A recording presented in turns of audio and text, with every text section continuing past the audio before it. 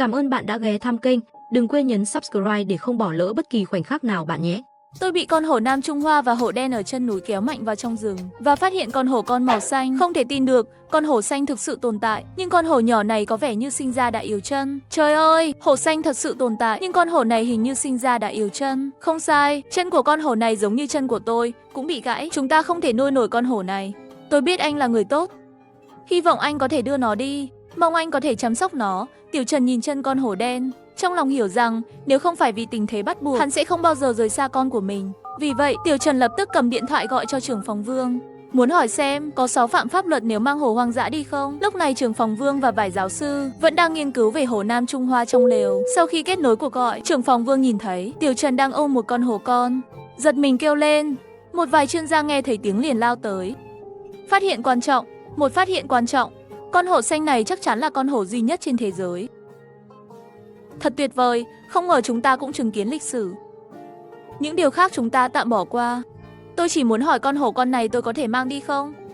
Đương nhiên là không thể. Là như thế này, dù chúng ta muốn nghiên cứu, chúng ta chỉ có thể quan sát nó trong điều kiện không gây nguy hiểm đến sự sống. Không thể mang đi. Mang đi là hoàn toàn không được phép.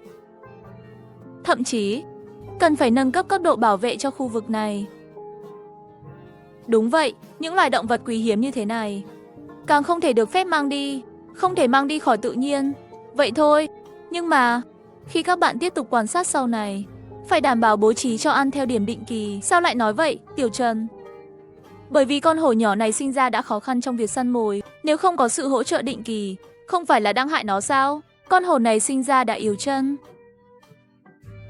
Đúng vậy, không chỉ có con hổ nhỏ như vậy, mẹ của nó chính là con hổ đen, cũng sinh ra đã yếu chân. Cả gia đình 3 con, tất cả thức ăn đều phụ thuộc vào con hổ cha Nam Trung Hoa. Hóa ra là vậy. Tiểu Trần, có lẽ bạn cần phải đưa con hổ về. Tại sao vậy? Không phải là không được mang đi sao? Chính sách bảo vệ động vật có một tiền đề lớn. Đó là động vật hoang dã phải có khả năng sinh tồn độc lập hoàn chỉnh. Và bây giờ, gia đình hổ Nam Trung Hoa đã hoàn toàn mất khả năng săn mồi độc lập. Vì không thể sinh tồn độc lập, nên cần có sự can thiệp của con người. Là như vậy phải không? Đúng, chính là như vậy. Vậy điều này có phù hợp với quy định ai phát hiện, người đó chịu trách nhiệm không? Giám đốc Minh, anh có ý gì? Tiểu Trần đã có giấy phép cứu hộ động vật hoang dã đấy. Cái gì? Tiểu Trần lại có giấy phép cứu hộ à? Vậy là chuyến này anh ta đã thoát rồi. Sao lại có giấy phép cứu hộ mà lại được thoát? Bởi vì giấy phép cứu hộ có quy định là ai phát hiện, người đó chịu trách nhiệm. Nói đơn giản là 3 con hổ này thuộc về Tiểu Trần rồi. Không ngờ có chuyện này. Cúp cuộc gọi video, mọi người vẫn còn im lặng một lúc. Không gian vẫn yên tĩnh. Ngay lúc này, một tiếng bước chân vang lên trong rừng. Nghe có vẻ không ít người. Mấy người liền ra khỏi lều kiểm tra. Chỉ thấy trong rừng có khoảng 7-8 người. Là lãnh đạo của Sở Quy hoạch thành phố và Sở Lâm nghiệp thành phố. Bên cạnh còn có một người lạ. Người này có vẻ là Phó Giám đốc Bạch Nguyên. Nhân viên chăm sóc vừa bị bắt. Phó Giám đốc này đến làm gì? Không phải là đến để đòi hỏi sao? Trong khi mọi người đang thảo luận, hai nhóm người gặp nhau. Ánh mắt của Giám đốc Bạch Nguyên lập tức khóa chặt vào con báo đen đang nằm không xa. Nhanh chóng bắt con báo đen này lại. Các anh có ý gì vậy? Con báo đen này hiện tại thuộc quyền của Tiểu Trần. Các anh có quyền gì mà bắt? Giám đốc Bạch Nguyên cười lạnh một tiếng, lấy từ trong túi ra một tờ giấy. Trên tờ giấy có 3 dấu đỏ của chính quyền địa phương. Và trên đó ghi rõ thông báo về việc Sở Mộc Dã tiếp nhận báo đen từ vườn động vật hoang dã. Vương nhìn Giám đốc Bạch Nguyên với ánh mắt lạnh lùng, lại nhìn sang hai vị lãnh đạo bên cạnh, Giám đốc Văn và Giám đốc. Về vấn đề xử lý con báo đen, không phải do viện nghiên cứu của chúng ta chủ trì sao? Vâng, là vậy đấy. Vương, anh cũng biết đấy, chúng tôi và các anh luôn có hợp tác lâu dài. Và lần này Giám đốc Bạch Nguyên còn mang đến một số đối tác đầu tư. Đó đều là những dự án tốt. Đúng vậy, còn có một tin vui nữa. Đó đều là những dự án tốt. Đúng vậy, còn có một tin vui nữa. Trước đây các anh đã nói, không phải là có một đơn xin cấp kinh phí cho việc nghiên cứu đó sao? Bây giờ đơn đó đã đi vào quy trình rồi. Mấy câu nói này làm cho Vương hoàn toàn ngỡ ngàng. Anh ta muốn nói giúp Tiểu Trần vài câu, nhưng không biết nói gì. Thấy Vương không có phản ứng gì, Giám đốc Minh đã đứng ra. Giám đốc, thế này không thể làm như vậy được. Vương im lặng trong lòng. Các anh bây giờ làm như vậy thật sự là đến để gặt trái rồi. Giám đốc Minh, lần này các anh thực sự có một chút thiệt thòi. các anh sẽ nhận được sự đền bù thích đáng. Và chúng tôi, là lãnh đạo, dự định trong thời gian này sẽ đến gặp các anh để thảo luận về hợp tác. Hợp tác đôi bên cùng có lợi mới là con đường đúng đắn. Ngay lúc này, một tiếng gầm thấp vang lên. Giám đốc Bạch Nguyên và những người khác đã bắt đầu bắt con báo đen. Nhưng chưa kịp lại gần, con báo đen đã nhảy lên. Chỉ 2-3 bước đã bay lên trời, bỏ miệng gầm gừ về phía mấy người. Lợi dụng thời cơ, nó lao tới nhanh chóng. Ánh mắt lạnh lùng của con báo đen khóa chặt vào giám đốc Bạch Nguyên. Thân hình nó nhanh chóng lao đến. Chỉ trong 2 bước, nó đã tránh được lưới. Vừa cào giám đốc Bạch Nguyên một nhát, nó quay người bỏ chạy. Gửi cho tôi một mũi tiêm gây mê. Các tay súng đã chuẩn bị sẵn sàng. Họ không chút chậm chế, trực tiếp bắn 2 phát. Nhưng con báo đen như thể có mắt sau lưng. Một cú trượt nhanh chóng né được. Nhìn theo con báo đen biến mất trong rừng, giám đốc Bạch Nguyên dậm chân tức giận. Tại sao các anh lại thả nó ra? Nếu để trong lồng thì sao lại có nhiều chuyện như vậy? Ôi, không thể chịu được nữa. Làm việc không đâu vào đâu. Ai đã làm vậy thì bước ra. Ánh mắt đầy lửa. Giám đốc Bạch Nguyên nhìn quanh, không ai đứng ra. Cuối cùng ánh mắt của giám đốc Bạch Nguyên dừng lại trên 2 vị lãnh đạo thành phố. Việc này phải xử lý thế nào? Nhanh đi tìm đi. Chẳng lẽ con này có thể tự quay lại sao? Chưa dứt lời, con báo đen lẽ ra đã biến mất, lại thật sự quay lại.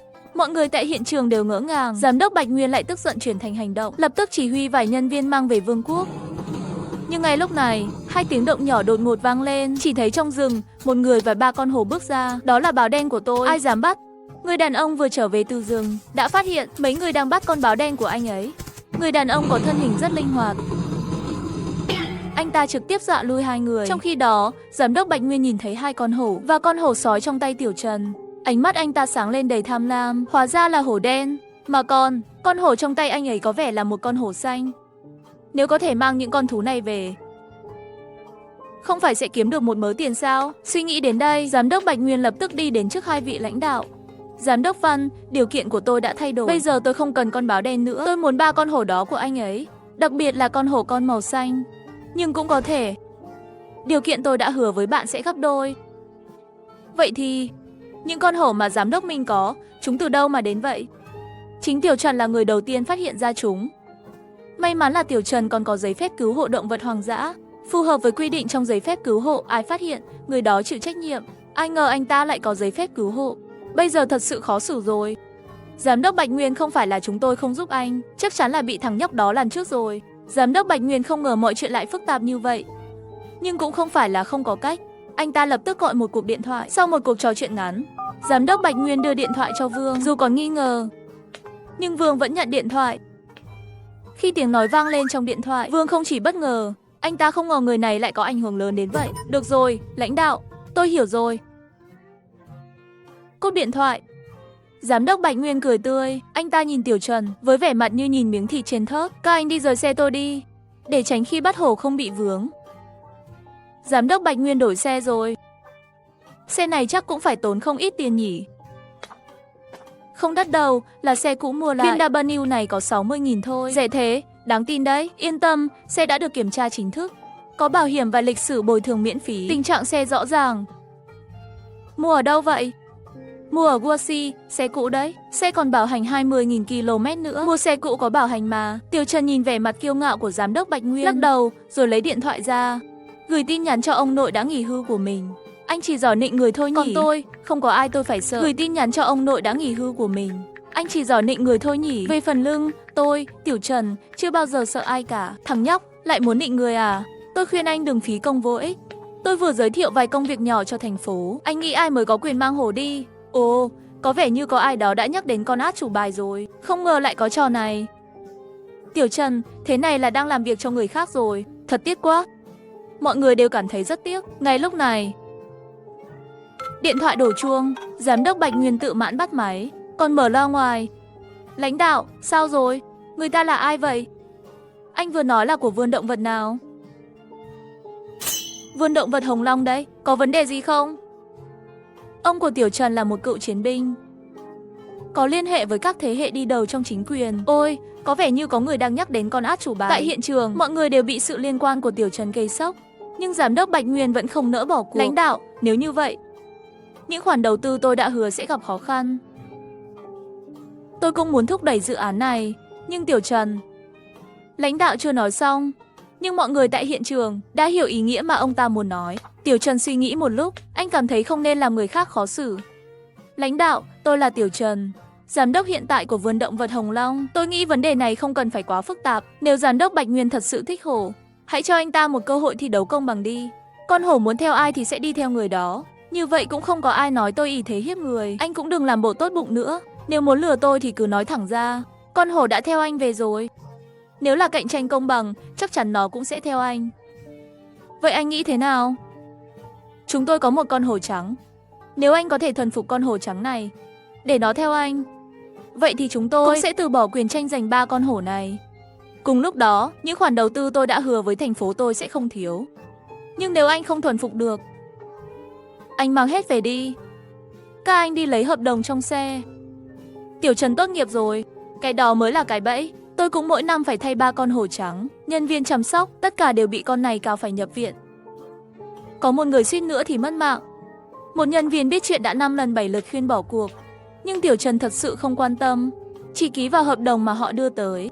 Nhìn thấy chữ ký của Tiểu Trần trên hợp đồng, khóe miệng giám đốc Bạch Nguyên nở nụ cười. Chờ đi, tôi sẽ bảo người mang lệnh bắt hổ trắng tới. Giám đốc Bạch Nguyên hành động rất nhanh, chỉ trong 2 tiếng rưỡi, một chiếc xe vận chuyển mang hổ trắng đến. Con hổ trắng dài gần 2,5 mét, cân nặng hơn 300 cân, gầm gừ, nhìn thật sự rất oai. Giám đốc, xe của anh chạy nhanh quá. Ha ha, đương nhiên rồi. Mới mua ở Guaxi mà. Mua xe cũ ở Guaxi có bảo hành. Nhìn thấy hổ trắng đến, Tiểu Trần lập tức kích hoạt khả năng lắng nghe sự sống của động vật. Nhưng giám đốc Bạch Nguyên thấy Tiểu Trần vẫn nhắm mắt. Con tưởng Tiểu Trần sợ chết thì cứ nói thẳng ra đi. Nhận thua rồi rút lui đi. Chỉ có anh, làm sao có thể thuần phục hổ trắng của chúng tôi? Thật là chuyện ngớ ngẩn. Anh là chó à? Go go go, cứ kêu mãi. Lườm giám đốc Bạch Nguyên một cái. Tiểu Trần đi thẳng vào trong lều, tìm một lúc lâu, tìm được một bình nước nóng. Giống như những con thú dữ khác, hổ trắng cũng vì vấn đề an toàn mà nổi giận. Nhưng điều khác biệt là nguồn gốc an toàn của nó rất đặc biệt. Chính là cái bình nước nóng mà Tiểu Trần đang cầm. Đúng rồi, chính là cái này. Tôi đã tìm cái này lâu lắm rồi. Con hổ trắng nóng giận không còn nữa. Thay vào đó là một con vật đang cố gắng nũng nịu trong lồng. Cái quái gì thế này? Con hổ trắng tức giận ôm bình nước nóng. Chơi vui vẻ lắm. Mọi người đều ngạc nhiên.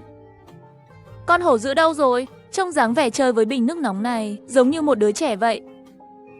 Quan trọng là con hổ nhà ai lại thích chơi với bình nước nóng thế? Mọi người không biết rằng con hổ trắng nhỏ không có bạn chơi, chỉ có một cái bình nước nóng mà mẹ nó mang về từ khi mẹ nó qua đời, và bình nước nóng bị đập vỡ. Con hổ trắng mất đi đồ kỷ niệm, vì vậy nó trở nên rất dữ dội, mọi thứ đều mất đi. Sự trùng hợp chỉ là trùng hợp thôi, không tính đâu. Vậy thì để tôi khiến anh thua tâm phục khẩu phục. Tiểu Trần lập tức mở lồng xe. Chưa kịp ngừng mọi người, chân trước của con hổ trắng đã bước ra, có vẻ như chuẩn bị nhảy ra tấn công, nhưng Tiểu Trần lại mỉm cười và đưa tay ra, nhẹ nhàng xoa đầu con hổ trắng. Trời ơi, đây là tình huống gì vậy? Tiểu Trần có ma lực à? Không thể nào. Đúng là có phép thuật. Giám đốc Bạch Nguyên, giám đốc, đây có phải là trùng hợp không? Người đàn ông chỉ mất 1 ngày để thuần phục một con hổ đen, một con hổ trắng và một con hổ Nam Trung Hoa. Khi biết kỹ năng thuần thú thần kỳ của người đàn ông này, giám đốc vườn động vật Sở Mộc Dã lập tức tới hiện trường, muốn nhờ Tiểu Trần giúp xem xét một con hổ trắng hành 6 kỳ lạ.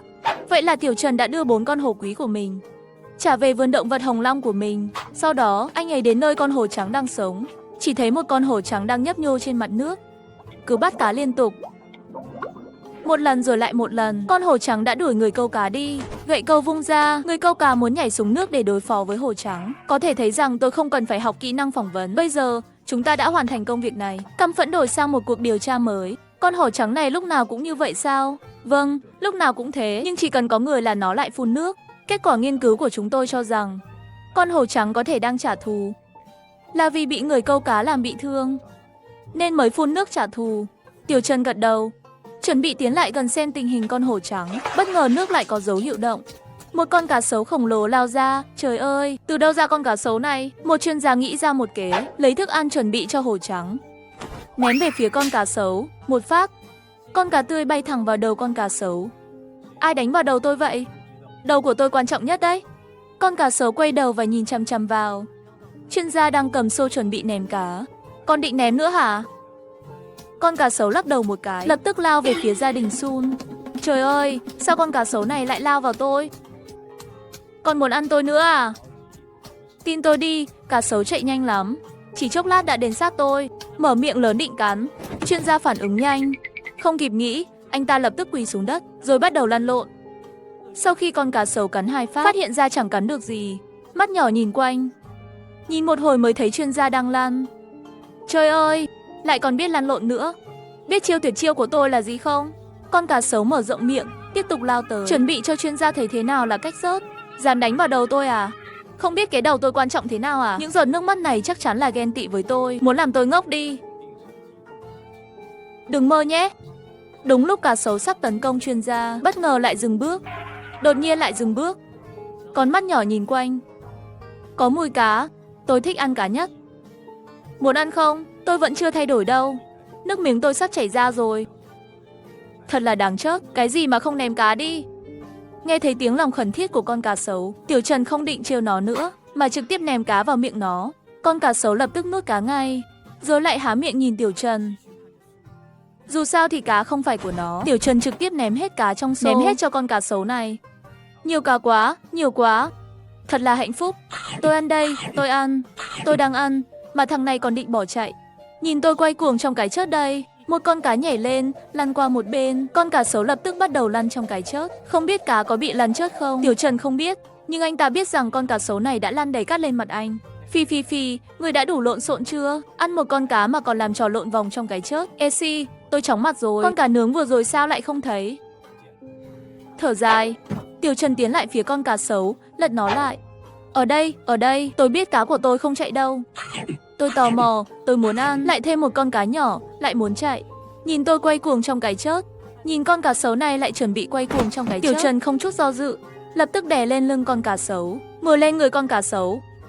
Ăn cá cho đàng hoàng, đừng làm lạ nữa. Cả mặt tôi đầy cát rồi. Bị Tiểu Trần đè lên, con cá sấu lăn qua lăn lại mà không thể lật. Cuối cùng thì nó cũng không lật nữa và bắt đầu ăn cá. Những chuyên gia đứng xa xa khi thấy Tiểu Trần ngồi lên người con cá sấu. Mọi người đều ngớ người ra. Tiểu Trần, chuyện gì thế? Con có thể là chuyện gì nữa? Con này không hề ngoan chút nào. Ăn một con cá mà còn phải lăn lộn trong cái chớt. Tôi chỉ ngồi lên người nó thôi.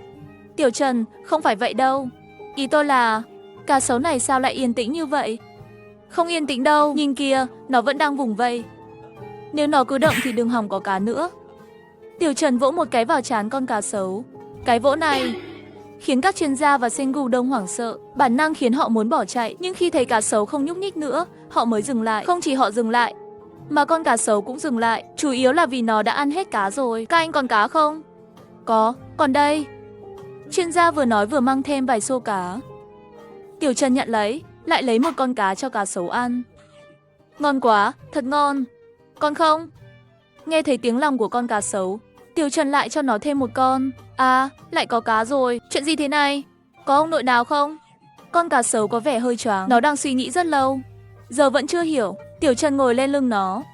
Thần tiên ông nội, lại cho tôi 2 con cá nữa đi, đây, cho anh ăn. Vừa nói xong, Tiểu Trần lại cho nó 2 con. Trời ơi, thật sự có ông nội sao? Thần tiên ông nội, tôi muốn nhiều cá lắm. Cá sấu lại thử cầu nguyện trong lòng. Tiểu Trần thấy con cá sấu có chút thú vị, lấy hết cá trong xô đổ cho nó. Con cá sấu nhìn chằm chằm vào đống cá rơi đầy đất. Thật sự có ông nội. Trời ơi, nhiều cá quá. Cá sấu không còn bí mật gì nữa, mở miệng rộng ra rồi ăn cá một cách vui vẻ. Ăn sạch cả xô cá, ăn đầy bụng cá. Con cá sấu cảm thấy mình sắp nổ tung rồi. Lúc này nó mới nhận ra có cái gì đó đè lên mình. Thần tiên ông nội, tôi giờ không thở nổi rồi. Có thể giúp tôi không? Hì hí, Tiểu Trần bất đắc dĩ cười, liền đứng dậy khỏi người con cá sấu. Tôi đã bảo rồi mà. Thật đấy, ông nội mà mạnh như thế. Thật ra tôi còn muốn có một cô vợ nữa. Thật sự coi tôi là hồ ly tinh à? Không có vợ đâu. Tiểu Trần cầm xô vỗ vào đầu con cá sấu. Không ai được đánh vào đầu tôi. Cái đầu của tôi rất quan trọng đấy. Tôi rất thông minh. Bị đánh vào đầu là sẽ ngu đi đấy. Tiểu Trần gõ vào đầu con cá sấu, sau đó lấy 2 con cá cuối cùng trong xô cho nó ăn. Con cá sấu nhìn những con cá trước mặt, rồi nhìn Tiểu Trần. Nó như hiểu ra điều gì đó. Đúng là người này là ông nội mà. Trời ơi, nước mắt trong tôi. Thần tiên là phải được cúng bái. Tôi cũng muốn được cúng bái. Hãy cho tôi một cô vợ, ông nội. Con cá sấu nhìn quanh, cuối cùng nhìn thấy con cá heo trắng ở bờ, lập tức lao tới, đụng đầu một cái, đẩy con cá heo về phía Tiểu Trần. Không được làm vậy. Con cá heo là sinh vật biển. ra khỏi biển sẽ bị khô. Người đàn ông chỉ cho con cá sấu ăn 2 xô cá, mà bị nhầm tưởng là ông nội giáng trần. Vì vậy con cá sấu muốn lấy lòng người đàn ông nên đã đẩy con cá heo từ vùng nước chót lên bờ. Con cá heo này là động vật bảo vệ cấp 1, được gọi là gấu trúc nước đấy. Các chuyên gia không thể bỏ qua. Họ định lao lên cứu. Nhưng con cá sấu thấy các chuyên gia lao đến, lập tức lăn qua lăn lại chặn lại họ. Đây là món quà tôi. Tôi dâng lên ông nội. Ai dám nói gì, tôi sẽ cắn trước người đó. Tiểu Trần thở dài. Anh cũng không biết phải giải thích với con cá sấu thế nào. Với trí thông minh của con này, giải thích cũng chỉ là vô ích. Thôi được, cho mày một cơ hội. Đi sang bên kia chờ đi. Con cá sấu thấy có cá, nghĩ rằng lại là ông nội ban thưởng. Nó liền chạy qua mà không có chút do dự, muốn ăn cá. Khi thấy con cá sấu rời đi, các chuyên gia đã thở phào nhẹ nhõm. Họ bắt đầu chuẩn bị tiến lại gần con cá heo trắng để nghiên cứu. Nhưng chưa kịp tiến lại gần, con cá sấu lại chạy tới một cách vội vã. Đây là của ông nội. Không có phần của các người đâu, lại gần là tôi sẽ cắn các người. Con cá sấu liếc nhìn các chuyên gia, sau đó nó lại chạy nhanh và đẩy con cá heo về phía Tiểu Trần. Nhìn con cá sấu với vẻ mặt đắc ý, các chuyên gia cũng chỉ biết thở dài. Không thể lại gần được thì làm sao nghiên cứu được. Phục rồi, ai bảo con cá sấu này chỉ nghe lời Tiểu Trần chứ. Tiểu Trần, con cá heo trắng này tạm thời chỉ có thể nhờ vào anh. Tiểu Trần có làm được không? Chúng tôi đã nghiên cứu con cá heo trắng này một thời gian dài, nhưng kết quả chẳng được bao nhiêu. Trong khi mấy người đang thảo luận phương án nghiên cứu. Này, chợt nhìn thấy Tiểu Trần nhíu mày lại. Tiểu Trần, anh phát hiện ra gì rồi? Con cá heo trắng không phải là hành động trả thù, nó đang cầu cứu chúng ta. Nó có đồng đội bị mắc cạn. Các chuyên gia nhìn Tiểu Trần mà ngây người. Vì phát hiện của anh hoàn toàn khác biệt với kết quả nghiên cứu của họ. Không thể nào, nó có vết thương trên người sao? Và rồi lại đối mặt với người câu cá. Rõ ràng là hành động trả thù mà. Vậy con cá heo trắng chỉ đối phó với người câu cá thôi sao? Hình như không phải. Nó sẽ phun nước nếu có ai đến gần. Nhưng vấn đề là chúng ta cần xem xét. Con cá heo trắng cũng không phân biệt được ai là người câu cá. Không đúng, các bạn xem những vết thương này. Nếu không nhìn kỹ, thật sự giống như bị móc câu cá. Nhưng nếu nhìn kỹ, sẽ thấy hoàn toàn khác.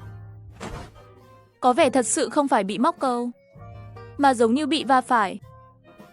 Vậy là giám đốc Tiểu Trần nói đúng. Con cá heo trắng không phải hành động trả thù, mà là cầu cứu. Thật sao? Nhanh chuẩn bị thuyền, đi cứu con cá heo trắng bị mắc cạn. Dù sao thì chúng tôi cũng phải đến xem. Nhanh chóng một chiếc xuồng đã đến bờ. Một vài chuyên gia và giám đốc lên thuyền. Con cá heo trắng đứng ở bờ rất lo lắng, liên tục thúc giục mọi người. Nhìn thấy con cá heo trắng, các chuyên gia tin tưởng hơn vào suy đoán của Tiểu Trần. Tiểu Trần, anh không lên thuyền sao? Không cần, tôi có thể làm cá sấu đi. Đến nơi tôi sẽ tìm cho các bạn một cô vợ. Thật hay là giả vậy? Chúa ơi, ngồi vững đi. Cá sấu lặn xuống đáy nước. Giờ đi nhé. Một cái vẫy đuôi.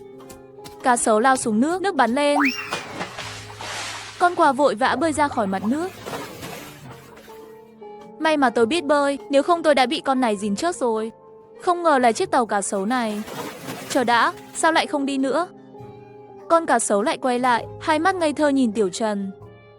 Tiểu Trần một lúc không biết nó có cố tình không, hay là cố ý. Thôi được rồi, tôi vẫn ngồi thuyền vậy. Lúc này, một tiếng kêu vang lên, Tiểu Trần dưới nước bị đẩy lên.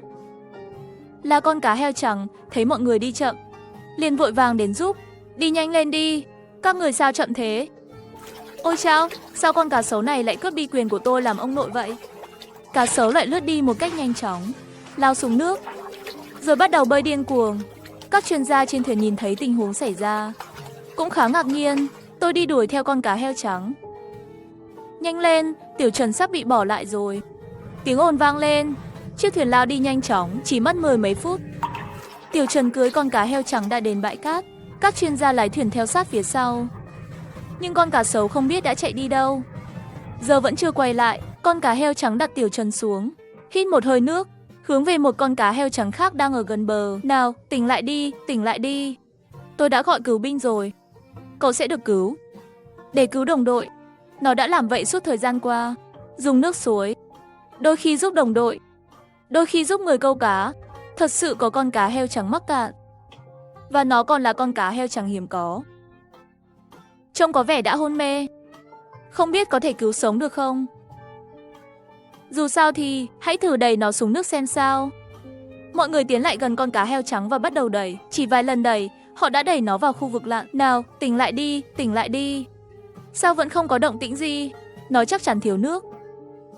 Con cá heo trắng không biết có cách cứu chữa nào. chỉ biết liên tục hít nước, sau đó phun nước, thật tiếc cho con cá heo trắng hiếm có. Có lẽ đây là con duy nhất trên thế giới. Không thể để nó mắc cạn lâu. Ngay cả ông nội cũng không thể cứu sống được, chỉ có thể sau này làm mẫu vật trưng bày. Tiểu Trần nhìn thấy cũng thở dài. Nếu phát hiện sớm hơn, có lẽ vẫn có thể cứu sống được. Khi mọi người chuẩn bị rời đi, một tiếng vang nhẹ truyền vào đầu Tiểu Trần. Đau quá, đau quá. Đau quá, đau quá. Tiểu Trần mở to mắt, lập tức quay người. Anh đầu tiên nhìn về phía con cá heo trắng ở xa. Nó vẫn đang hít nước và phun nước, trong lòng chỉ nghĩ đến việc cứu đồng đội càng sớm càng tốt. Tiểu Trần lại nhìn về con cá heo trắng màu hồng. Đau quá, không thở được. Lỗ thoát khí dường như bị tắc. Đau quá, có lẽ là đau lưng rồi. Lần này, sự hồi sinh rõ ràng hơn, đúng là con cá trắng màu hồng. Tiểu Trần lập tức chạy về phía bờ. Tiểu Trần, ngài làm gì vậy? Cứu con cá trắng. Con cá trắng này vẫn còn cứu được à? Tiểu Trần, đừng phí sức nữa. Con cá trắng này nhìn là biết không cứu được rồi. Đúng vậy, các dấu hiệu sống gần như biến mất. Làm sao cứu đây? Tiểu Trần thật sự không nghe họ nói, chỉ tự mình đưa con cá trắng hồng về bờ, nhanh chóng đổ nước vào lỗ thoát khí. Người đàn ông đưa con cá xác chết về bờ, sau đó nhờ người mang đến từng xô nước, hướng vào lỗ thoát khí trên đỉnh đầu con cá, đổ nước điên cuồng. Sau khi đổ khoảng 10 mấy xô nước, lỗ thoát khí của con cá bất ngờ co lại. Một dòng nước mạnh mẽ phun ra. Cùng lúc đó, một viên đá lớn cũng phóng ra. Chết tiệt, thật sự cứu được rồi. Vậy là con cá trắng này thực ra chỉ bị viên đá kia làm nghẹt thở. Tiểu Trần làm sao phát hiện được vậy? Quá tuyệt vời. Vừa thán phục xong, con cá trắng hồng bắt đầu từ từ quay lại. Con người, cảm ơn bạn. Cảm ơn bạn đã cứu tôi. Con cá trắng khác cũng tiến lại gần Tiểu Trần, dùng đầu to của nó cọ vào Tiểu Trần, biểu thị lòng biết ơn trong sự hồi sinh. Được rồi, giờ không còn chuyện gì nữa. Các bạn nghỉ ngơi đi. Tôi cũng chuẩn bị đi rồi. Nhưng ngay lúc Tiểu Trần chuẩn bị rời đi, con cá heo trắng màu hồng phun nước về phía Tiểu Trần. Chặn anh lại. Đừng đi mà. Sao vậy? Các bạn không sao rồi mà. Tôi cũng phải đi rồi. Đừng đi mà, đừng đi. Đi theo tôi. Tôi đi với bạn. Đừng cắn góc áo của tôi. Bạn chỉ cần chỉ cho tôi chỗ thôi. Chúng ta sẽ đi thuyền. Chậm quá, con cá heo trắng lên đi. Con cá heo hồng trực tiếp cõng Tiểu Trần trên lưng, rồi đột nhiên lao vào đá. Tiểu Trần không cẩn thận lại nuốt một bụng nước, vội vàng ngẩng lên. Ôi trời, lại đến nữa. Bạn sao vậy? Chúng ta phải lặn xuống. Tôi không giống các bạn. Tôi không thể nín thở lâu được. Không sao, tôi sẽ nhanh thôi. Con cá heo hồng dường như rất vội vàng. Tiểu Trần lần này đã có kinh nghiệm, tận dụng từng hơi thở theo con cá heo xuống nước. Lúc đó, các chuyên gia đang nghiên cứu viên đá trước đó, nhưng họ vừa quay đầu thì phát hiện con người đã biến mất. Tiểu Trần, người vừa mới ở đây mà. Mọi người không biết bơi, phải đi tìm thử xem. Thôi đi, mấy người đều là vịt không biết bơi. Hay là gọi điện thoại, tìm người giúp. Đã thay điện thoại cho bạn rồi, khá đắt phải không? Không đắt đâu, điện thoại cũ mua lại rất rẻ. Tôi mua chiếc điện này chỉ mất hơn 2.000 thôi. Rẻ hơn hẳn so với mẫu cũ. Quan trọng là bây giờ mẫu mới cũng không có nhiều nâng giá giảm một nửa, mua điện thoại cũ càng tiết kiệm. Thật rẻ đấy. Chắc chắn rồi. Chuyển nhượng là một nền tảng nổi tiếng về hàng cũ. Điện thoại đều qua kiểm tra chất lượng nghiêm ngặt nhiều lần. Chắc chắn hơn so với các đồ cũ thông thường. Cả laptop trên đó cũng rất tốt. Mua đồ cũ đáng tin cậy, tôi giới thiệu chuyển nhượng. Ngay lúc này, Tiểu Trần phá nước mà ra, hai con cá heo trắng theo sát phía sau. Sao lại chỉ bây giờ mới lên? Chúng ta sắp đến rồi. Không chịu được nữa, tôi chỉ có thể nín thở trong 5 phút. Không lên được.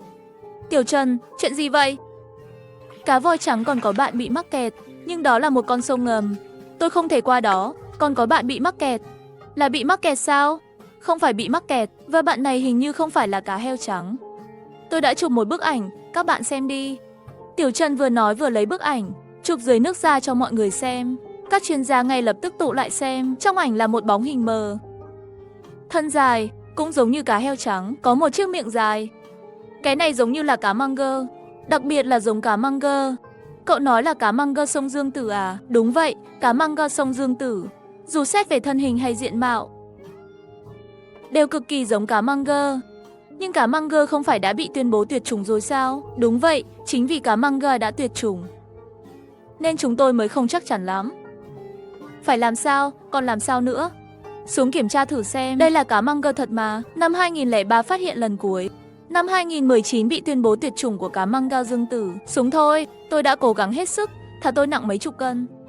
Cũng phải đi kiểm tra xem thật hay giả. Đừng vội, nếu thấy thì nói, không thì thôi. Bây giờ tình hình là chúng ta không thể đến khu vực sông ngầm, gọi người giúp đi, ít nhất phải mang theo vài bộ đồ lặn và bình oxy.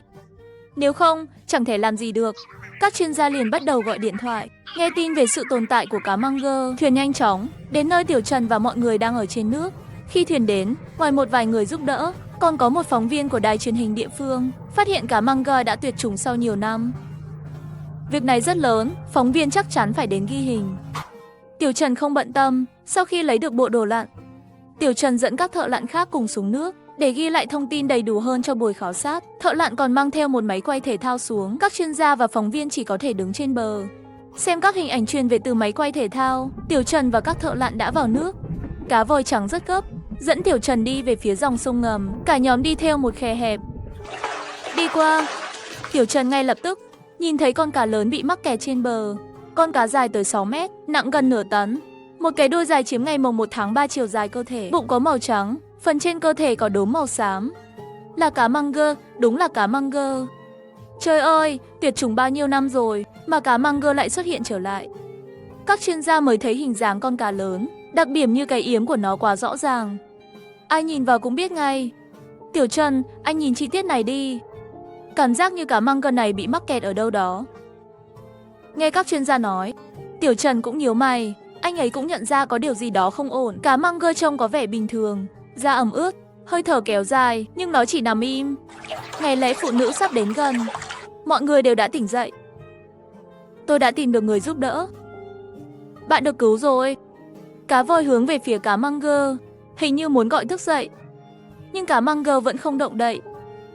Tiểu Trần, anh nhìn xem, có một chiếc lưới đánh cá. Một nhóm chuyên gia đến gần đuôi cá manga, kiểm tra kỹ và quả thật phát hiện ra nguyên nhân. Một chiếc lưới đánh cá khổng lồ mắc vào đuôi cá manga. Chết tiệt, lưới lớn thế này, cá manga chắc chắn đau đớn lắm. Chết tiệt, ai là người đã thả cái lưới này? Đây là cá manga mà. Lúc này cá manga dường như biết có người đến cứu mình. Con người cứu tôi. Đuôi tôi bị mắc kẹt. Đau quá, Tiểu Trần không chút do dự rút dao ra, cắt đứt lưới đánh cá. Lưới bị cắt đứt nhưng dây vẫn mắc vào thịt. Tiểu Trần và những người thợ lặn khác cẩn thận lấy từng đoạn dây mắc vào thịt, từ từ lấy ra. Cuối cùng đuôi không còn đau nữa. Nhưng hơi thở của tôi vẫn rất khó chịu. Cá manga vẫn còn đau. Tiểu Trần nhìn nó cũng trầm tư. Anh không ngờ vấn đề của cá manga không chỉ có cái lưới đánh cá. Anh ấy, trong sông ngầm, anh ấy phát hiện ra một con cá dài 6 mét. Cá manga bị mắc lưới. Tiểu Trần lập tức giúp cắt lưới. Nhưng cá manga vẫn trong cơn đau đớn.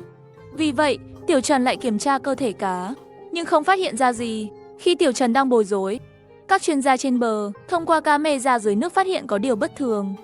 Có vấn đề, cái vây của cá có vấn đề. Tiểu Trần, anh kiểm tra ngay đi. Tiểu Trần với vẻ nghi ngờ vừa trấn an cá manga, vừa nhẹ nhàng mở mang miệng cá.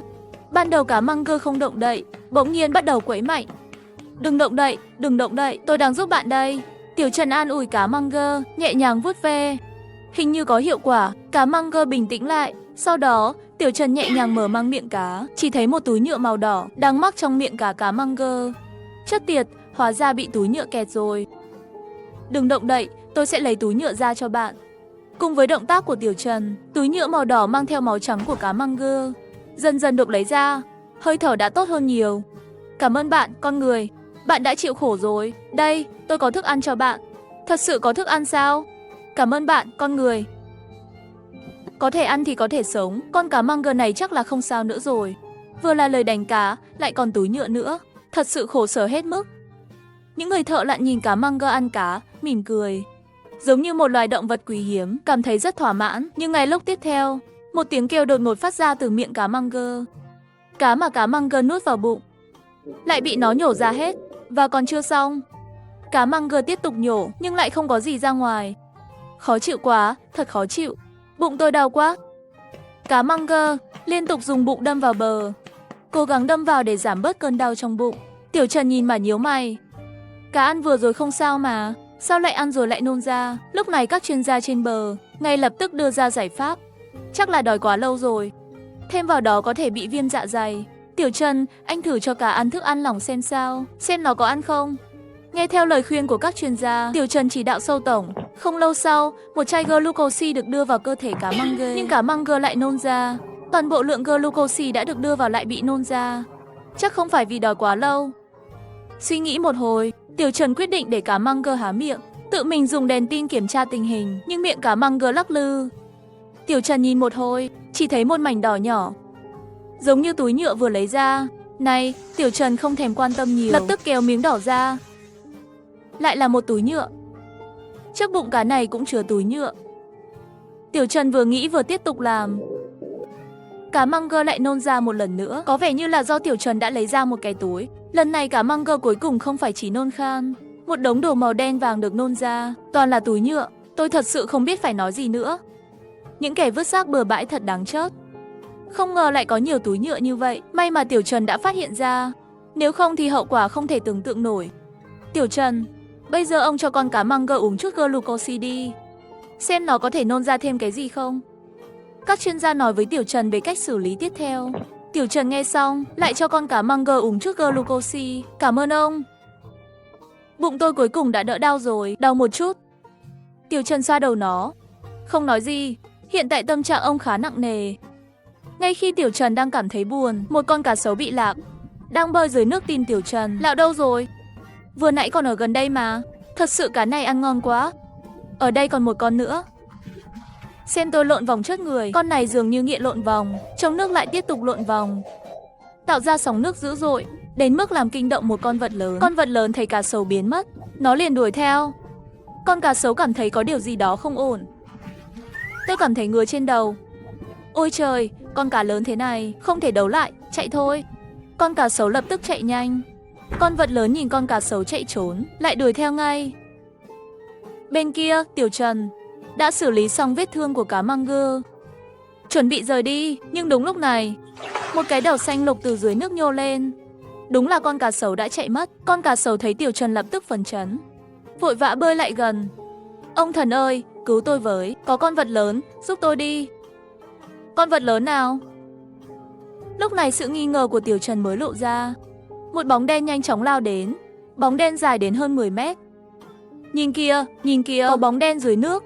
Trời ơi, lớn thế này. Lúc Tiểu Trần phản ứng lại thì đã thấy một hình dáng khổng lồ lao ra khỏi mặt nước, dài hơn 10 mét, cái mỏ dài 2-3 mét và trong miệng là hàng loạt những chiếc răng nhọn. Kinh hoàng quá, con cá sấu chết tiệt, cản trở tôi đi vệ sinh. Xem tôi cản chết ngươi. Đã không thể đi vệ sinh rồi, mà còn cản tôi. Con vật lớn này rất hung dữ, mồm lớn, to thật to.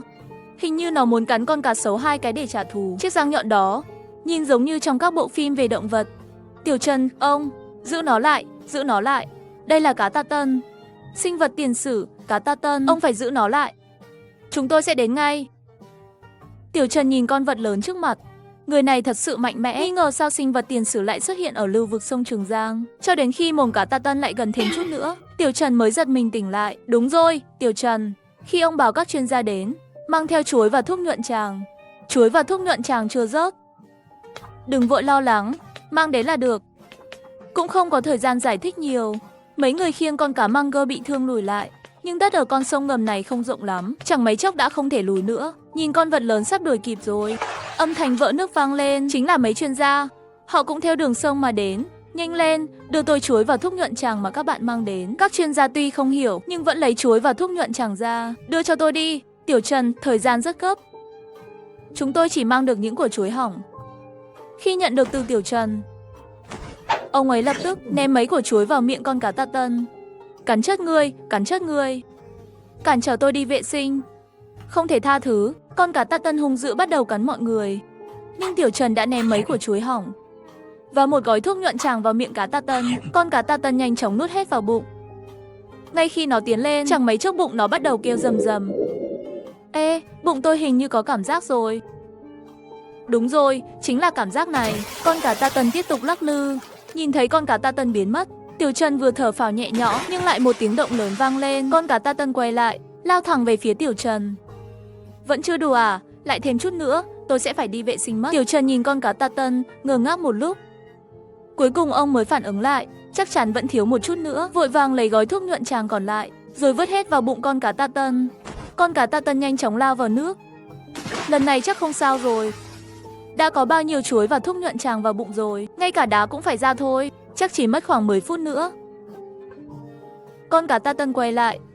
Thoải mái rồi, lâu rồi chưa thoải mái như vậy, con người này không tệ. Anh cho tôi ăn cái gì vậy? Ngon quá. Con cá ta tân rất vui vẻ, chính cái đó chữa khỏi táo bón cho nó, nên bây giờ nó rất thích ăn. Tiểu Trần mỉm cười, ném nốt mấy quả chuối hỏng cho nó. Con cá ta tân ăn xong, thậm chí còn dùng mỏ dài của nó cọ vào người Tiểu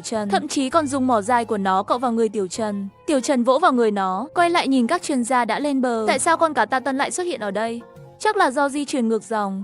Thực ra, đột biến gen và di truyền ngược dòng không phải là chuyện hiếm gặp. Con cá ta tân này có thể là trường hợp di truyền ngược dòng khá rõ ràng, nhưng vẫn cần kiểm tra thêm. Tiểu Trần, giúp tôi một việc. Cho phép chúng tôi lấy mẫu. Các chuyên gia mang theo dụng cụ tiến lên, chuẩn bị lấy mẫu từ con cá ta tân. Tiểu Trần bắt đầu xoa dịu con cá ta tân, vì có người đến gần.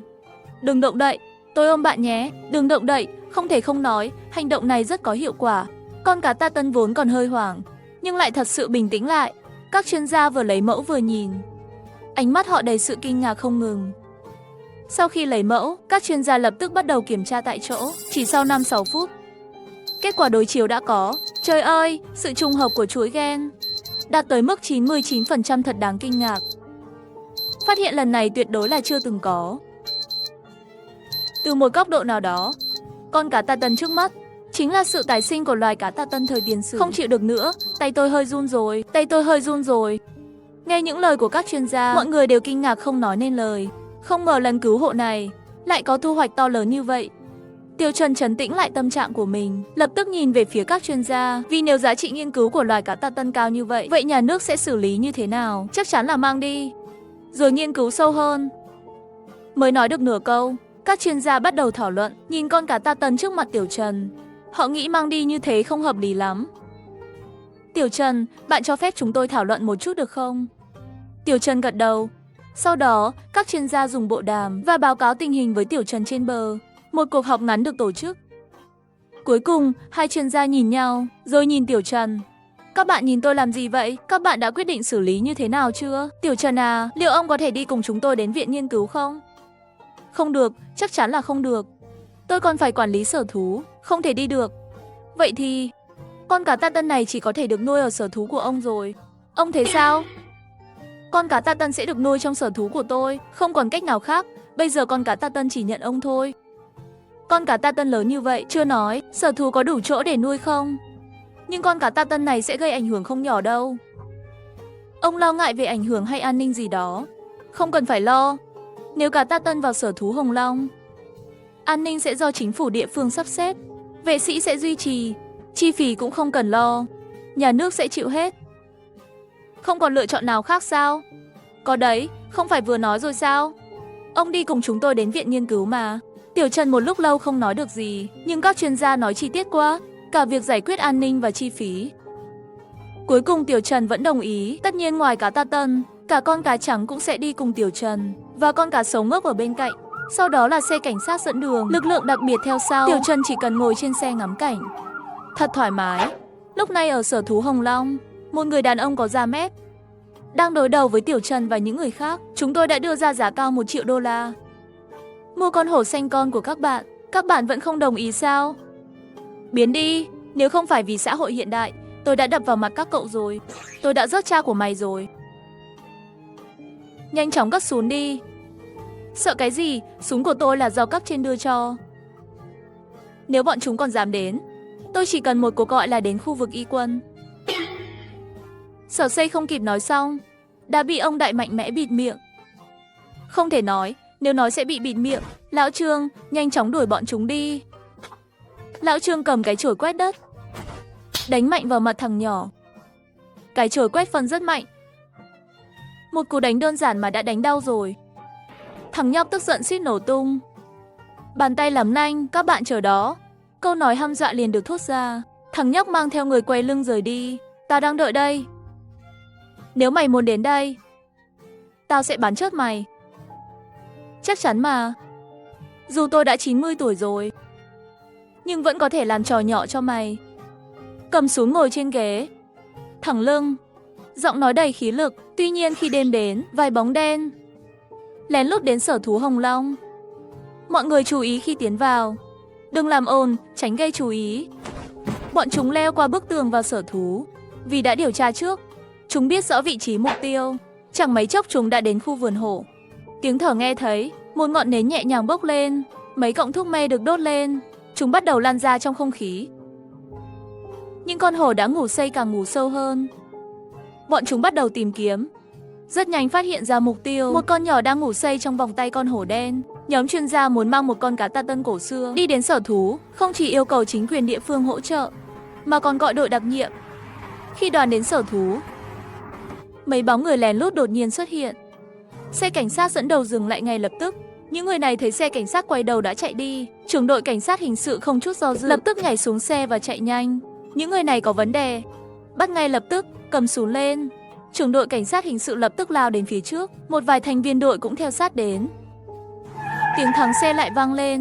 Xe chống bạo động đến sau. Cảnh sát vũ trang mang súng thật nhanh chóng bước ra. Chỉ mất chưa đầy nửa phút, 3 người đã bị bao vây kín mít. Nghe thấy người bị bắt rồi, Tiểu Trần nhịn cười, cũng đi qua xem náo nhiệt. Nhưng khi đến hiện trường anh ấy lại ngớ người. Thấy mấy người trong tay đang ôm một con hổ con. Lúc này điện thoại của Tiểu Trần vang lên. Tiểu Trần, chúng tôi bị trộm rồi. Con hổ con bị đánh cắp rồi. Tiểu Trần nhìn thấy mấy người bị bao vây và con hổ con trong tay họ, cảm thấy vừa buồn cười vừa tức cười. Bố, đừng lo, người đã bị bắt rồi. Vừa nói, Tiểu Trần chuyển cuộc gọi thoại sang video call. Ông ngay lập tức nhìn thấy tên trộm trong đám đông. Mặc dù gã này cuốn như bánh chưng, nhưng ông già vẫn cảm nhận được mùi khó chịu qua màn hình. Biết ngay là thằng nhóc này. Buổi sáng đã thấy gã không phải người tử tế. Bắt ngay, xử chốt đi. Bắn nó đi, xong. Bố ở nhà chờ đợi. Chúng tôi sẽ về ngay, lần này thu hoạch lớn đấy. Để lại một chút bí mật cho bố. Tiểu Trần cúp điện thoại. Thằng nhóc này lại dám cúp máy của tôi. Nhưng mà hắn nói thu hoạch lớn là gì? Bố, con đổi điện thoại mới rồi. Đắt lắm đúng không? Đã tốn bao nhiêu tiền rồi? Gần đây tôi đang dọn dẹp nhà cửa, phát hiện ra nhiều đồ cũ không dùng đến bị phủ bụi. Trước đây không có thời gian bán từng món lại lời tranh cãi, nên tôi gọi một dịch vụ thu gom đến. Họ đóng gói tất cả và mang đi. Không ngờ những món như máy tính, máy ảnh, máy chiếu cộng lại lên tới 6-7 nghìn. Nói thật, nhà ai mà không có vài món đồ cũ không dùng đến. Muốn xử lý nhanh chóng, tôi cực kỳ giới thiệu dịch vụ thu gom. Lúc này, tiếng động cơ ông Tô từ xa vọng lại. Ông Su và người đi cùng nghe thấy âm thanh, lập tức đi tới. Chỉ thấy một nhóm cảnh sát và đặc cảnh đang bàn bạc gì đó trong sở thú. Ông Su lập tức đi tới bên cạnh Tiểu Trần.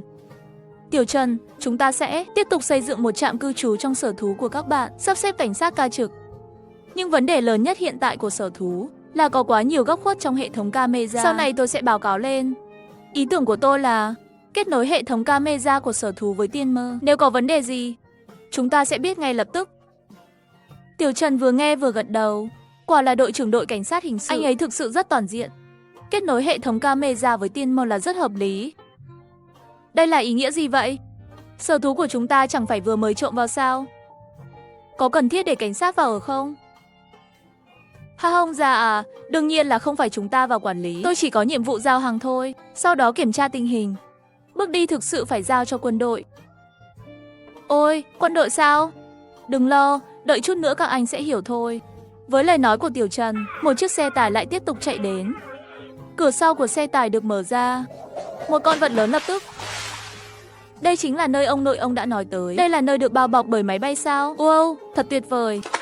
Con cá sấu tìm một viên đá to, lật bụng lên, lập tức di chuyển đi. Ngay sau đó, lại một chiếc xe tải khác mở cửa. 2 con cá bay lên. Tên gọi là con cá trắng vừa nôn nước trước đã bơi vòng 2 lần trong nước, có vẻ như rất hài lòng với môi trường ở đây. Đây là cá trắng. Lại còn một con màu hồng nữa. Câu của ông già chưa nói xong, một con cá trắng cũng đã xuất hiện. Còn ông già và những người xung quanh thì ngây ra. Cá trắng sông Dương Tử. Tiểu Trần, đây là cá măng gơ sông Dương Tử sao? Tôi đã thắc mắc sao lại có nhiều cảnh sát thế này. Thậm chí quân đội cũng vào. Hóa ra là phát hiện ra cá măng gơ sông Dương Tử. Ông già, lần này ông đoán sai rồi. Cá trắng là lý do quân đội vào, nhưng không phải lý do chính. Còn một loài động vật khác, đó mới là trọng điểm. Có ý gì? Còn loài động vật khác sao? Trong lúc nghi ngờ, họ thấy chiếc xe cuối cùng. Chiếc xe này khác biệt với những chiếc xe trước. Ngay cả khi đến sở thú, vẫn có người ở bên trong. Tiếng va chạm liên tục vang lên từ trong xe. Cái va chạm này rất mạnh mẽ, rất mãnh liệt. Hai người bên cạnh đã mở to mắt. Tò mò không biết con động vật cuối cùng là gì, lại có thể tạo ra một trận chiến lớn như vậy. Tiểu Trần cười khổ, trực tiếp ra lệnh mở cửa xe. Một con cá khổng lồ chạm vào cửa. Ông già nhìn nhiều, thấy nhiều, ngay lập tức nhận ra đó là con gì. Chết tiệt, đó là cá măng gơ. Cá măng gơ không phải đã tuyệt chủng rồi sao? Hơn nữa đã tuyệt chủng hàng triệu năm rồi. Sao lại xuất hiện lại được? Tuyệt chủng rồi, chắc chắn là tuyệt chủng. Tuy nhiên, các chuyên gia nói con cá măng gơ này là phản tổ. Còn lý do phản tổ thì không rõ. Tuy nhiên các chuyên gia đã so sánh gen, tỷ lệ tương đồng lên tới 99%. Ôi trời, điều này hoàn toàn có thể nói. Đây chính là cá măng gà đã tuyệt chủng. Sở thú Hồng Long chúng tôi đã hoạt động hơn 50 năm. Lần đầu tiên tiếp nhận loài động vật kinh ngạc như vậy. Nhưng đối với Tiểu Trần, con cá măng gơ này, liệu vườn thủy sinh của chúng ta có nhỏ quá không? Không vấn đề gì, trong vài ngày nữa, những người trong ngành xây dựng thành phố sẽ đến, đào một hồ nước lớn khoảng 5-60 mẫu. Đến lúc đó, cá măng gơ và các loài thủy sinh lớn khác sẽ được nuôi trong đó. Nhưng bây giờ chúng ta chắc không có đủ tiền để xây dựng hồ đấy. Không sao, tiền không cần chúng ta đóng góp. Tiểu Trần nhìn ông cười và kể lại những điều kiện mà các chuyên gia đã đưa ra, nói hết một tràng. Ôi, vậy là nhà nước sẽ chịu chi phí. Chúng ta chẳng phải đã kiếm được một món hời sao? Ha ha, trong khi mọi người đang nói chuyện, con chó Elastigirl trong sở thú chạy đến, vừa chạy vừa sủa.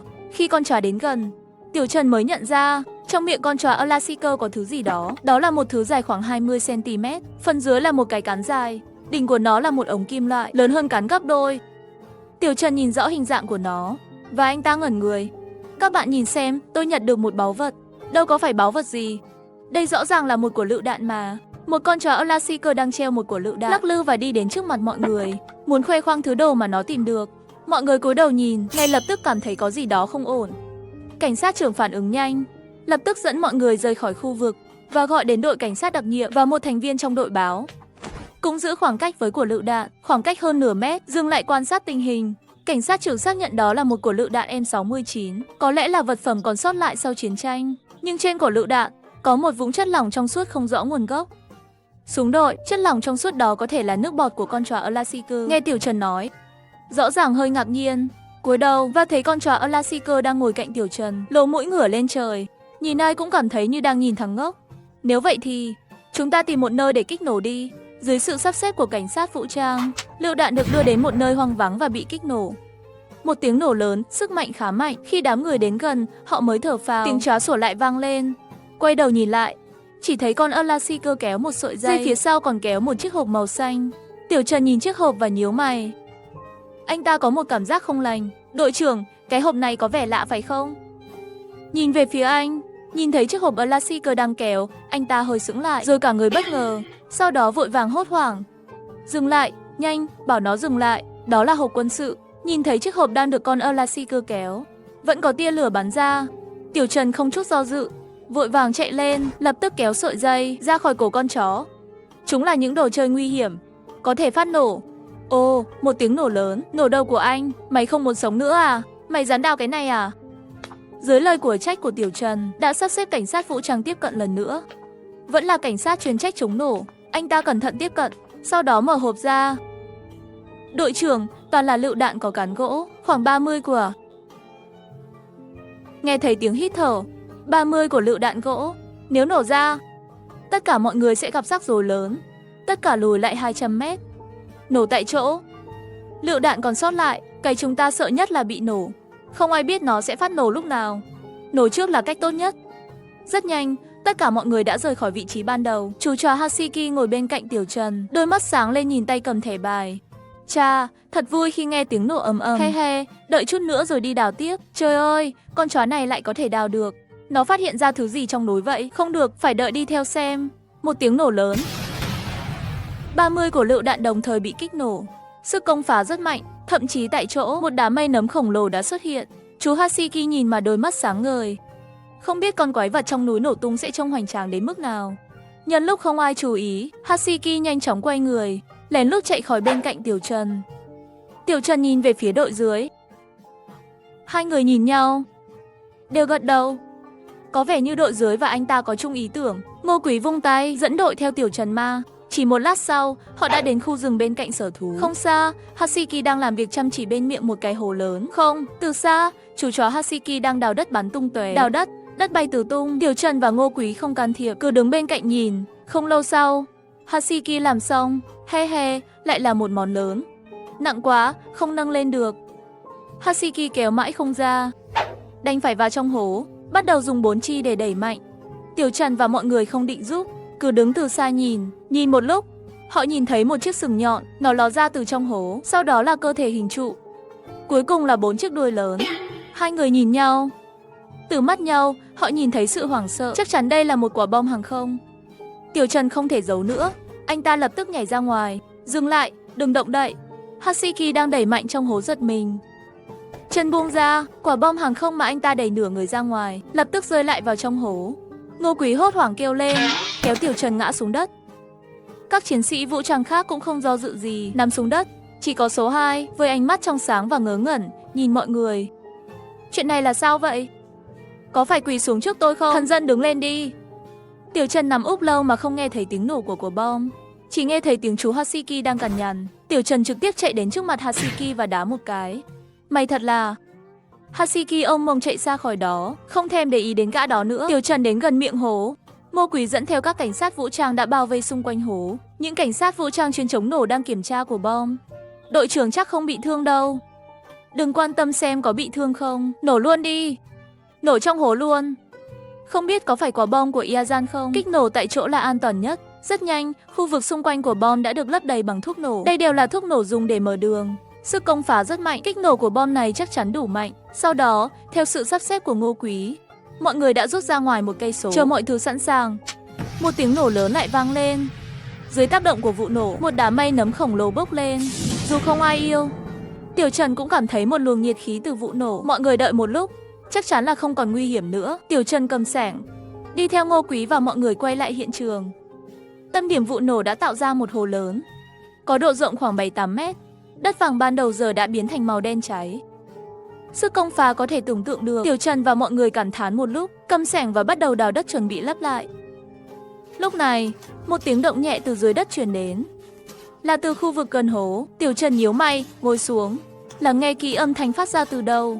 Không lâu sau, anh ta tìm thấy, cầm xẻng lên, chuẩn bị đào xem sao. Bất ngờ mặt đất phồng lên, sau đó đất bị sụt xuống. Tiếp theo, một cái đầu ló ra khỏi đất. Người đột ngột xuất hiện làm Tiểu Trần giật mình. Lập tức cầm xẻng lên thử một cái. Âm thanh trong trẻo vang vọng khắp khu rừng.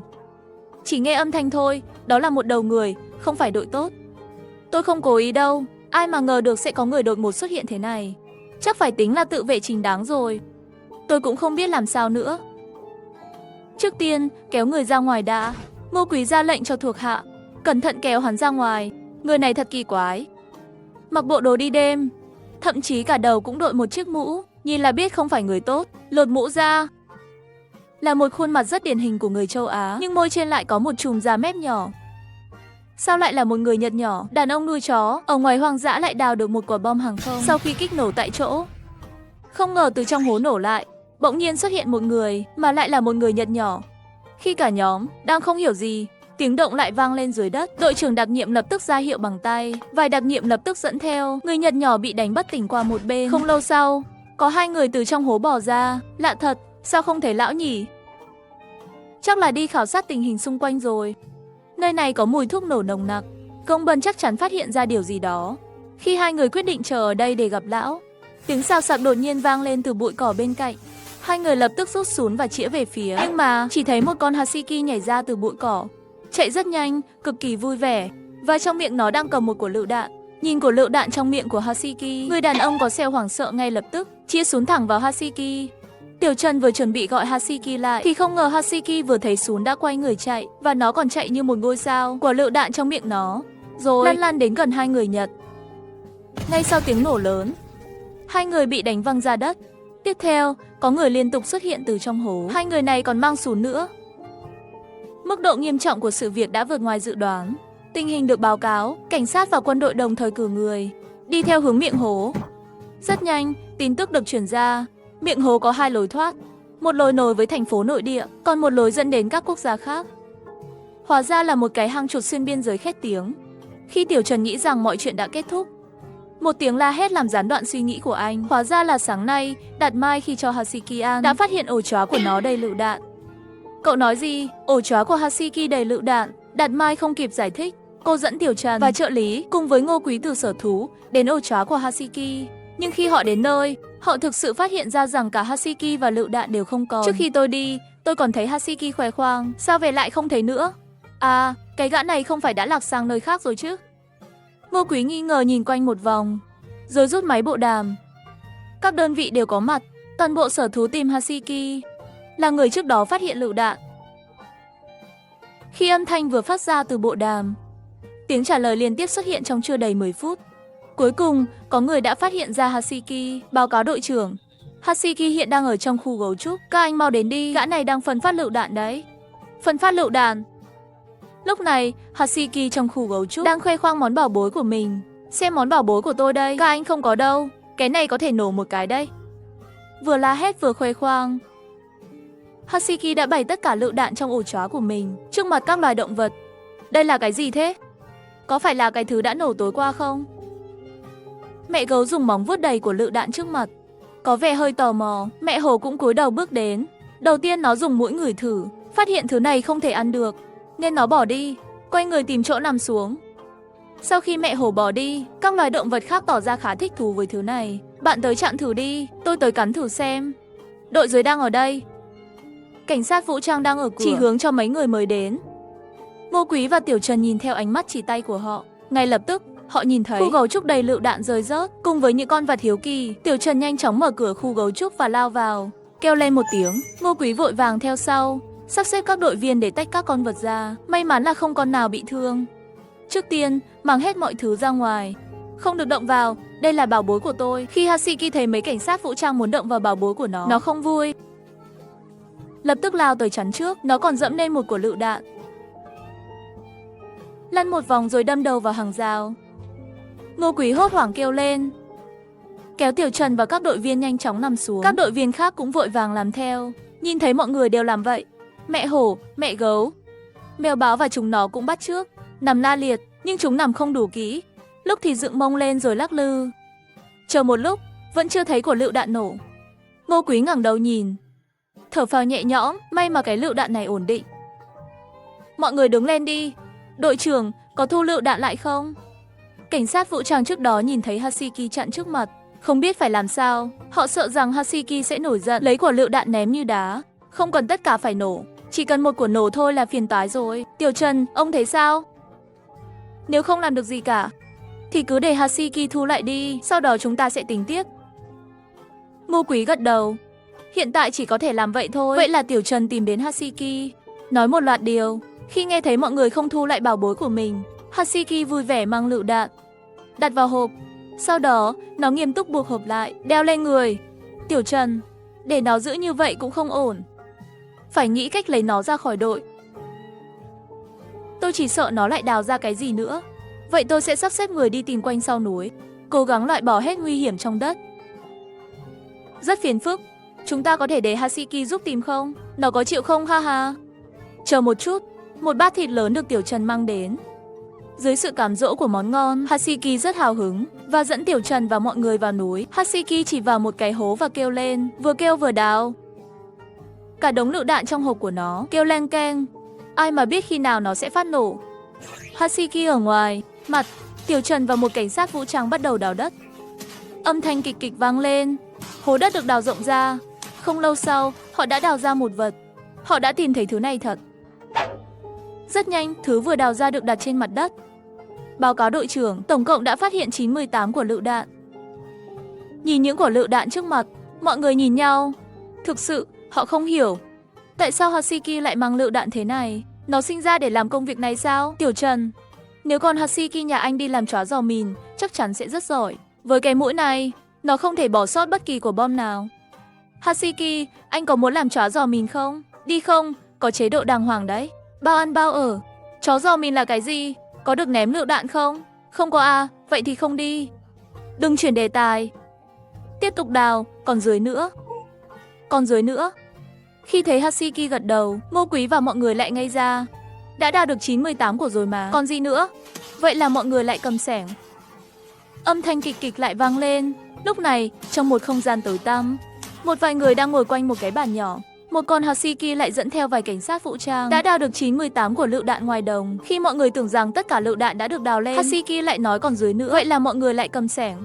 Âm thanh kịch kịch lại vang lên. Và dưới chân họ có một hầm tránh bom. Trong đó còn có vài tên lính Nhật. Tình hình trên đó thế nào? Vẫn đang đào đất. Có ai đang đào không? Có một con chó trước đó chắc là đang đào xương. Có một con chó trước đó chắc là đang đào xương. Không sao đâu, đại ca, anh chắc chắn ở đây thật sự an toàn chứ? Mắt tôi sao cứ giật giật thế này? Nếu còn thấy không an toàn thì có thể đi. Chúng tôi đang ở dưới lòng đất sâu 5-6 mét. Trên còn có một lớp bê tông dày nửa mét. Ngay cả máy dò quân sự cũng không phát hiện được vị trí của chúng tôi. Nghe thấy lời của người đàn ông này, mọi người đều thở phào rồi lại bắt đầu tán gẫu. Đang nói chuyện, bỗng nhiên họ nhận ra tiếng đào đất trên đầu lại nhỏ dần. Cái gì vậy? Đá, không phải. Trông giống như lớp bê tông vậy. Sao lại có lớp bê tông ở đây? Chuyện gì vậy? Đội dưới đào đến đáy rồi sao? Anh xem, chúng tôi cảm thấy đây là lớp bê tông rồi. Ngô Quý nhíu mày, lập tức nhảy xuống, cầm xẻng gõ 2 cái. Phát hiện đúng là bê tông. Tôi nhớ khu vực này, trước kia có vài hầm tránh bom.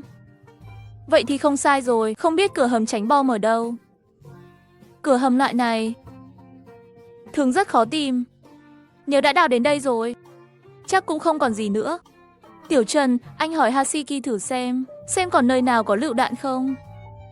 Cố gắng đào hết tất cả một lần đi. Tiểu Trần gật đầu, lập tức tìm đến Hasiki. Còn chỗ nào có bom không? Anh dẫn chúng tôi đi đổi thịt ăn đi. Tiểu Trần lại lấy món ngon làm cám dỗ. Hasiki không trả lời, chỉ nhìn chằm chằm xuống đáy hố. Sao các anh không đào nữa? Dưới còn có mà. Không có nữa, đã đào đến đáy rồi, bên trong là hầm tránh bom. Không còn lựu đạn nữa. Anh không tin tôi à? Không tin thì sao? Đã đào đến đáy rồi mà, chúng tôi đào cũng không thể xuống được nữa. Người không làm được thì đừng trách đất không bằng phẳng. Khi tôi vừa nhìn lên, Hasiki đã bắt đầu kêu lên, một bên kêu la, con chó này vừa chạy đến gần hố lựu đạn. Một lời nói của nó khiến 98 của lựu đạn rơi vào trong hố. Chết tiệt, lựu đạn. Các cảnh sát vũ trang trong hố đều choáng váng. Tiểu Trần vội vàng chạy đến miệng hố, hết sức kéo các cảnh sát vũ trang lên. Họ dường như cũng biết có chuyện lớn sắp xảy ra. Sau khi ra ngoài, kéo thêm đồng đội của mình lên. Vào lúc này, Hasiki đã chuẩn bị xong, hú lên một tiếng, lưỡi của lựu đạn ra và lao về phía Tiểu Trần và mọi người chỉ thấy một bóng màu bạc vụt qua bên cạnh mình kịp thời. Sau đó, của lựu đạn bay thẳng xuống hố. Ngay lập tức, một đám khói xám bốc lên từ trong hố. Không một chút do dự, mọi người ngay lập tức nhào xuống đất. Lúc này, mọi người dưới lòng đất vẫn không thể yên ổn. Tiếng động trên đầu ngày càng lớn và âm thanh đùng đùng đùng giống như tiếng trống vẫn liên tục vang lên. Lão đại, chúng ta sẽ không bị phát hiện đấy chứ? Chúng ta đang ở trong hầm tránh bom, biết ý nghĩa không? Chỉ cần không phải là vụ nổ lớn, chúng ta sẽ rất an toàn. Và hầm tránh bom này chỉ có một cửa vào, bây giờ đã bị chúng ta đóng lại, bên ngoài không thể mở được. Các anh còn lo lắng gì nữa? Nhưng nếu họ dùng thuốc nổ để phá thì sao? Làm sao có thể? Dù họ có phát hiện ra, cũng chỉ có thể dùng máy cắt để từng chút một. Hiện nay, đất nước Long Quốc kiểm soát thuốc nổ rất nghiêm ngặt, trừ khi có tình huống đặc biệt, họ sẽ không dùng được. Lời của người đàn ông chưa dứt, tiếng bông vang lên từ trên đầu, rất rõ ràng, giống như có vật gì đó va vào. Âm thanh rất rõ ràng, giống như có vật gì đó va vào. Mọi người đang bối rối chưa kịp phản ứng, một tiếng vỡ vụn lại vang lên. Những người trong hầm tránh bom nhìn nhau. Một cảm giác xấu dâng lên trong đầu họ. Không thể nào. Chắc không phải đâu. Lời của người đàn ông chưa dứt, một tiếng nổ lớn từ trên đầu truyền xuống. Vì vụ nổ có sức công phá mạnh mẽ, trên đầu họ thậm chí rơi xuống một ít bụi. Mọi người chưa kịp phản ứng, lại một tiếng nổ lớn vang lên. Tiếp theo là những tiếng nổ lớn nối tiếp nhau. Một tiếng lại một tiếng. Cuối cùng, họ không thể chờ đợi được nữa. Vị trí của chúng ta đương nhiên cũng sẽ rung chuyển những lớp bê tông trên đầu họ. Âm thanh két két liên tục vang lên. Lớp bê tông dày nửa mét cũng bị rung động. Sau vụ nổ lớn, Tiểu Trần và Ngô Quý gần như chạy đến miệng hố. Họ nhìn thấy tình hình dưới đó. Dưới lớp bê tông vỡ, họ phát hiện có người. Và không chỉ một người, không một chút do dự, các cảnh sát vũ trang lập tức rút súng, chĩa vào bọn họ. Đừng cử động, giơ tay lên. Sau đó, cảnh sát vũ trang đã dẫn tất cả bọn họ đi. Sau khi Hasiki nhìn thấy các cảnh sát vũ trang bắt người, nó vui vẻ chạy vào trong hầm tránh bom. Hai chân đào mạnh, cuối cùng, nó đào được một tảng đá lớn. Tôi đã nói mà, ở đây có bảo bối. Hasiki chỉ vào vật trước mặt, mặt đầy vẻ tự hào. Tiểu Trần nhìn vào của tên lửa trước mặt Hasiki. Anh ta ngờ ra, dù đây là một của tên lửa, nhưng bên trong đã bị hỏng, chỉ còn lại vỏ. Cái mũi của Hasiki có thể ngửi thấy kim loại, không phải thuốc nổ.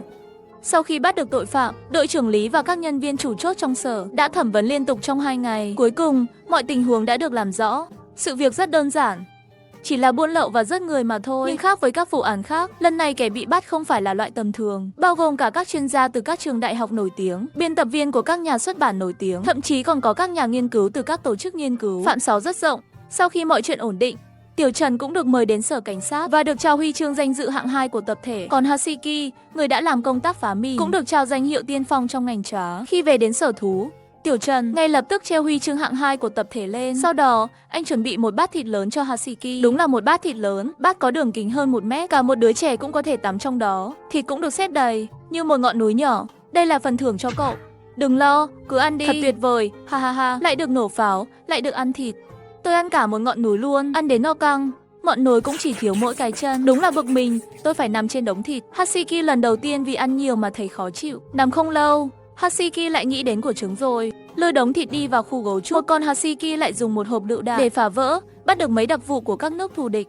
Sau đó, người đàn ông để thưởng cho Hasiki đã mang đến một bát thịt lớn cho nó. Sau khi Hasiki ăn được 2 miếng, nó nhận ra là không ăn hết được. Vậy là nó đẩy bát thịt lớn đến khu gấu trúc. Cả đám cùng ăn thịt đi. Ha ha ha, tất cả đều là phần thưởng của tôi đấy. Khi nghe thấy là chương trình của Hasiki, các động vật trong khu gấu trúc liền tụ tập lại. Nhiều thịt quá, Hasiki, sao lại được thưởng vậy? Tôi dùng pháo để phá ra một đống người. Bọn người đó đã bị bắt rồi. Tôi dùng pháo để phá ra một đống người. Bọn người đó đã bị bắt rồi. Tiểu Trần đã cho nó ăn. Ha ha ha, mẹ gấu vẫn đang hỏi Hasiki nhận thưởng như thế nào, trong khi mẹ hổ đã bắt đầu ăn rồi. Những con vật khác chưa kịp phản ứng. Mẹ tôi đã ăn hết một chiếc bánh bao. Các động vật khác cũng bắt đầu ăn theo. Trong khi đó, Hasiki bị đẩy ra ngoài. Nó tự giải thích cách mình nhận được phần thưởng. Cũng giống như Hasiki, 2 con sói rừng bị đẩy sang một bên, cũng chăm chú nghe Hasiki khoe khoang. Sau khi nghe xong, 2 con sói nhìn nhau, rồi rời khỏi khu gấu trúc. Chúng đi ra sau núi sở thú, tìm gặp vua sói của chúng. Vua sói là con chó giữ cổng của sở thú. Chúng bắt được vài người. Những người này được thưởng bằng một con bạn to lớn. Ý anh là chỉ cần bắt người là có thể đổi lấy thức ăn à? 2 con sói gật đầu điên cuồng. Đôi mắt của vua sói sáng lên ngay lập tức. Chỉ thấy vua sói hét lên một tiếng, triệu hồi tất cả sói rừng xung quanh. Sau đó dẫn chúng đi về phía bên kia của rừng. Nửa giờ sau, tại cổng sở thú Long Long, Tiểu Trần nhìn vào vua sói trước mặt, rồi nhìn những người dân thu hoạch thuốc bị sói vây quanh. Mọi người đều ngớ ra, chúng tôi muốn đổi thịt ăn. Con người, nhanh chóng đổi thịt cho chúng tôi. Cái gì? Các anh muốn dùng những người này để đổi lấy thức ăn à? Vua sói rất phấn khích, với ánh mắt đầy kỳ vọng nhìn Tiểu Trần. Lần này, hắn đã dẫn cả bầy sói rừng đi, bắt được một đám người. Nhiều người như vậy, chắc chắn sẽ đổi được rất nhiều thịt. Lúc này, bố của Tiểu Trần vừa nhận được tin, lái xe đến ngay. Bố, con đã mua xe à? Đi đâu cũng thuận tiện hơn. Cái này chắc tốn nhiều tiền nhỉ? Không đắt, mua xe cũ thôi. Tôi đã mua một chiếc Tesla cũ trên Gucci. Chỉ tốn 99,0. Rẻ vậy sao? Có đáng tin không? Gucci mỗi xe đều có kiểm tra chính thức, cung cấp miễn phí thông tin bảo hiểm và hồ sơ bồi thường. Tình trạng xe rất rõ ràng. Xe điện còn có bảo hành thu hồi pin. Mua xe cũ ở Gucci có bảo đảm. Tôi nói Bạch Nguyên. Chuyện gì thế này? Chúng tôi lên nồi hái thuốc mà. Đột nhiên bầy sói lao ra. Chúng không cắn người, chỉ gào thét và đuổi chúng tôi đi. Các bạn có việc gì cần tìm chúng tôi không? Đúng vậy, Tiểu Yên, rốt cuộc chuyện này là sao vậy? Nhìn vào những người dân này, Tiểu Trần không biết phải nói sao. Không thể nói rằng bầy sói đã đuổi họ đến đây, thực ra là muốn đổi thịt ăn. Không còn cách nào khác, Tiểu Trần chỉ có thể dựa vào lời của người dân mà tiếp tục. Chào các bác, tôi có việc tìm các bác. Mấy hôm trước, sở thú không được khen thưởng sao? Tôi nghĩ mọi người đều ở gần nhau như vậy. Hay là mọi người cùng nhau tụ họp ăn một bữa? Nghe Tiểu Trần nói vậy, người dân đều ngẩn ra. Sau đó, họ cười và bắt đầu nói đùa. Tiểu Trần, khách sáo quá rồi, tất cả chúng ta là người một nhà. Đúng vậy, chuyện này chỉ cần gọi điện là xong, không cần phiền bạn để bầy sói đến gọi. Nhưng Tiểu Trần thật sự rất giỏi. Bầy sói nghe theo anh ấy. Kêu người mà cũng làm được, thật tuyệt vời. Trong khi đang bàn tán, Người dân được Tiểu Trần đón vào sở thú. Nhưng vì là tụ họp, thì chắc chắn không thể chỉ có những người dân ở đây. Vậy là Tiểu Trần lại bảo người đi gọi thêm những người dân xung quanh.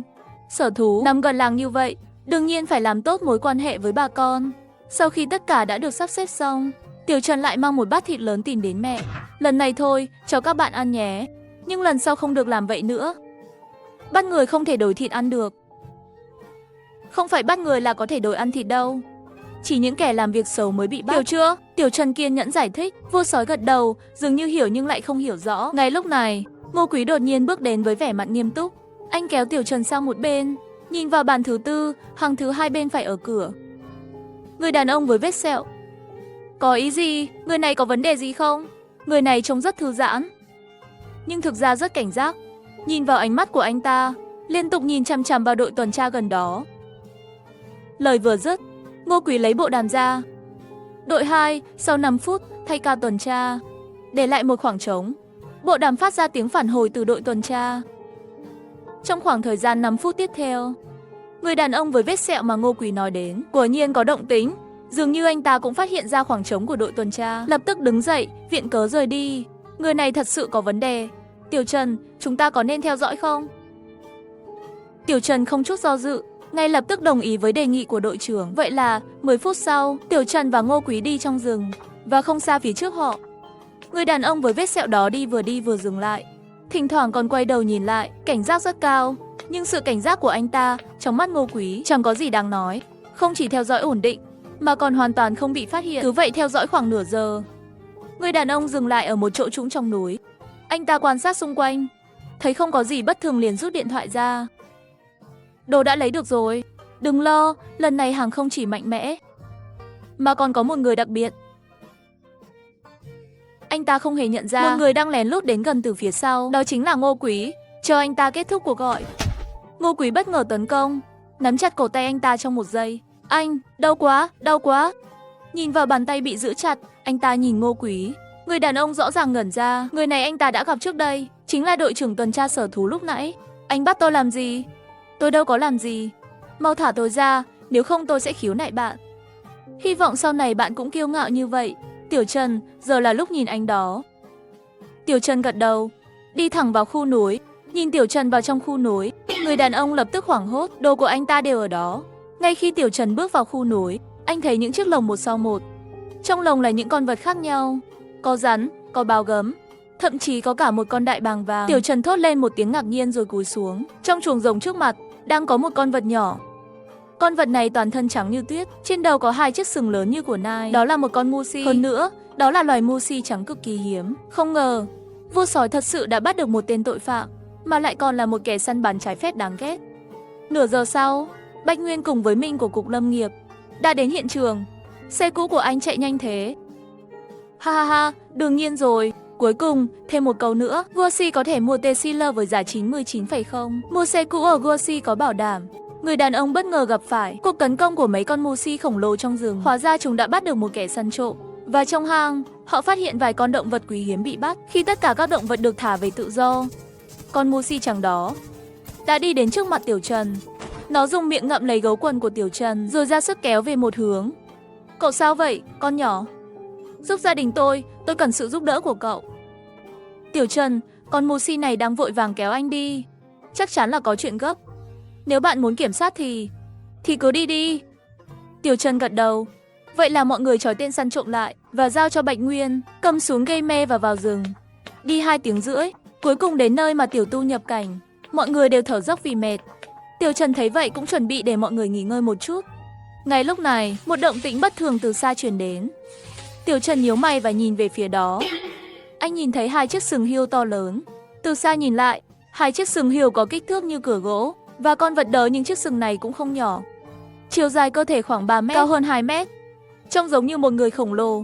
Đó là cha tôi, loài người. Đó là cha tôi. Cha tôi đến tìm tôi rồi. Tiểu Trần vừa thở phào nhẹ nhõm chuẩn bị ôm con hươu con đi tới. Nhưng chỉ mới đi được vài bước, con hươu đã dừng lại. Chỉ thấy từ xa xuất hiện một con, rồi lại một con hươu khác. Loài người, các ngươi xâm phạm lãnh thổ của chúng ta. Đáng chót. Con người đang ôm con nhỏ có vẻ là con trắng đó. Dám bắt cóc con cái của ông lớn, không thể tha thứ. Đã lâu không ra khỏi rừng, mấy tên người này thật sự nghĩ chúng ta là lính đánh thuê à? Hãy để họ hiểu vì sao hoa lại đỏ như vậy. Tiểu Trần nhìn con hươu con trong tay đang múa chân, rồi nhìn về phía bầy hươu đang sáng mắt. Họ có thể đã hiểu nhầm rồi. Ánh mắt của những con hươu nhìn chúng tôi, hình như không ổn. Chắc họ không phải muốn tấn công chúng ta chứ? Nhỏ à, đi giải thích một chút đi. Gia đình cậu có vẻ muốn lao vào rồi. Tiểu Trần đặt con hươu con xuống. Con hươu con không chút do dự, chạy thẳng về phía bầy hươu. Cha ơi, người này là người đã cứu con. Đừng đánh anh ấy là người tốt. Cậu còn nhỏ, không hiểu rằng loài người có một nỗi tiếc nuối lớn. Họ không phải là người tốt, làm sao mà có thể gọi là tình nghĩa. Nhìn cái cách loài người hành xử, chắc chắn là chúng muốn chiếm đoạt con trắng của chúng ta. Chắc chắn là phải xử lý bọn chúng, đừng để chúng chạy thoát. Những con hươu không ngừng di chuyển. Đầu tiên là che chở con hươu con ở phía sau, rồi từng con tiến lên phía trước. Con hươu ở phía trước rất lớn và hùng vĩ, trông giống như một chiếc xe tăng trên đất liền. Nó nhìn Tiểu Trần với ánh mắt cực kỳ hung dữ. Dám bắt cóc con của ta. Dù đã thả chúng về, ta cũng phải khiến loài người này nếm chút đau khổ. Nếu không phải chân ta bị thương, ta đã đá chết ngươi rồi. Anh em, tôi sẽ bảo vệ phía sau. Các người cứ xông lên, không cần phải lo. Những con hươu còn lại lập tức lao thẳng vào khu vực của Tiểu Trần. Những con hươu trên không trung có thể nặng đến 5-6 cân. Mỗi con có thân hình cực kỳ vạm vỡ. Chỉ cần một cú đá là có thể khiến người ta chết hoặc bị thương. Tiểu Trần, anh làm gì vậy? Minh đã chuẩn bị chạy, nhưng khi thấy Tiểu Trần di chuyển, anh ta lập tức lao về phía con hươu lớn, rồi một cú đá mạnh vào chân của nó. Một tiếng kêu thảm thiết từ con hươu lớn truyền đến từ xa. Những con hươu đang lao về phía trước cũng dừng lại. Chúng quay đầu lại, hóa ra con người này đã vòng ra phía sau. Kế hoạch của loài người thật là xảo quyệt. Chân của thủ lĩnh đã bị thương, mà con người này lại đá thẳng vào đó. Đi bảo vệ thủ lĩnh đi. Những con hươu lập tức quay lại, rồi lao về phía thủ lĩnh. Đau quá, loài người, đừng có tưởng tôi không đánh được các ngươi. Liên tục phun nước, con hươu lớn cúi đầu và lao về phía Tiểu Trần. Con vật này thân hình lớn nhưng không đủ nhanh nhẹn. Tiểu Trần chỉ cần né một cái, rồi tận dụng cơ hội khi con hươu lao tới, bắn vào chân bị thương của nó một phát. Khớp bị thương ngay lập tức hồi phục. Con hươu lớn vốn định dùng chân đá Tiểu Trần, bỗng nhiên ngẩn người ra. Đột nhiên ngây người, chân của tôi sao không còn đau nữa? Vừa rồi đôi chân của con người này có phải là đang giúp tôi không? Vừa lúc đó, một con hươu to lớn nhất đang lao đến. Với tốc độ gần 50 mét, cộng thêm bộ sừng lớn như xe tải, lúc nó va vào, xe ô tô còn có thể bị lật. Chết tiệt, mau cứu người đi. Ngô Quý ngay lập tức thu lại súng gây mê, thay bằng súng lục bắn đạn thật. Một tiếng nổ vang lên, không phải là tiếng súng của Ngô Quý, mà là có tình huống mới xuất hiện từ xa. Con hươu đầu đàn lập tức chặn trước mặt. Cặp sừng to lớn trực tiếp đâm vào cổ con hươu đang lao tới. Lúc này, đầu đàn của chúng ta là một phe với nhau. Đầu óc của anh có vấn đề không? Con người này đang giúp tôi mà. Cậu nói con người này đá cậu 2 cú mà lại nói là giúp cậu. Bị con người đá mà còn nói là giúp mình. Không thể nào. Chẳng lẽ đầu đàn là kiểu người thích bị hành hạ sao? Tôi không tin, trừ khi con người này có thể giúp tôi. Chân tôi đau chết đi được, nếu anh ta có thể giúp tôi sẽ tin anh ta. Nghe thấy những lời này từ những con hươu, Tiểu Trần lắc đầu. Đi nhanh lên. Rồi ở gần sừng của con hươu, anh ta rút ra một cái gai. Sau đó, anh ta cào một con hươu để lấy con sâu trên người nó. Con hươu sống ngoài tự nhiên lâu dài thường sẽ có những bệnh vặt, mà Tiểu Trần không ngại vất vả giải quyết tất cả những bệnh vặt đó. Ôi, chân tôi không còn đau nữa.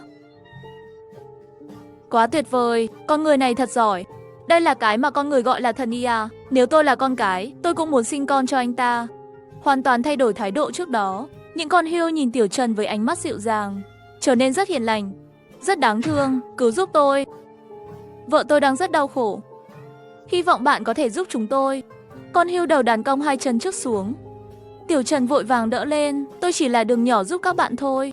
Đi thôi, tôi sẽ theo dõi. Tuyệt quá, con người, tôi sẽ cõng bạn đi. Con hươu đầu đàn trực tiếp cõng Tiểu Trần lên lưng, rồi mang theo các con hươu khác chạy đi. Bên cạnh, Vương Minh và Ngô Quý đều ngẩn ngơ. Chết tiệt, chúng tôi còn chưa lên xe nữa. Đường đầy bụi bay. Con hươu đầu đàn không có sự dẫn đường, Tiểu Trần đã vào trong hang. Con người vào trong hang rồi.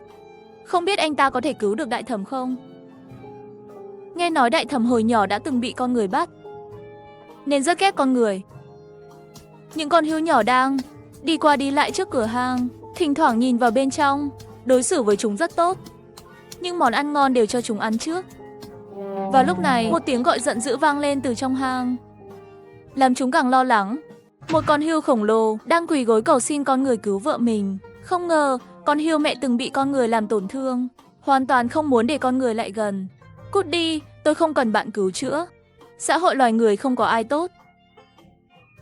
Mẹ ơi, con người này không giống. Anh ta đã cứu con, và cũng cứu ba con, đừng để bị con người này lừa. Dù anh ta muốn chữa bệnh, cũng chắc chắn có ý đồ khác. Con hươu mẹ đẩy con hươu con ra rồi đứng dậy. Cô ta muốn xông lên tấn công Tiểu Trần. Nhưng vết thương của cô quá nặng, chỉ vừa đứng lên đã ngã xuống. Vết thương trên cơ thể mở rộng ra. Máu chảy ra, ngoài vết thương ra. Chân của con hươu mẹ cũng bị gãy, chân sau rủ xuống rõ ràng. Tiểu Trần nhìn thấy mà không khỏi cảm thấy thương xót, muốn tiến lên giải thích thì cô ta bảo: đừng lại gần tôi. Bạn chỉ là một con người, sao lại giúp tôi? Thật không thể tha thứ. Ôi không thể chịu được nữa, thở không nổi rồi. Tôi cần nghỉ ngơi một chút. Không thể để con người lại gần cô ấy. Quá đau rồi. Nhìn về phía con hươu đầu đàn và con hươu nhỏ, một cái nhìn đầy sự khó khăn. Con hươu mẹ nằm xuống. Nhìn thấy con hươu mẹ nằm đó, ôi, Tiểu Trần của thật sáng mắt lên, rút dao nhỏ từ thắt lưng. Tiểu Trần từ từ tiến lại gần. Con hươu đầu đàn và con hươu nhỏ đã định ngăn Tiểu Trần lại, nhưng khi nghĩ đến Tiểu Trần là hy vọng duy nhất của họ, chúng lại nhường đường. Và lúc này, Vương Minh và Ngô Quý cùng những người khác cũng đã đến. Họ thở hổn hển, mệt mỏi. Con hươu mẹ cảm nhận được sự hiện diện của con hươu con, thức dậy. Khi đứng lên, nó liền bước về phía Tiểu Trần. Ôi, Tiểu Trần, nhanh lên, chạy đi. Ngô Quý hoảng hốt, vội vàng cầm súng chuẩn bị phản công. Nhưng khi Ngô Quý nhắm bắn vào con hươu, chuẩn bị nổ súng, mới phát hiện con hươu đã dừng lại. Hóa ra Tiểu Trần đã nhanh chóng tháo chiếc vòng cổ khỏi cổ con hươu. Cái này là vòng cổ của tôi sao? Chiếc vòng cổ này từ khi bị con người bắt đã đeo lên cổ tôi. Và từ khi đó, nó vẫn không rơi ra. Mỗi ngày nó càng siết chặt hơn. Giờ thì bạn có tin tôi không? Tôi đến đây để giúp bạn mà. Một tay vuốt nhẹ đầu con hươu mẹ, Tiểu Trần tiếp tục nói. Con hươu mẹ nhẹ nhàng nằm xuống. Hy vọng con người này không lừa tôi. Là lần cuối tôi tin vào một con người. Vương cục trưởng, đưa báo cáo y tế cho tôi. Vết thương của con hươu mẹ khá nghiêm trọng, cần phải cứu chữa ngay lập tức dưới sự chỉ đạo của Tiểu Trần. Hy vọng con người này sẽ không lừa tôi. Đây là lần cuối tôi tin vào một con người. Giám đốc Vương, hãy đưa tôi báo cáo y tế. Vết thương của con hươu mẹ khá nghiêm trọng, cần phải cứu chữa ngay. Theo yêu cầu của Tiểu Trần, Vương Minh mang bộ y tế đến. Con người này có khuôn mặt nhọn hoắt, nhìn là biết không phải là người tốt. Con hươu bố dùng cái sừng lớn như cánh cửa của nó hướng vào Vương Minh. Vương Minh, người vốn đang vui vẻ chạy tới, đột nhiên dừng lại. Ôi trời, anh bạn, đừng làm vậy. Tôi chỉ đến để đưa dụng cụ thôi, cứu đồng đội của các anh mà. Tiểu Trần, cứu mạng tôi, những con hươu này định lao vào tôi. Tiểu Trần vội vàng bước đến và ngăn con hươu lại. Sau khi nhận bộ y tế, anh ấy bảo Vương Minh và những người khác rời khỏi hang. Sau đó, anh ấy bắt đầu chữa trị cho con hươu mẹ. Đầu tiên, anh ấy cầm máu và khâu 2 vết thương lớn. Sau đó, anh ấy dùng cành cây để cố định chân sau bị gãy. Sau một hồi lâu, cuối cùng, việc chữa trị cho con hươu mẹ cũng hoàn tất. Hãy thử đứng dậy xem sao, cảm nhận cơ thể không còn đau đớn. Con hươu mẹ cẩn thận đứng lên. Vết thương trước đây đã ngừng chảy máu. Và sao tôi lại có thể cử động được? Trước đây mỗi lần cử động là đau lắm. Cảm giác sinh mạng đang rời xa cũng không còn. Con hươu mẹ thử đi 2 bước. Thật sự có thể đi được. Nhìn thấy mẹ khỏe lại và còn có thể đi lại, con hươu nhỏ rất vui mừng. Mẹ thật sự khỏe lại rồi. Con hươu nhỏ quay vòng quanh mẹ 2 lần. Con hươu nhỏ đến trước mặt Tiểu Trần, quỳ 2 chân trước. Con người, cảm ơn anh. Con người, anh là ân nhân của gia đình chúng tôi. Cảm ơn anh rất nhiều. Ngoài hang, những con hươu nhỏ cũng làm theo động tác của con hươu đầu đàn, quỳ 2 chân trước. Nhìn những con hươu quỳ mọp xuống, xa xa, Vương Minh và Ngô Quý đứng chết lặng. Đây là lòng biết ơn của đàn hươu. Tiểu Trần đã giành được sự yêu mến của đàn hươu. Con tôi thì bị coi là kẻ xấu. Con tôi thì bị coi là kẻ xấu. Suýt nữa bị đá bay. Sao sự khác biệt giữa người với người lại lớn như vậy? Vương Minh nhìn về phía xa, lắc đầu thở dài. Khi anh ấy quay đầu lại thì thấy một con hươu đột phá qua rừng cây. Nó mang rác sau, với đôi sừng nhọn trên đầu, đó là một con tê giác. Ôi trời, là tê giác. Nhanh chạy đi. Vương Minh lập tức thay đổi hướng và lao đi nhanh như bay. Vù một cái, tê giác lao tới. Ngô Quý chỉ linh hoạt xoay người, né tránh được cú lao của tê giác. Vậy là chỉ có Vương Minh bị tê giác đuổi theo. Còn Tiểu Trần, người đã cứu con hươu mẹ, đến cửa hang, thấy Vương Minh đang chạy thục mạng và tê giác đang đuổi theo phía sau. Tê giác từ đâu lại xuất hiện thế này? Tiểu Trần, cứu mạng. Không biết con này bị điên cái gì mà thấy tôi là lại đuổi theo. Lại là con này. Còn chưa xong à? Con dâu bị Tề Giác húc thương rồi, mà nó còn muốn gây sự nữa. Những con hươu nhỏ vây quanh Tiểu Trần, bảo vệ Tiểu Trần. Con hươu đầu đàn trong hang nghe thấy động tĩnh, bước ra. Lại là con này. Chỉ vì nhặt một cây thuốc mà thôi. Sao lại làm vậy? Nghe thấy suy nghĩ của các con hươu, Tiểu Trần hiểu ra câu chuyện. Con hươu đầu đàn nhặt một cây thuốc của Tề Giác. Tề Giác không vui nên đến tìm con hươu để đánh nhau. Con hươu mẹ có thể đã bị thương lúc đó. Tề Giác phun khí và không quan tâm đến Vương Minh nữa. Ánh mắt của nó nhìn chằm chằm vào con hươu đầu đàn. Con hươu đầu đàn cũng phun khí và gầm gừ. Cả đàn hươu tách ra, bao vây Tề Giác lại. Nhìn xem, ta sẽ đá chết mày. Tề Giác cúi đầu. 4 móng guốc dẫm xuống đất, rồi lao tới. Tề Giác nặng hơn 1 tấn. Cú lao này, không ai dám chắn. Những con hươu xung quanh nhanh chóng né tránh. Một tiếng nổ lớn vang lên, Tề Giác lao thẳng vào một cây lớn. Cây phát ra tiếng động chói tai, rồi cây đổ xuống đất. Những con hươu thấy cây đổ vội vã né tránh. Dù chúng di chuyển rất nhanh, nhưng vẫn có một con hươu không kịp tránh, bị cây đè lên. Đau quá, cứu tôi với. Một con bị Tề Giác bắt được. Nhìn ta sẽ rớt mày. Tề Giác thấy con hươu bị đè, gầm lên giận dữ, nó lập tức lao về phía con hươu. Một con Tề Giác tức giận, nhắm thẳng vào con hươu bị đè dưới cây. Vào thời điểm quyết định này, người đàn ông liền dùng một khúc gỗ lớn. Tề Giác bước lên cây lăn, lật ngửa Tề Giác. Sau đó, người đàn ông lại lấy một cây gậy kim loại, tiến lại gần Tề Giác, dùng cây gậy chọc vào những nếp da của Tề Giác, bắt đầu cọ vào. Cái này là gì? Ôi, con người sao lại biết chỗ này của tôi thế? Ồ, sướng quá. Tề Giác ban đầu còn giận dữ, nhưng sau khi Tiểu Trần dùng gậy gãi vài lần, nó lập tức trở nên bình tĩnh. Tề Giác này có da rất dày và những nếp gấp rất sâu. Hơn nữa, nó thích lăn trên bùn đất. Vì vậy, tất cả các Tề Giác đều cảm thấy ngứa ở những chỗ gấp da. Lúc này, Vương Minh và Ngô Quỳ dưới sự giúp đỡ của hươu đã cứu được con hươu bị đè. Khi họ cảm nhận được sự biết ơn nồng nhiệt của đàn hươu, Tiểu Trần bất ngờ nhận thấy trên chân của Tề Giác lại có lông. Vương Minh, anh đến đây một chút. Vương Minh đẩy con hươu đang dùng chân đẩy mình, hỏi Tiểu Trần, có chuyện gì vậy? Tề Giác này hình như có gì lạ. Tôi không biết, tôi đoán không biết có phải là sự thật không? Tôi không biết, tôi đoán không biết có phải sự thật không? Vương Minh bước nhanh đến, nhìn theo hướng mà Tiểu Trần chỉ. Sao chân của Tề Giác lại có lông? Không thể nào. Tề Giác không thể có lông ở móng chân. Hơn nữa, Vương Minh giám đốc, trong nước chắc chắn không còn Tề Giác hoang dã nữa. Có thể là Tề Giác được thả lại. Trước đây tôi nghe nói có thả Tề Giác ở vườn thú. Lý do là thế. Nhưng sao lại có lông trên chân như vậy? Nhìn vào lông trên chân Tề Giác mà Tiểu Trần chỉ, Vương Minh bắt đầu nghi ngờ rất nhiều. Liệu có thể đây là Tề Giác Trung Hoa không? Nếu tôi nhớ không nhầm, Tề Giác Trung Hoa có lông ở móng chân. Hơn nữa, bạn nhìn xem. Tiểu Trần vừa nói, vừa chỉ cho anh ta những đặc điểm trên cơ thể Tề Giác. Càng nhìn, Vương Minh càng ngạc nhiên. Hình như đúng là vậy. Không được, tôi phải gọi điện kiểm tra xem. Anh đã đổi điện thoại rồi à? Hẳn là đắt lắm. Tôi mua điện thoại cũ trên liên kết quả kênh Bạch Mỹ sắp rất hợp lý. Anh nên thử mua xem. Rẻ hơn rất nhiều so với chiếc kia. Mà bây giờ, bản mới không có nâng cấp lớn đâu. Mua điện thoại cũ với giá 1/2 là hợp lý hơn. Rẻ thế á? Chắc chứ. Đương nhiên rồi, kênh Bạch Mỹ sắp là rất uy tín. Mọi món đều được kiểm tra chất lượng kỹ lưỡng, hơn hẳn các nơi bán đồ cũ khác. Mua máy tính xách tay ở đây cũng rất ổn. Mua đồ uy tín, tôi sẽ giới thiệu kênh Bạch Mỹ Sắp. Vừa nói, kênh Bạch Mỹ Sắp vừa bật điện thoại. Vương Minh vừa gọi video. Giáo sư Bạch Nguyên, anh xem Tề Giác này. Chúng tôi thấy trên cơ thể nó có nhiều đặc điểm giống với Tề Giác Trung Hoa đã từng tồn tại ở trong nước. Nếu anh không có việc gì làm, thì đi mà đến tài sản đi, chứ đừng lừa tôi. Tề Giác Trung Hoa đã tuyệt chủng bao nhiêu năm rồi. Bây giờ anh bảo nó xuất hiện lại. Đùa tôi à? Giáo sư Bạch Nguyên, đừng kích động. Anh xem thử, chân Tề Giác này có lông đấy. Không ổn, bạn phải kéo máy quay lại gần một chút. Nghe theo chỉ dẫn của giáo sư Bạch Nguyên, Vương Minh cầm điện thoại và dần dần tiến gần con Tề Giác. Ôi, đây thực sự là Tề Giác Trung Hoa. Tuy nhiên, giọng của giáo sư Bạch Nguyên quá chói tai, khiến con Tề Giác bị hoảng sợ. Đôi mắt nhỏ của Tề Giác nhìn khắp nơi. Ngay lập tức nó nhìn thấy Vương Minh và chiếc điện thoại mà anh ta đang cầm. Cuối cùng cũng có thể nghỉ ngơi một chút. Vậy mà lại có tên này xuất hiện. Cút đi. Một tiếng gầm trầm phát ra từ miệng con Tề Giác, làm Vương Minh sợ hãi, lùi lại và đứng yên. Trong khi đó, từ điện thoại, giọng nói của giáo sư Bạch Nguyên vẫn không ngừng vang lên. Giám đốc Vương, lại gần một chút, lại gần chút nữa. Con này thực sự là Tề Giác Trung Hoa đấy. Lúc này con Tề Giác đã bị tiếng ồn trong điện thoại làm cho khó chịu. Nó bắt đầu chạy đến. Vương Minh lập tức chạy trốn. Khi con tê giác lao đến, Tiểu Trần ngay lập tức di chuyển tránh ra, lách được cú đâm. Vương Minh chạy nhanh cũng muốn học theo.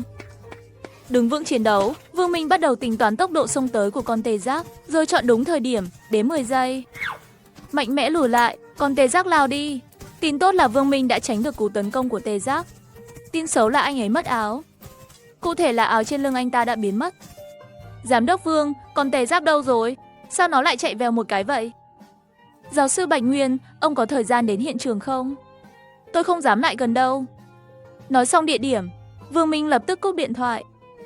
Lúc này, con tê giác quay lại, lao về phía họ. Tiểu Trần vội vàng ngăn lại con tê giác. Là con người đã gãi ngứa cho nó vẫn phải giữ thể diện. Nếu chọc giận nó, không cho tôi gãi ngứa thì sao? Tôi hỏi bạn, tại sao lại cứ phải đánh nhau với mấy con hươu này? Chúng cướp mất thảo dược của tôi. Chất thuốc đó rất quan trọng đối với tôi. Được rồi, bạn đợi chút. Tiểu Trần quay đầu đi thẳng đến hang hươu. Khoảng 5 phút sau, Tiểu Trần đi ra từ hang, mang theo bộ y tế và thảo dược mà tê giác bị mất. Không ngờ lại là một cây thiên niên nhất. Chả trách con tê giác cứ giữ gìn nó. Cũng không ngạc nhiên, lão đại hươu sẽ muốn đến lấy thảo dược. Đen đó là thuốc của tôi. Hí hí, có thuốc này, tôi sẽ lại có sức mạnh phi thường, đuổi theo tiểu Mỹ của tôi. Hí hí, vừa nghĩ về tê giác vừa lại gần thảo dược. Muốn ăn thảo dược ngay lập tức, Tiểu Trần vội vàng tiến lên, lấy cây hắc thủ vũ. Con tê giác thấy vậy liên tục dùng đầu dụi vào Tiểu Trần, ánh mắt dán chặt vào cây hắc thủ vũ trong tay Tiểu Trần. Sức mạnh phi thường, lại còn đuổi tiểu Mỹ, chắc chắn có vấn đề ở chỗ đó rồi. Vậy thì, sao còn ăn hắc thủ vũ làm gì? Tiểu Trần lục tìm trong bộ y tế, chỉ tìm thấy một ít lục vị địa hoàng hoàn. Sau đó, Tiểu Trần nhìn về phía, anh có thuốc không? Loại thuốc mà anh biết đấy. Tiểu Trần, đừng có nói bậy, tôi không có đâu. Cái này có thể được, cái này thật sự không có. Thôi, vậy chỉ có thể dùng lục vị địa hoàng hoàn, nhưng ít nhất vẫn tốt hơn là không có. Tiểu Trần mở hộp và đổ dầu ra. Anh ta không biết tê giác có thể ăn bao nhiêu, vậy nên anh ta đổ hết một chai vào miệng nó. Tiểu Trần, nếu nói là cho tê giác ăn, còn không thì sao? Hí hí, tôi có những gì anh biết đấy. Người trung niên đành phải như vậy, dù sao cũng phải có thứ đi kèm khi nộp thuế công. Vừa nói, Vương Minh vừa lấy ra một ít thuốc. Tiểu Trần nhìn Vương Minh thật sâu, không nói gì thêm, sau đó đưa cho tê giác. Tê giác cũng không từ chối, ăn hết mọi thứ. Cảm giác có lửa bùng cháy. Hiệu quả rồi, cảm thấy rồi. Có tác dụng thật, chắc chắn là có tác dụng. Này này, tôi đến rồi. Con tê giác cảm nhận được sự thay đổi trong cơ thể. Nó vung chân, lao đi tìm. Nhưng ngay lúc đó, một con vật khổng lồ lao xuống từ trên trời, ngay lập tức chặn đứng con tê giác. Con tê giác vì muốn thể hiện trước bạn đời, đã ăn một túi lục vị địa hoàng hoàn và 5 viên thuốc màu xanh không thể nói tên. Khi con tê giác đỏ mắt đi tìm tiểu Mỹ, một vòng lớn từ trên trời rơi xuống. Ngay lập tức, một mũi thuốc mê đã đâm thẳng vào cơ thể tê giác. Lúc này, một nhóm người mang theo thiết bị chuyên dụng đã xuất hiện từ phía bên kia của ngọn núi. Nhìn thấy những người này, Tiểu Trần và Vương Minh đều tỏ ra ngạc nhiên. Giáo sư Bạch Nguyên, ông có ý gì đây? Còn có thể có ý gì nữa? Lật ngược tê giác. Giáo sư Bạch Nguyên chưa kịp lên tiếng, một người đàn ông xung quanh ăn mặc thanh lịch, xịt nước hoa, chính là người đã được sinh ra. Người này là ai vậy? Đây là một nhà nghiên cứu trong viện của chúng tôi. Tất cả quỹ nghiên cứu của viện chúng tôi đều do họ tài trợ. Đằng sau là vườn thú di động. Nghe thấy vậy, Vương Minh lập tức hiểu ra, hiện tại, nhiều sở thú đều tài trợ cho nghiên cứu của viện. Mỗi khoản tài trợ hợp đồng, thực ra chỉ là muốn mua động vật quý hiếm từ viện nghiên cứu. Với giá rẻ, giáo sư Bạch Nguyên, ông chắc chắn đây là tê giác Trung Hoa mà ông nói chứ. Sao tôi thấy nó bình thường vậy? Giáo sư Bạch Nguyên vội vàng tiến lên, nhìn kỹ một chút. Vì con tê giác bị gây mê đang nằm. Không sai, đây chính là tê giác Trung Hoa. Nếu vậy thì dễ rồi. Đóng gói và mang đi. Người nghiên cứu vung tay ra hiệu, chuẩn bị mang con tê giác đi. Nhưng ngay khi anh ta vung tay, đôi mắt anh ta sáng lên. Nhà nghiên cứu nhìn thấy con tê giác trắng trong đám hươu. Con hươu nhỏ kêu lên, con có hươu ở đây à? Đợi đã, đây là hươu trắng đấy. Mang đi, mang cả nhỏ Văn đi. Tôi chỉ đưa cậu đến xem thôi mà.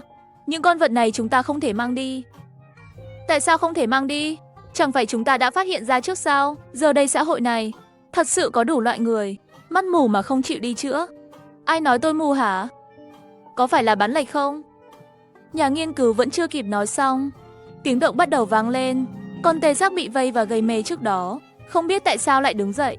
Mũi thở phì phò, Đôi mắt đỏ ngầu, không phải là tức giận, mà là động dục. Con người này thơm quá.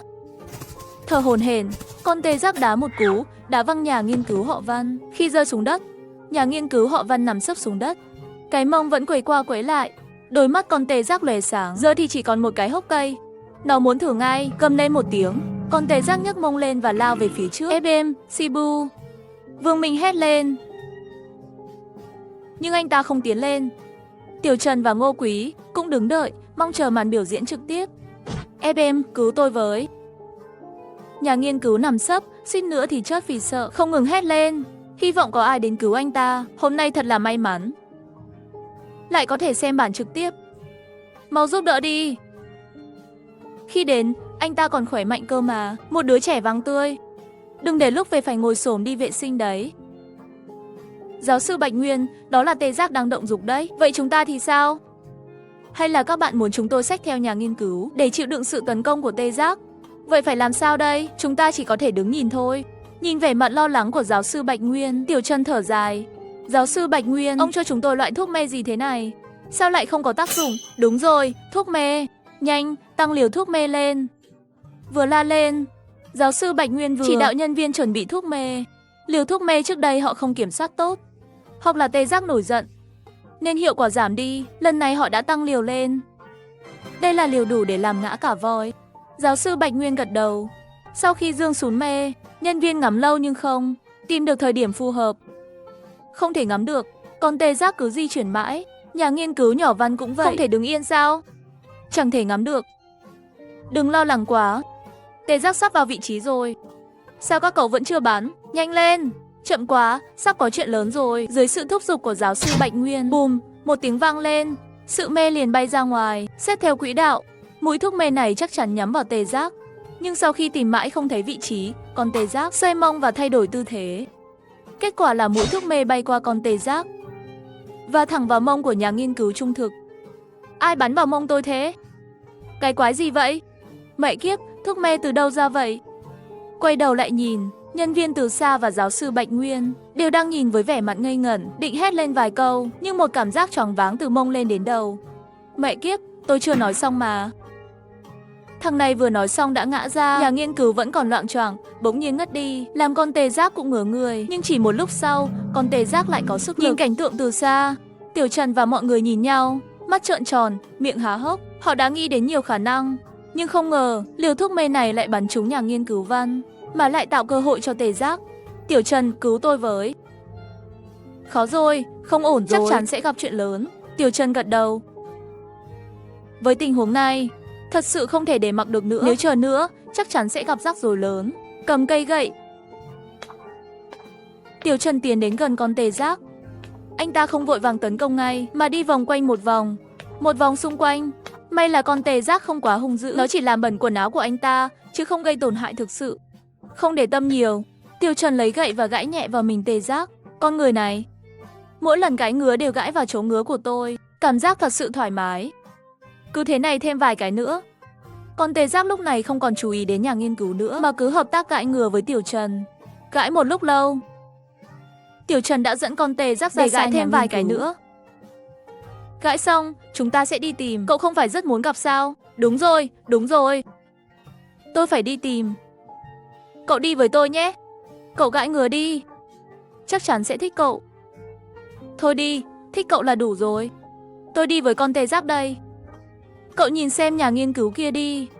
Vương Minh và Ngô Quý cùng với giáo sư Bạch Nguyên chạy tới. Nhà nghiên cứu có gì đáng xem đâu. Chúng tôi muốn xem có con tê giác Trung Hoa nào khác không. Cuối cùng, mấy người đi theo con tê giác gần nửa giờ. Cuối cùng cũng tới nơi, nhưng khi mọi người nhìn thấy con vật trước mặt, họ đã ngẩn người. Ôi trời, đây là Tiểu Mỹ mà mọi người nói đến sao? Ôi trời ơi, không ngờ con này lại cảm thấy mình yếu thế. Một con tê giác lại tưởng voi rừng là bạn tình của mình. Trước ánh mắt ngạc nhiên của mọi người, con tê giác từ từ tiến lại gần con voi. Nhìn thấy con tê giác tiến lại, con voi chỉ liếc mắt một cái rồi lại tiếp tục ăn lá. Nhưng con tê giác thì lại nghềnh cổ, rồi bắt đầu leo lên người con voi. Nhưng nó chưa kịp leo lên thì bị cái vòi voi hất văng đi. Con tê giác ngớ người. Tiểu Mỹ, sao em lại đánh tôi? Em thay đổi rồi, trước đây em đâu có thế này. Tôi hiểu rồi. Em đang chơi trò tình ái đúng không? Con tê giác tự an ủi mình. Nhưng lần này, giống như một cú đá mạnh từ phía sau. Hôm nay là ngày gì vậy? Tiểu Mỹ có phải đang đến ngày đặc biệt không? Con tê giác trông cũng có vẻ khá mạnh mẽ. Lúc này, một bác sĩ đột ngột xuất hiện từ trong rừng. Một con voi trưởng thành to lớn đi ra. Ngay khi con voi xuất hiện, Tiểu Mỹ liền lại gần. Chúng quấn lấy nhau. Hai con voi quay đầu rồi bước vào rừng. Tiểu Mỹ vậy mà đã đi theo con voi mất rồi. Tiểu Mỹ, đừng đi mà. Tiểu Mỹ, không có em, tôi làm sao sống được. Nhìn theo Tiểu Mỹ rời đi, con tê giác khóc lớn. Tiểu Trần nhìn vẻ mặt buồn bã của con tê giác, rồi nhìn theo tiếng động nhẹ phát ra từ xa. Cảm xúc của anh ta chỉ có thể dùng gậy để gãi ngứa cho con tê giác. Cái trò gãi ngứa mà lúc nào cũng hiệu quả lại không còn tác dụng. Đừng khóc nữa, Tiểu Mỹ không ở đây rồi. Cậu là tê giác, đây là voi. Các cậu sẽ không thể ở bên nhau được. Thật là một thằng si tình. Tiểu Trần đã hét vào mặt con tê giác một lúc. Con tê giác này vẫn khóc nức nở, vẫn không có phản ứng gì. Tiểu Trần liền lấy gậy đánh vào người con tê giác. Tôi không muốn thua như vậy. Thật là đồ vô dụng, nếu cậu có khí chất thì xông vào đi. Đánh cho tên tóc vàng kia một trận, cho hắn biết cước Tiểu Mỹ của cậu phải trả giá. Tiểu Trần đang làm gì vậy? Đang thuyết phục tê giác. Cảnh tượng này thật hiếm thấy. Phải chụp lại gửi lên mạng thôi. Này, cậu đổi điện thoại mới rồi hả? Cái cũ đâu rồi? Tôi bán rồi. Gần đây tôi thấy chuyển nhượng đang phối hợp với chính sách trợ cấp quốc gia, cung cấp trợ cấp thu hồi lớn. Chiếc điện thoại của tôi cũng bán được 4.600. Giờ chuyển nhượng không chỉ thu mua điện thoại, cả các sản phẩm kỹ thuật số, thiết bị gia dụng, còn thu mua vàng và đồ xa xỉ. Nói chung, tôi khuyên bạn dùng chuyển nhượng để thu hồi đồ cũ. Em, tê giác bắt đầu động rồi. Con này thật sự lao vào rồi. Trong tiếng gầm giận dữ, con tê giác thực sự lao vào rừng sâu. Một tiếng kêu vang lên. Không lâu sau, con tê giác dang rộng 4 vó. Làn da của nó như bông da, phía sau nó là một con voi. Chính là hiệu quả trước đó. Tôi ép bên mày. Mày làm trò gì vậy? Mày chơi không lại tôi à? Mày là thằng rác rưởi. Con người, nhanh lên. Tôi đã đá một cái vào chân thứ 3 của con này. Con này chắc chắn xong rồi. Ha ha ha ha. Con tê giác lập tức lao đến phía sau. Đầu nó cúi thấp, đẩy Tiểu Trần vào lưng mình. Sau đó, nó giang 4 vó và chạy đi. Sau đó, con tê giác giang rộng 4 vó và chạy đi. Con voi lớn tên là Sinh đã lao đến. Vương Minh và mọi người nhìn theo Tiểu Trần rời đi, rồi lại nhìn con voi đang lao tới. Chúng tôi ngớ người, mẹ kiếp, chúng ta còn chưa lên xe mà. Lúc này, bên kia, nhà nghiên cứu trung thực bị tê giác đè lên, chậm rãi mở mắt. Ôi trời ơi, sao mông tôi lại bị tiêm nữa vậy? Các cậu đang làm gì vậy?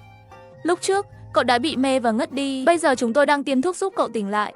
Vậy thì nhanh chóng rút kim ra đi. Bây giờ rút đi.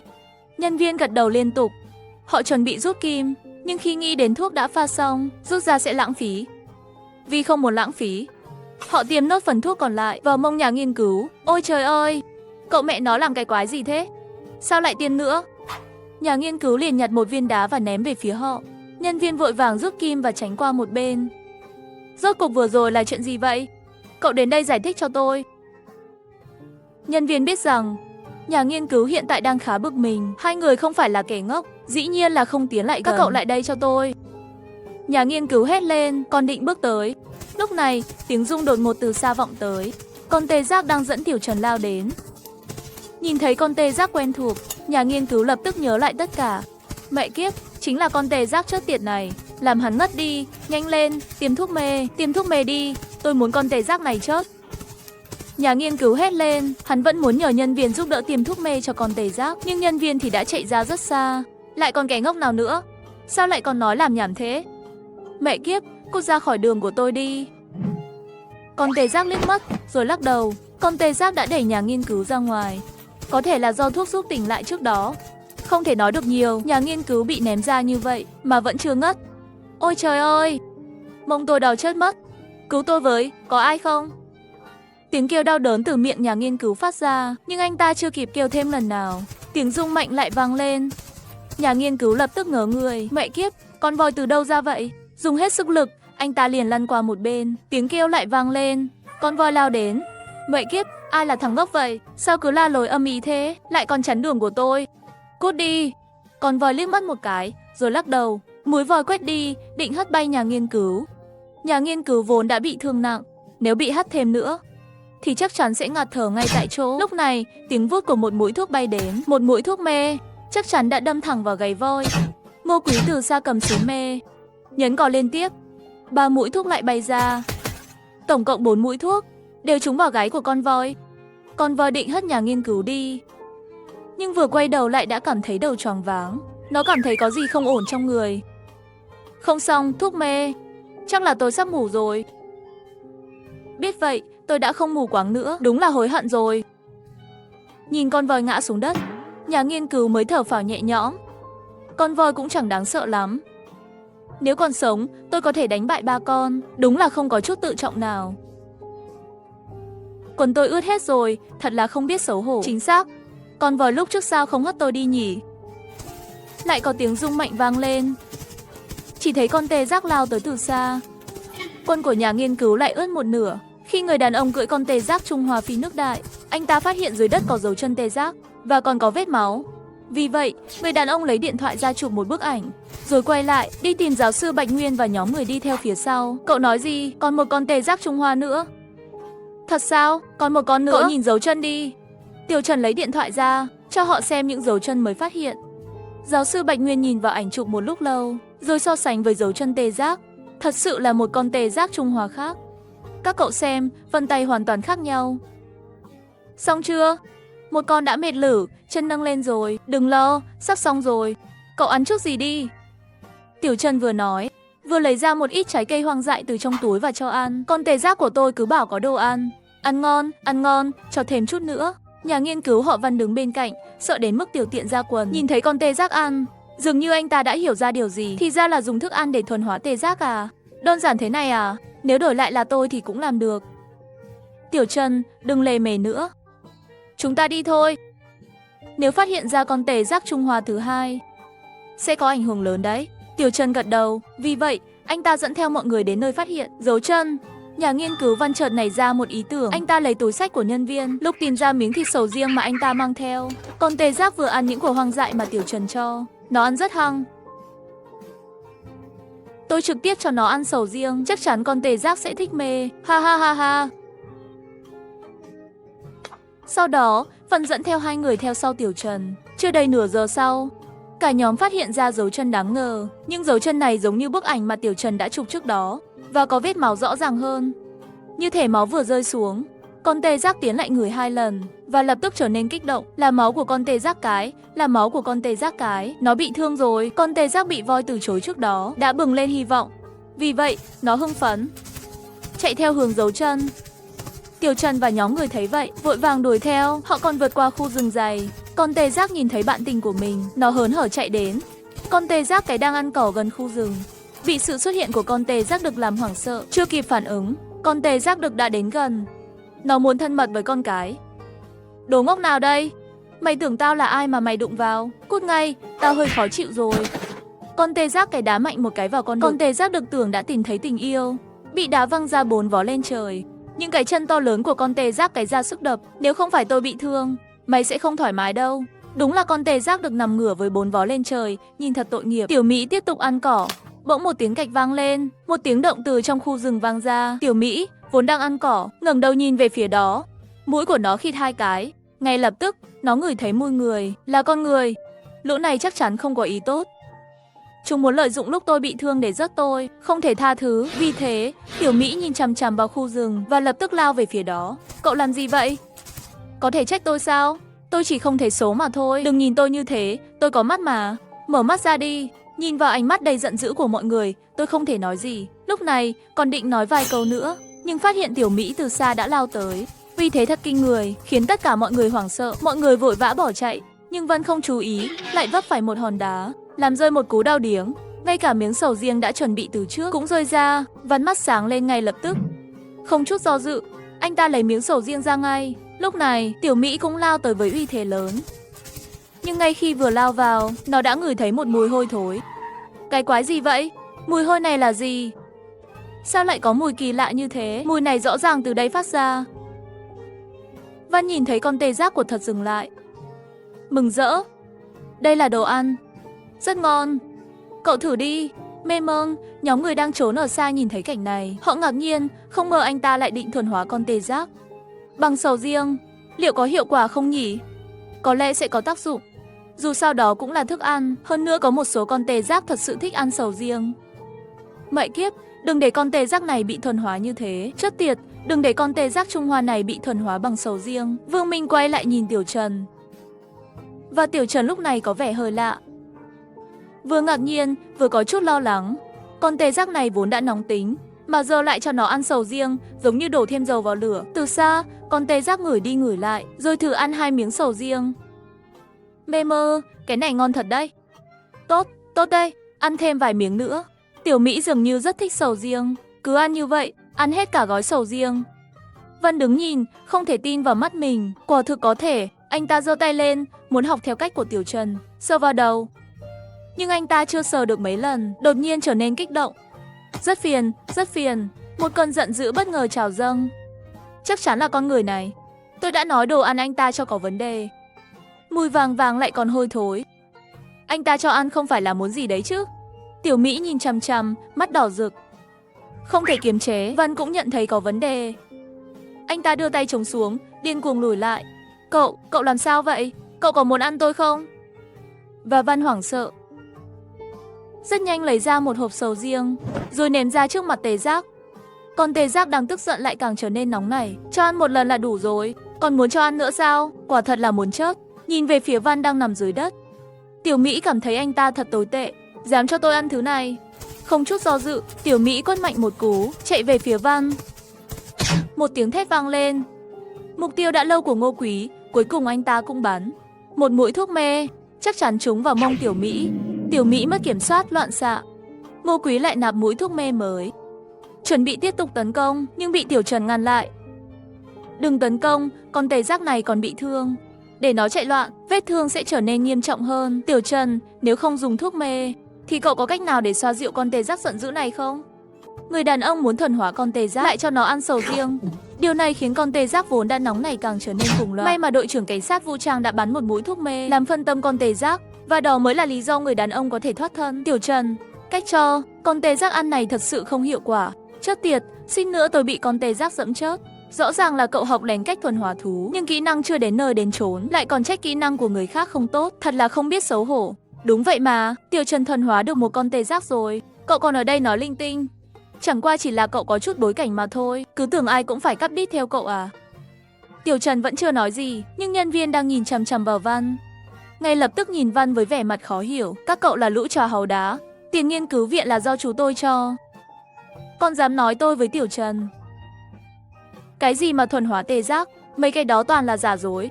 Tôi không tin anh ta có thể thuần hóa được con tê giác này. Ngô Quý thấy bộ dạng này của anh ta, suýt nữa muốn đập cho anh ta một viên đạn. Cũng bắt đầu hối hận vì sao vừa rồi lại giúp anh ta. Nếu Tiểu Trần có thể làm được thì sao? Nếu anh ta làm được, tôi sẽ ăn phân trong cái xô đó. Văn vừa nói, vừa chỉ tay về phía con tê giác đang nằm ngửa. Vẫn cứ cái kiểu cố chấp, không biết có phải cố chấp quá mà. Rồi sẽ có chuyện gì nữa? Cái này là cậu nói mà, nếu Tiểu Trần thuần hóa được con tê giác, cậu có thể ăn phân luôn đấy. Được rồi, Tiểu Trần, cậu có dám cược không?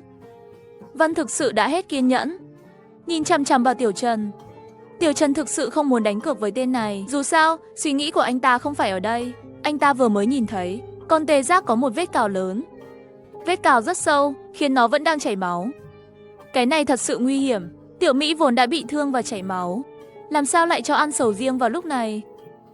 Sầu riêng vốn đã nóng rồi, ăn vào chắc chắn sẽ làm tình trạng càng tồi tệ. Được rồi, cậu nói đúng. Cút sang một bên đi, cút sang một bên, đừng làm phiền tôi. Giám đốc Vương, lấy giúp tôi vài gói đá lạnh ra. Nghe theo lời Tiểu Trần, Vương Minh vội vàng lấy ra vài gói đá lạnh y tế từ hộp cứu thương. Những gói đá lạnh này thật kỳ diệu, chỉ cần bóp vơ túi nước nhỏ ở giữa là có thể làm lạnh nhanh chóng, khoảng 10 phút. Trong khi đó, con tê giác đang chạy, vết thương càng nặng hơn. Nhìn thấy tình hình này, nhân viên nhanh chóng ném một gói đá lên người nó.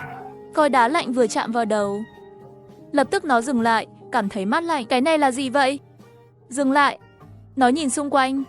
Rất nhanh nó nhìn thấy gói đá trên mặt đất, nó dùng chân dẫm lên.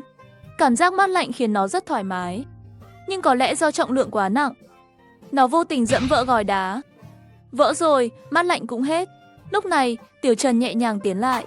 Này, lại đặt một gói đá lạnh lên đầu. Mát quá. Cảm giác thật dễ chịu. Cái gói đá vừa rồi có phải là của con người này không? không biết có còn không, thật mát lạnh.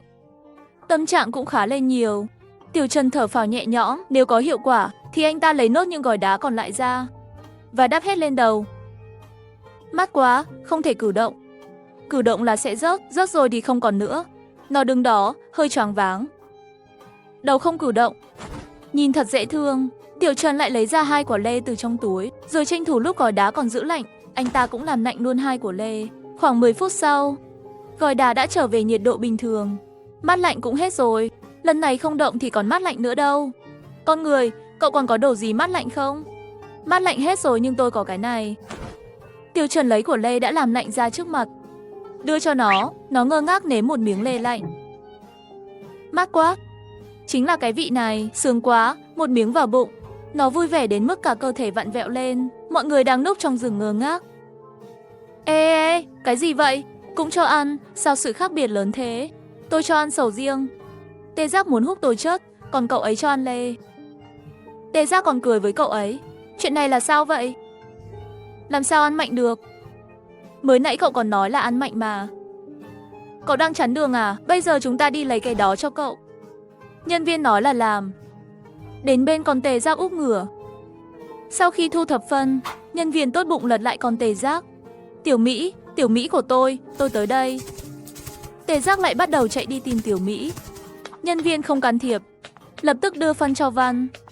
Văn nhìn phân trong tay, rồi nhìn đám đông xung quanh.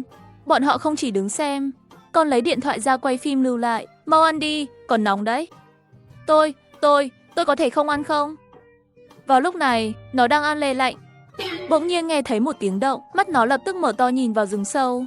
Ngay cả con Tê Giác đực đang loạn chạy gần đó cũng không quan tâm, chỉ nhìn vào rừng sâu. Sao cậu không ăn nữa? Là cái tên đó.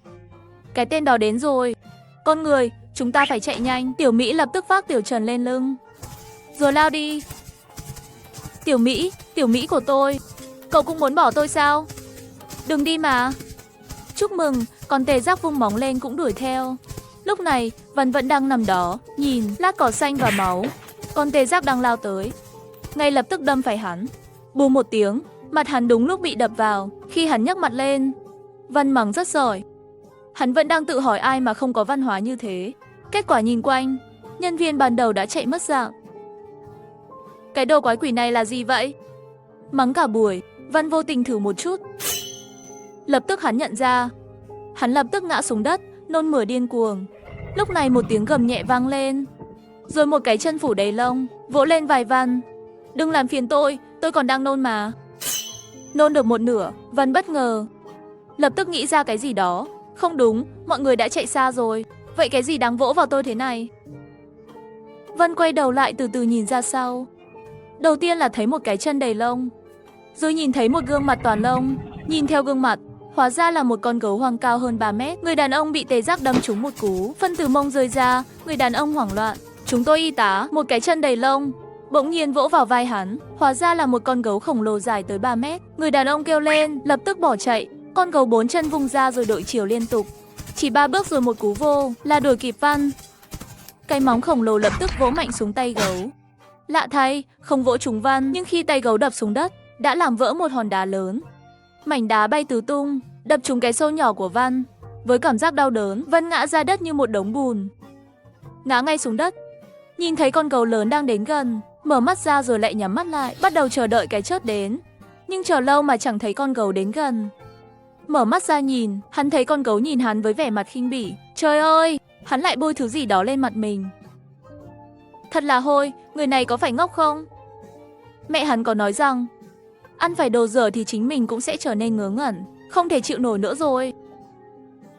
Con gấu vội vàng quay đầu lại, một đợt nôn khan, nó nôn hết bữa sáng hôm nay ra.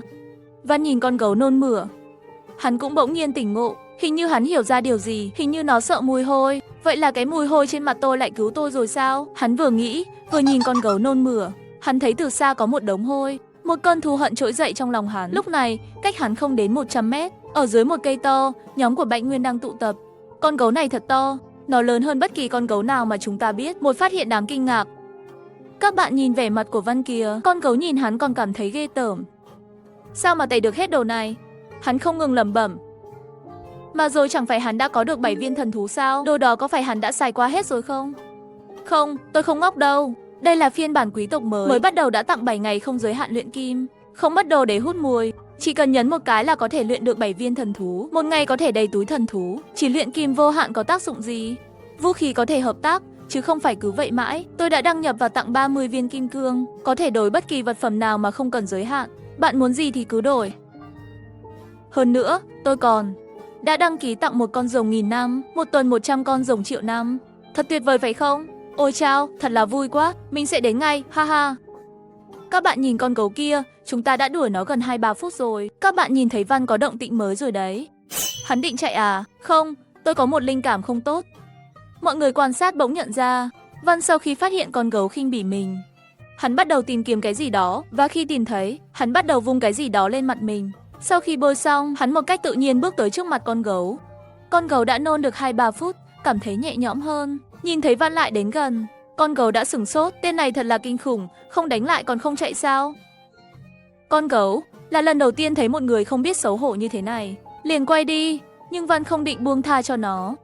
Thấy con gấu bỏ chạy, hắn lại đuổi theo. Ôi trời, tôi thật sự phục rồi, tôi không thể tin được, tên này lại làm ra chuyện như vậy. Quả thật, người không biết xấu hổ là vô địch. Một tiếng gầm vang lên. Con gấu không chịu nổi nữa, một bàn tay của con gấu che mặt, ngay lập tức phản công một cú tát. Nhóm hỗ trợ nhanh chóng chuẩn bị tiêm thuốc mê. Ngô Quý không chút do dự, trực tiếp bắn. Lần tiêm thuốc mê cuối cùng đã trúng ngay vào cổ con gấu. Đau quá, đau quá. Con gấu gầm lên, vung tay, cố gắng vứt bỏ thuốc mê trên cổ. Kết quả, một cú tát mạnh lại đưa toàn bộ thuốc mê vào trong cơ thể nó. Hơn nữa, tiêm vào cổ. Sau một lúc, con gấu bắt đầu cảm thấy chóng mặt. Trời đất sao lại quay cuồng thế này? Cảm thấy chóng mặt, tay chân không nghe theo nữa. Con gấu ngã xuống đất. Mọi người lập tức tiến tới, kiểm tra vết thương của Văn. Tuy nhiên, mọi người không chữa trị ngay, mà trước tiên là rửa sạch vết thương. Không thể chịu nổi, quá bẩn. Không hôn một cái thì thật sự không dám làm tiếp. Trước tiên phải cầm máu đã, vết gãy xương này cũng phải băng lại. Khi mọi người thở phào nhẹ nhõm, thì con tê giác lại từ trong rừng lao ra. Không phải là nhỏ đẹp đâu, là con tê giác được trước đây. Nhỏ đẹp bị rơi xuống hố rồi. Nhanh lên, con người, chúng ta đi cứu nhỏ đẹp thôi. Con tê giác được rất vội vã đẩy Tiểu Trần, muốn chạy vào rừng. Tiểu Trần nhíu mày, quay đầu nhìn lại hiện trường. Con gấu khổng lồ đã bị gây mê và ngã xuống đất. Văn cũng không sao lớn lắm. Giám đốc Vương, tôi sẽ theo con tê giác đi một chuyến. Con tê giác cái hình như gặp chuyện rồi. Chuyện gì vậy? Tôi cũng không biết, nhưng nếu con tê giác này lo lắng như vậy, chắc chắn là con tê giác cái. Tôi cũng sẽ đi theo. Đây là tê giác Trung Hoa, không thể để mất được. Được rồi, các bạn đi đi, ở đây để tôi lo. Tiểu Trần gật đầu, dẫn theo giáo sư Bạch Nguyên, một nhóm người theo con tê giác được đi. Chẳng mấy chốc họ đã đến hiện trường. Tiểu Trần và giáo sư Bạch Nguyên nhìn lên. Dưới hẻm núi của Nhiên có nhỏ đẹp nằm đó. Tuy nhiên lúc này nhỏ đẹp đã bất tỉnh, và trên người vẫn có máu chảy ra không ngừng. Giáo sư Bạch Nguyên nhìn rõ tình hình trong hẻm núi, liền trực tiếp trượt xuống dốc. Ông cũng không hiểu tại sao bỗng nhiên lại có dũng khí lớn như vậy, lập tức lao xuống. Có thể vì đây là tê giác Trung Hoa. Giáo sư Bạch Nguyên dưới đó thế nào rồi? Tiểu Trần, con tê giác đã ngất đi. Tôi không đẩy nổi, con tê giác đã ngất rồi. Hẻm núi thật quái lạ, không biết có phải bị ngã hay không. Cũng không biết sao nó lại ngã xuống. Cái nhỏ đẹp của bạn, sao không trông chừng nó? Tôi cũng muốn mà. Nhưng nhỏ đẹp đi mãi, bỗng dưng bị hụt chân và ngã xuống.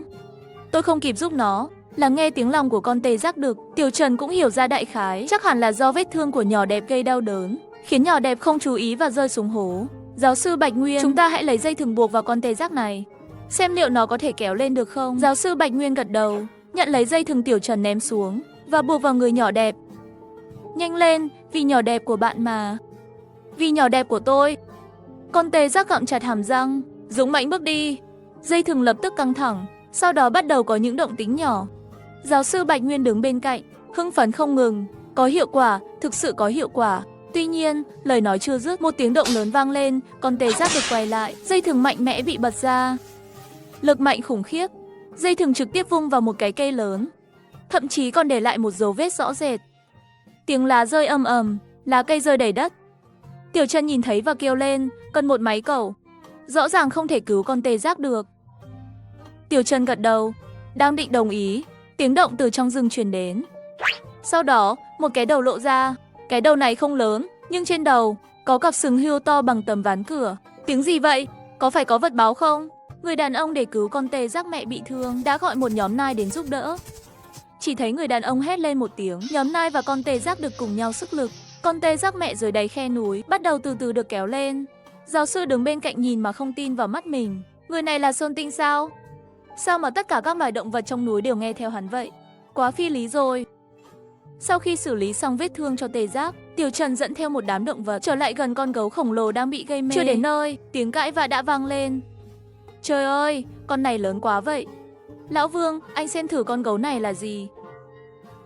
Thì ra là giám đốc Vương đã gọi nhà động vật học nổi tiếng nhất trong thành phố đến để nghiên cứu con gấu khổng lồ bị gây mê này. Rốt cuộc là loài gì? Lão Vương, con gấu này trông không đơn giản đâu. Cảm giác không giống các loài gấu hiện nay. Này, cái răng này, cái thân hình này, chắc là một loài biến dị. Mà nếu cái gấu này có thể bắt được, chắc chắn sẽ nhận được một khoản thưởng lớn. 6 con số hay 7 con số nhỉ? He, nghĩ tới đây, các chuyên gia, hơi thở của giáo sư còn trở nên dồn dập hơn. Còn linh hồn nghiên cứu gấu khổng lồ lại hít sâu một hơi. Đây chắc chắn là loài gấu đã tuyệt chủng. Thật sao? Gấu đã tuyệt chủng từ lâu rồi mà. Lão Vương, anh chắc chắn đây là gấu phải không? Các anh nhìn bàn chân gấu này, còn cái răng này nữa. Tôi đã nghiên cứu qua hóa thạch của gấu, đều có thể đối chiếu với những gì đang thấy. Khi nghe được sự khẳng định của Lão Vương, các chuyên gia đều có chút đỏ mắt. Đây là sinh vật đã xuất hiện hơn 200 triệu năm trước đấy. Nếu thực sự là thế, cho dù không đưa cho vườn thú, mà âm thầm chuyển nhượng một số mẫu vật, cũng có thể kiếm được một khoản lớn. Chú Vương, chúng ta mau mang gấu đi thôi. Đúng vậy, dù không mang đi, cũng phải tìm một vườn thú đủ lớn để tiếp nhận. Đi, đúng là chủ đề này hay đấy. Tôi biết một vườn thú có điều kiện rất tốt. Trùng hợp tôi cũng biết một chỗ. Gấu còn chưa đưa đi mà. Hai vị chuyên gia đã bắt đầu cãi nhau. Các anh im lặng một chút đi. Giám đốc Vương Minh, gấu là phát hiện ở địa bàn của anh. Gấu khổng lồ được phát hiện ở khu vực của anh. Cách xử lý thế nào vẫn là do anh quyết định. Lão Vương, gấu khổng lồ này không phải tôi phát hiện, là Tiểu Trần phát hiện ra. Hơn nữa Tiểu Trần cũng có một vườn thú. Nếu thực sự phải gửi đi, tôi nghĩ anh ấy là người phù hợp nhất. Chắc chắn không cho anh ấy. Nếu nói là phát hiện, gấu khổng lồ chắc chắn là tôi phát hiện ra. Mọi người nghe thấy tiếng nói rồi nhìn qua. Thật ngạc nhiên là người phản đối lại là Trần Khai Nguyên, với vết thương đã được băng bó. Nói về đủ điều kiện của vườn thú của chú tôi chắc chắn đủ tiêu chuẩn. Nói về phát hiện, chắc chắn tôi là người đầu tiên phát hiện gấu khổng lồ, mà gấu khổng lồ còn vỗ vai tôi nữa. Trần Khai Nguyên nói xong câu này, đầu ngẩng cao hơn. Vào lúc này, bịch một tiếng, quả thật trên vai anh ta đã có một bàn tay gấu. Các bạn nhìn xem, lúc đó là như thế này. Nói xong, Trần Khai Nguyên đột nhiên cảm thấy có điều gì đó không ổn. Những chuyên gia vốn rất gần anh ta đều lùi ra xa. Trần Khai Nguyên từ từ quay đầu lại, rồi nhìn thấy gấu khổng lồ không biết từ lúc nào đã tỉnh lại, và chiếc ghế, đôi mắt lớn như trung đồng. May mà mọi người đã nhận ra anh ta, kéo anh ta lên và chạy ngay. Tiếng ma sát không ngừng vang lên. Trần Khai Nguyên cảm thấy lưng và mông rất nóng, nhưng lúc này anh ta không cảm nhận được sự nóng bỏng, vì anh ta thấy từ xa gấu khổng lồ đang chạy về phía họ. Nhanh lên, leo lên cây. Mọi người vội vàng leo lên cây, tập hợp trên thân cây. Mọi người nhìn xuống gấu khổng lồ đang gào thét dưới cây, đang chuẩn bị thở phào nhẹ nhõm thì gấu khổng lồ bất ngờ nhảy lên cây. Hai bàn tay gấu mạnh mẽ bám vào thân cây. Chết tiệt, xong rồi. Gấu còn biết leo cây. Cây à, ngay lúc mọi người tiếng súng vang lên, Hạ Xuân Sinh bắn thẳng xuống dưới, một phát súng. Viên đạn bay sát qua gấu, va vào mặt đất, tiếng súng lớn. Viên đạn bay sát qua, mang lại cảm giác nguy hiểm cực độ cho gấu khổng lồ. Gấu khổng lồ lại gào một tiếng lớn về phía mọi người trên cây. Gấu khổng lồ tức giận nhảy xuống khỏi cây. Gấu khổng lồ tức giận nhảy xuống khỏi cây, giận quá đi mất. Để xả cơn giận, gấu khổng lồ bắt đầu phá hoại điên cuồng. Sức mạnh khổng lồ tấn công lung tung. Một số cây nhỏ bị quật gãy ngay lập tức. Những tảng đá dưới sức mạnh của nó cũng bị đập nát. Mọi người trên cây cảm thấy mình như bị đóng băng trước sự nguy hiểm của gấu. Vừa rồi các anh không phải bảo sẽ mang gấu đi sao? Còn định đưa đi vườn thú nữa, sao giờ lại không mang đi nữa? Mọi người nói vậy, chắc là đề nghị của chúng ta đúng rồi. Tiểu Trần, anh ấy nói là anh ấy phát hiện ra gấu khổng lồ. Anh ấy sẽ mang gấu về vườn thú. Một lúc sau, mọi ánh mắt của các chuyên gia đều nhìn về phía Trần Khai Nguyên, trong khi Trần Khai Nguyên ấp úng, không nói ra được điều gì. ai có thể xử lý con gấu này thì sẽ được mang đi. Mọi thủ tục tôi sẽ lo. Lão Vương, anh không phải đang ép người quá đấy sao? Anh cũng biết đây là gấu khổng lồ, cao hơn 3 mét, nặng gần 1 tấn cơ mà. Những cây mà vừa rồi bị nó đập mạnh đã bị gãy ngay. Không phải anh không làm được, không có nghĩa là người khác không làm được. Vừa dứt lời, chỉ thấy từ trong rừng xa, có một người bước ra. Khi các chuyên gia còn đang thắc mắc người này là ai, Trần Khai Nguyên lập tức nhận ra danh tính của người ấy. Tiểu Trần, anh vừa mới ở đây à? Vâng, tôi đã đến khá lâu rồi. Nhìn nụ cười của Tiểu Trần, rồi nghĩ lại những gì ông ấy đã nói, Trần Khai Nguyên như chợt hiểu ra điều gì đó. Là có chủ đích, vừa rồi là cố ý. Tôi không phục, Tiểu Trần này của thật có tài với động vật. Chỉ cần là động vật mà ông ấy nuôi, đều có thể nghe lời. Nếu ông ấy thuần hóa gấu này, tôi có một điều kiện. Không được cho ăn. Khi nghe lời Trần Khai Nguyên, mọi người cũng cảm thấy vô cùng nghi ngờ. Chỉ cần là động vật được cho ăn đều nghe lời sao? Lạ thật. Tôi nghĩ anh ấy sẽ không chớt vì thức ăn đâu. Chắc là có thêm công nghệ hay cái gì đó mới. Hai chuyên gia vội vã phụ họa. Trong suy nghĩ của họ, chỉ cần Tiểu Trần không thu phục được gấu, họ sẽ có cơ hội. Tiểu Trần, anh nghĩ sao? Tôi đã bảo các anh tự làm đi. Tôi sẽ theo dõi. Chỉ cần các anh làm đúng quy định, gấu khổng lồ sẽ để các anh mang đi. Tôi không tin. Chuyện này chắc chắn không thể xử lý con gấu to như vậy đâu. Vào lúc này, gấu khổng lồ tức giận nhìn thấy Tiểu Trần, nhe răng, gầm gừ lao thẳng về phía. Nhìn thấy gấu khổng lồ lao tới, Tiểu Trần chỉ vẫy tay. Hãy ra mắt đi các em yêu. Chỉ thấy một tê giác khổng lồ đâm xuyên qua rừng rậm. Là người đã làm hại Tiểu Mỹ phải không? Chỉ là một con tê giác đã bị đánh bại mà thôi. Lúc này, tiếng ầm ầm lại vang lên. Con tê giác mẹ đã được băng bó cũng đi tới. Con gấu khổng lồ đang tức giận, đột nhiên thay đổi thái độ, quay đầu chuẩn bị rời đi. Nhưng từ trong rừng xa lại truyền đến âm thanh. Một đàn nai lại bước ra từ trong rừng rậm. Để thuần phục con gấu khổng lồ trước mắt, người đàn ông thậm chí gọi thêm tê giác và một dần nai. Chỉ thấy nai phát ra một tiếng gầm. Cả đàn nai lao thẳng về phía gấu khổng lồ. Cùng lúc đó, hai con hươu cũng lao về phía gấu khổng lồ. Nhìn thấy đội hình hùng vĩ như vậy, gấu khổng lồ cũng hoảng sợ. Sao đột nhiên lại có nhiều động vật như vậy? Không thể đánh lại được. Gấu khổng lồ cũng rất thông minh, nó biết tất cả những động vật này đều do Tiểu Trần gọi đến. Vì vậy nó cũng không còn ý nghĩa gì nữa. Nó trực tiếp lao về phía 4 người, hành động rất lớn. Ức hiếp quá rồi, tha mạng cho tôi đi. Lần này không chỉ khiến động vật và Tiểu Trần hoảng hốt, mà còn khiến mọi người trên cây, mọi người trực tiếp ngờ ra. Trời à, tôi có đang bị ảo giác không vậy? Gấu khổng lồ mà lại hành động, chắc nó đang trêu chọc chúng ta. Giám đốc Vương Minh, chuyện này là sao vậy? Đây là lần đầu tiên tôi thấy đấy.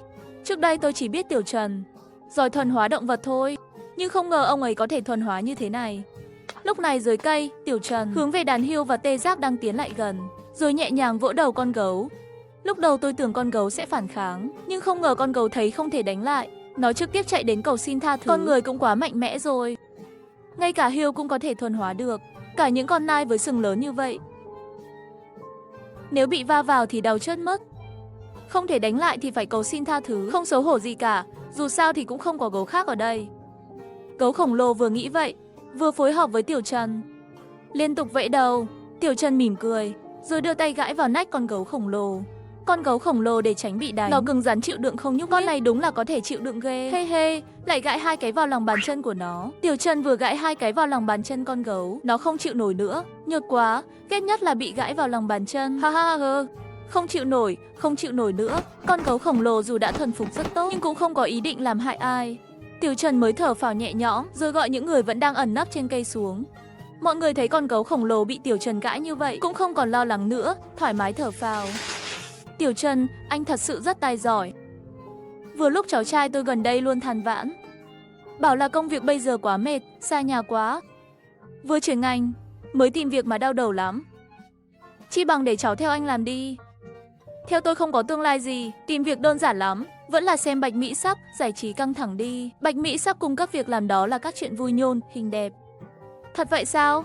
Còn có phỏng vấn qua ai nữa? Vừa trò chuyện vừa tìm việc, hiệu quả cao lắm, nếu không trả lời trong 24 giờ, nền tảng sẽ đền bù. Con có thể tìm chủ nhà trực tiếp. Tiện lợi quá, tìm nhà dễ dàng. Biết rồi, phải xem Bạch Mỹ Sắc thôi. Nếu Tiểu Trần đã thuần phục gấu khổng lồ, vậy tôi quyết định, con gấu khổng lồ này sẽ thuộc về vườn thú của Tiểu Trần. Tôi không phục, tôi nói là chắc chắn Tiểu Trần đã dùng cái gì đó hoặc dùng thứ gì để kiểm soát các động vật này.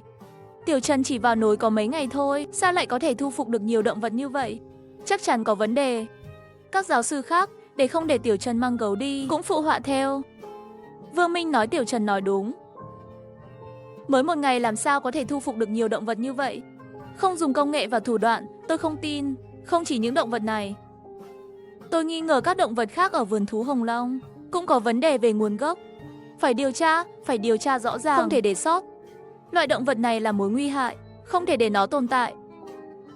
Các anh đang nói linh tinh gì vậy? Hôm nay tôi đã chứng kiến Tiểu Trần thuần phục động vật rồi. Hoàn toàn không có những thứ các anh nói, những thứ lung tung đó. Tiểu Trần, anh mau nói gì đi. Thực ra, những gì mọi người nói đều không sai. Tôi nghĩ cũng nên kiểm tra. Khi câu này nói ra, giám đốc Vương Minh ngây người. Anh nói gì cơ? Nếu là người khác nói thì tôi cũng phải nghi ngờ. Và đây là chuyện thuần hóa gấu cơ mà. Lại còn quỳ xuống cầu xin tha thứ. Tôi nghi ngờ những con động vật này là do người ta làm ra. Có một âm mưu rất lớn. Vừa dứt lời của Tiểu Trần, mọi người xung quanh đều ngớ ra. Nhưng rồi họ cũng hiểu ra. Tiểu Trần đang nói đùa. Tiểu Trần, anh đừng có nói nhảm nữa. Có bản lĩnh thì cứ mở quyền hạn đi, để chúng tôi thờ cúng vườn thú của anh. Và chúng tôi sẽ mang động vật này đi. Kiểm tra xem trong cơ thể chúng có dư lượng thuốc đặc biệt không. Đưa tất cả động vật đi. Kiểm tra dư lượng thuốc đặc biệt. Không thể để thoát. Mặc dù những người này nói là sẽ loại bỏ mối nguy hại, nhưng trong lòng họ lại nghĩ là sẽ mang động vật đi. Xem thử có dư lượng thuốc đặc biệt không. Mà cũng chẳng phải họ quyết định sao. Tiểu Trần cũng không ngốc, ngay lập tức nhận ra ý đồ của những kẻ này. Được rồi, mang đi đi. Con gấu to này, để nó theo họ đi. Không đi, tôi chỉ theo cái nồi to thôi. Chỉ theo cái nồi to mới được ăn ngon uống sướng. Những kẻ này không phải là người tốt. Gấu khổng lồ không chịu đi, nó bám lấy Tiểu Trần. Và khi nghe nói có thể mang gấu đi, hai chuyên gia thậm chí can đảm lại gần. Tuy nhiên gấu khổng lồ với họ là chỉ có khi Tiểu Trần ở bên gấu mới an phận. Nếu họ dám lại gần, chỉ có con đường chết. Tiểu Trần à, nếu anh thật sự muốn chúng tôi mang đi, thì phải làm dịu con gấu này đã, mới có thể mang nó đi. Để nó đi theo họ. Họ có bao ăn bao ở, còn có thể cấp phát cho nó. Không đi, họ đều là rác rưởi. Thấy tôi là tránh xa. Những người này không xứng đáng. Không thể làm gì, nó không chịu đi với các anh. Nó không chịu đi thì nhốt nó vào lồng sắt, rồi cho chúng tôi làm giấc mộng mùa xuân đẹp đẽ của anh. Đi, nhốt nó lại rồi gửi qua cho chúng tôi. Tôi chỉ nói một câu, nếu các anh có thể để gấu khổng lồ hoặc những con động vật khác đi theo các anh một cách tự nguyện, tôi sẽ không nói một lời nào. Nếu không được thì im miệng ngay lập tức. Khi Tiểu Trần vừa dứt lời, mọi người xung quanh đều ngớ người. Những chuyên gia mở miệng ra nhưng không nói được gì. Không ai thốt ra được một lời. Chỉ có Trần Khai Nguyên vẫn không từ bỏ, nhìn chăm chăm vào Tiểu Trần. Tôi nghĩ anh nói vậy là không đúng. Chưa kịp nói xong, gấu khổng lồ liền chạy tới gần Trần Khai Nguyên. Đúng lúc đó, một âm thanh vang lên. Một chất lỏng vàng từ đáy quần Trần Khai Nguyên chảy ra. Khóe miệng Trần Khai Nguyên run rẩy suốt một lúc nhưng không nói được một lời. Được rồi, con gấu to này, chúng ta đi thôi. Đi rồi sao? Chờ một chút. Tôi còn hai đứa con nhỏ. Gấu khổng lồ quay đầu chạy đi. Tiểu Trần, chuyện gì thế này? Có vẻ như nó sẽ quay lại để mang con về. Còn có con non nữa. Không thể nào. Mọi chuyên gia đều không tin nổi. Chỉ riêng việc gấu khổng lồ đã hiếm có rồi. Sao lại còn có con non? Dù những người này có nghi ngờ thế nào, khi gấu khổng lồ quay lại, thật sự mang theo hai gấu con. Ôi trời, thật sự có gấu con. Vậy có phải là còn một con gấu cái nữa không?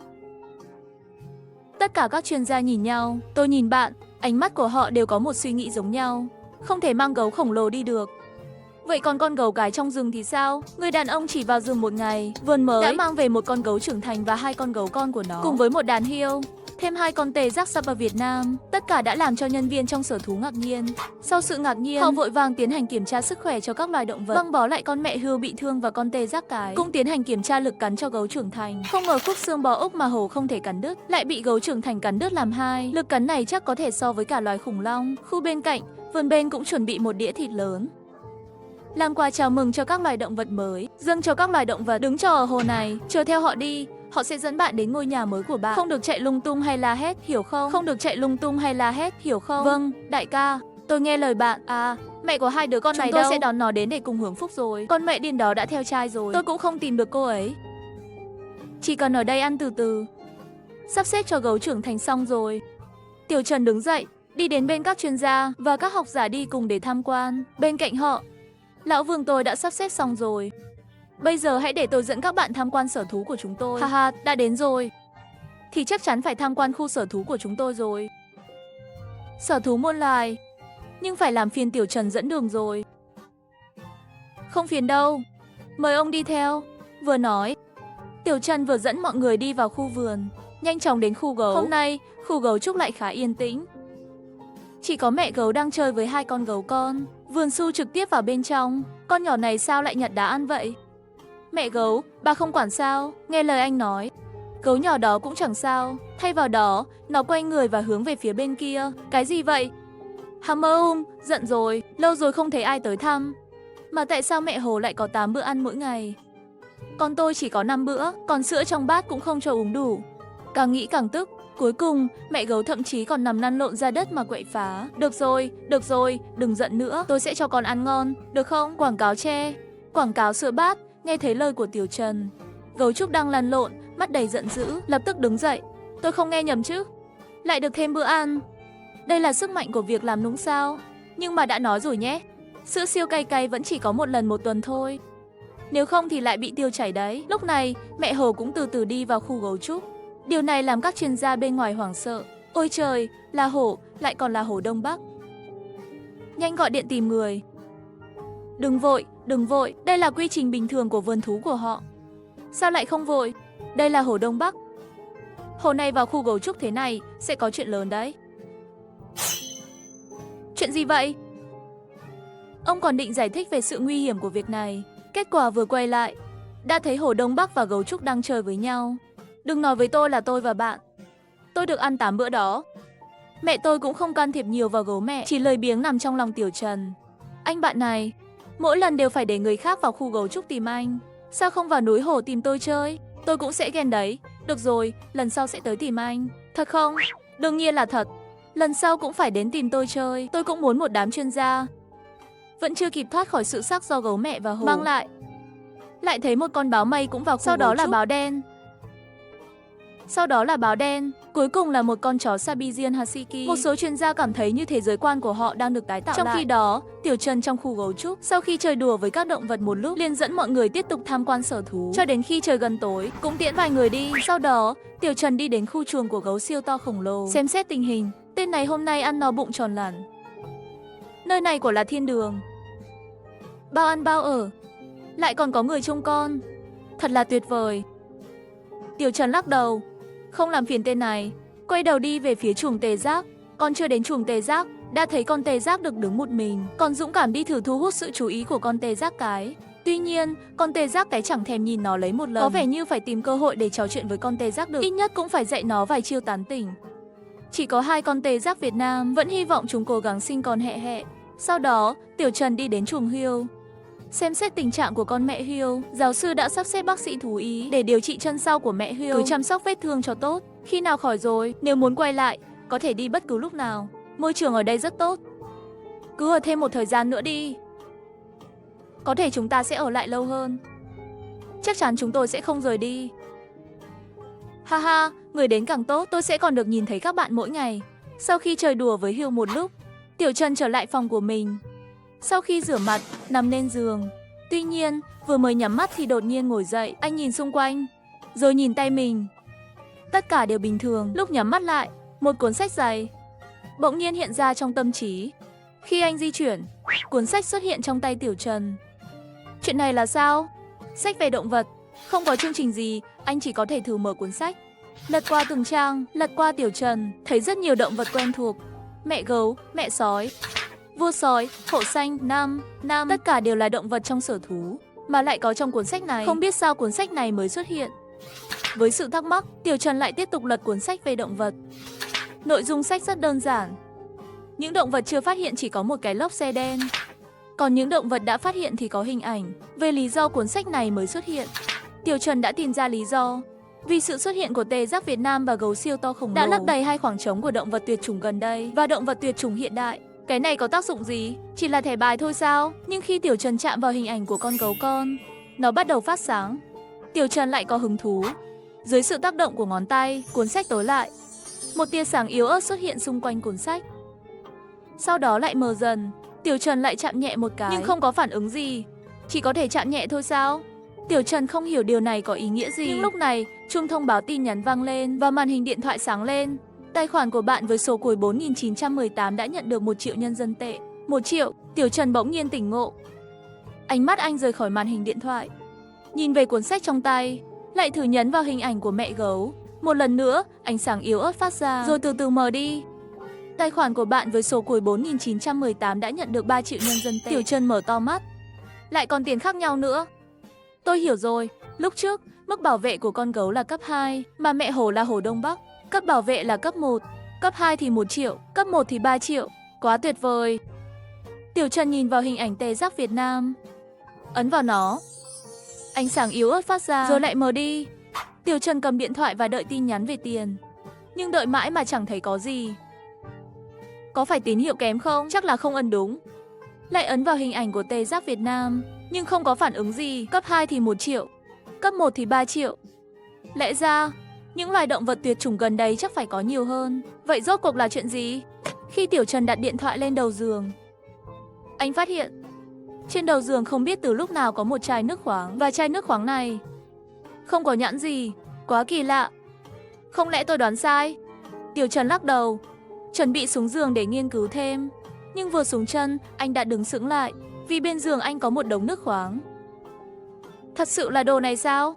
Không cho tôi 1 triệu thì cũng cho tôi vài chục triệu đi. Cả đống nước khoáng này là có ý gì? Tiểu Trần không tin và vận rủi, lại ấn vào hình ảnh của gấu siêu to khổng lồ.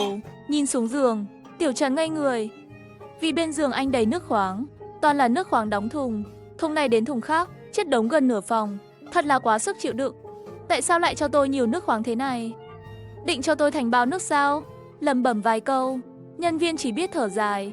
Thôi thì dù sao cũng là nước khoáng, một thùng này cũng phải 10 mấy tệ, mấy thùng này cũng phải vài trăm tệ chứ. Uống một ngụm nước cho đỡ căng thẳng, nghỉ một chút. Tiểu Trần cầm nước khoáng uống hết một hơi. Đã thức lâu như vậy, lẽ ra phải rất buồn ngủ. Uống một chai nước vào, không ngờ lại tỉnh táo ngay lập tức, mà còn cảm thấy sức lực của mình dường như tăng lên một chút. Có vẻ nước này không đơn giản đâu. Dù sao cũng thấy tinh thần rồi. Tiểu Trần cũng không định ngủ nữa, anh lại lấy cuốn sách ra nghiên cứu. Lật qua lật lại, Tiểu Trần lại lật đến một ngôn ngữ lạ. Điều kiện là một con chó Siberian Husky, và con chó này đang ngậm một quả lựu đạn. Dưới còn có dòng chữ chìa khóa định vương quyền Husky. Phản ứng đầu tiên của Tiểu Trần là thử ấn vào. Ấn thử, ánh sáng yếu ớt lập tức phát sáng, rồi lại mờ đi. Nhận được thông tin động vật biến dị, con công đen trắng. Mối tình không xác định. Ôi trời, con công đen trắng nhìn thật đẹp. Có lẽ ngày mai lại phải đến núi Kim Linh rồi. Phía bên kia, ông chú của Trần Khai Nguyên, giám đốc vườn thú hàng chuyến, Trần Chí Cương, nghe nói ở đây có dạy gấu cái. Ông ấy lập tức dẫn người đến hiện trường, tìm cả đêm mà chẳng thấy một sợi lông gấu nào. Khai Nguyên, thông tin của cháu thật sự chính xác không? Chắc chắn là chính xác, cháu tận mắt nhìn thấy. Và gấu còn mang theo 2 con gấu con. Lý thuyết mà nói chắc chắn còn một con gấu cái nữa. Người các cậu giám sát, cái gì Tiểu Trần? Hiện giờ tình hình thế nào? Cái Tiểu Trần đó, sáng sớm hôm nay đã dẫn người rời khỏi vườn thú rồi. Đi đâu rồi? Chẳng lẽ cũng đến nơi chúng ta thả gấu cái? Không phải, là đến núi rồi. Núi nếu tôi không nhớ nhầm. Vườn thú sắp khai trương rồi. Lúc này mà đi đến núi đó, chắc chắn có chuyện đặc biệt. Chắc là vì gấu cái bỏ đi rồi. Chúng ta cũng đi cùng nhau. Người đàn ông vì muốn tìm con công bạch hắc bị dị hóa nên đã dẫn theo trợ thủ đến vùng Thanh Linh. Tại một nơi dưới chân núi có nuôi công. Với người dân nơi đây, công chỉ là một loại gà to xác hơn thôi. Trên đường đi, Tiểu Trần và người đi cùng thấy vài người trực tiếp giết công, mang đi bán như gà vậy. Anh Trần, thịt công cũng ăn được sao? Em chưa từng nghe nói đến đấy. Đừng ngạc nhiên quá vậy. Thật ra sau quá trình thuần dưỡng lâu dài, công đã có thể dùng làm thực phẩm rồi. Nhưng giống công có thể ăn được chỉ có một loại. Đó là công huyết. Còn công lục thì tuyệt đối không được đụng vào. Nó là động vật bảo vệ cấp 1 đấy. Sau đó, để thỏa mãn sự tò mò của cậu em, Tiểu Trần đã dẫn cậu ta đi thử ăn thịt công. Anh Trần, thịt công khó ăn quá đi mất. Dính đầy kẽ răng của em rồi. Tất nhiên là khó ăn rồi. Nếu mà ngon thì, thứ này đã chẳng đến mức chưa từng nghe ai nhắc đến. Tổ tiên kỹ lưỡng lựa chọn đâu phải nói chơi. Sau vài câu đùa với Đạt Mai, Tiểu Trần dẫn cậu ta đến một trại nuôi công quy mô lớn. Mới vừa bước vào vườn công, Đạt Mai đã sững người trước cảnh tượng trong đó. Chỉ thấy trong chuồng công, từng con công lam kéo theo đuôi dài, chậm rãi bước đi trên mặt đất. Nhiều công thế này cơ à? Rải rác khắp nơi, chắc cũng phải mấy trăm con ấy chứ. Tất nhiên là nhiều rồi. Nói ti mang sắc ra thì Thứ này cũng chỉ là loại gà to xác thôi, chỉ là đắt hơn gà chút xíu. Một quả trứng giá 5-60, còn con non thì 3 đến 500. Tiếng động của hai người đã thu hút bầy công trong chuồng. Từng con lần lượt ngẩng đầu nhìn qua. Khi ánh mắt tập trung vào Tiểu Trần, đám công đó lại từ từ rung chuyển đôi cánh oai vệ của mình, rồi tản ra. Từng chiếc đuôi công lần lượt xòe ra. Chỉ trong chưa đầy nửa phút, hàng trăm con công trống trong vườn đều đã xòe đuôi hết cả. Mẹ ơi, mẹ xem kìa, công đang xòe đuôi kìa. Đẹp quá trời luôn, hi hi. Mấy con công này đều đang hướng về phía anh trai kia kìa. Hình như đúng thật đó, chụp hình nhanh đi, chuyện gì kỳ diệu vậy trời. Lạ thật đấy. Ngay lúc này, một người đàn ông bụng phệ với giọng nói ngọt ngào bước tới gần hai người họ. Chắc hẳn là ông chủ ở đây rồi. Thanh niên à, công xòe đuôi thường có hai tình huống. Một là bị đe dọa, hai là để tán tỉnh bạn tình. Cậu nghĩ mình thuộc loại nào? Chắc là nhờ sách ảnh động vật, tăng khả năng thân thiện giữa tôi và động vật thôi. Giờ mấy con công này, cứ như bị tôi mê hoặc rồi vậy. Ông chủ, đừng đùa nữa mà. Bọn tôi đến đây là định mua vài con công đem về. Xem ra công ở chỗ các anh khá hoạt bát đấy chứ. Chứ sao, chúng nó đều đang xòe đuôi về phía cậu mà. Không hoạt bát mới lạ, nhưng mua công thì phải có giấy phép nuôi dưỡng đấy. Anh yên tâm, tôi là giám đốc vườn thú. Đây là giấy phép nuôi động vật của chúng tôi. Lần này chúng tôi định mua 60 con công. Anh chủ, sắp xếp giúp nhé. Là giấy phép nuôi động vật hoang dã đúng không? Không thành vấn đề, tôi sẽ sắp xếp ngay. Khoan đã ông chủ, không biết ông có từng nghe nói đến gần đây xuất hiện một con công bạch hắc dị hóa không? Công bạch hắc thì tôi chưa nghe bao giờ. Nhưng cách đây không lâu, có một con công lục bị thương từ núi xuống dưới.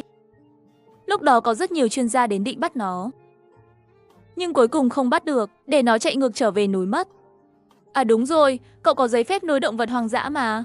Nếu cậu tìm được con công bị thương đó, thì có thể đưa nó về.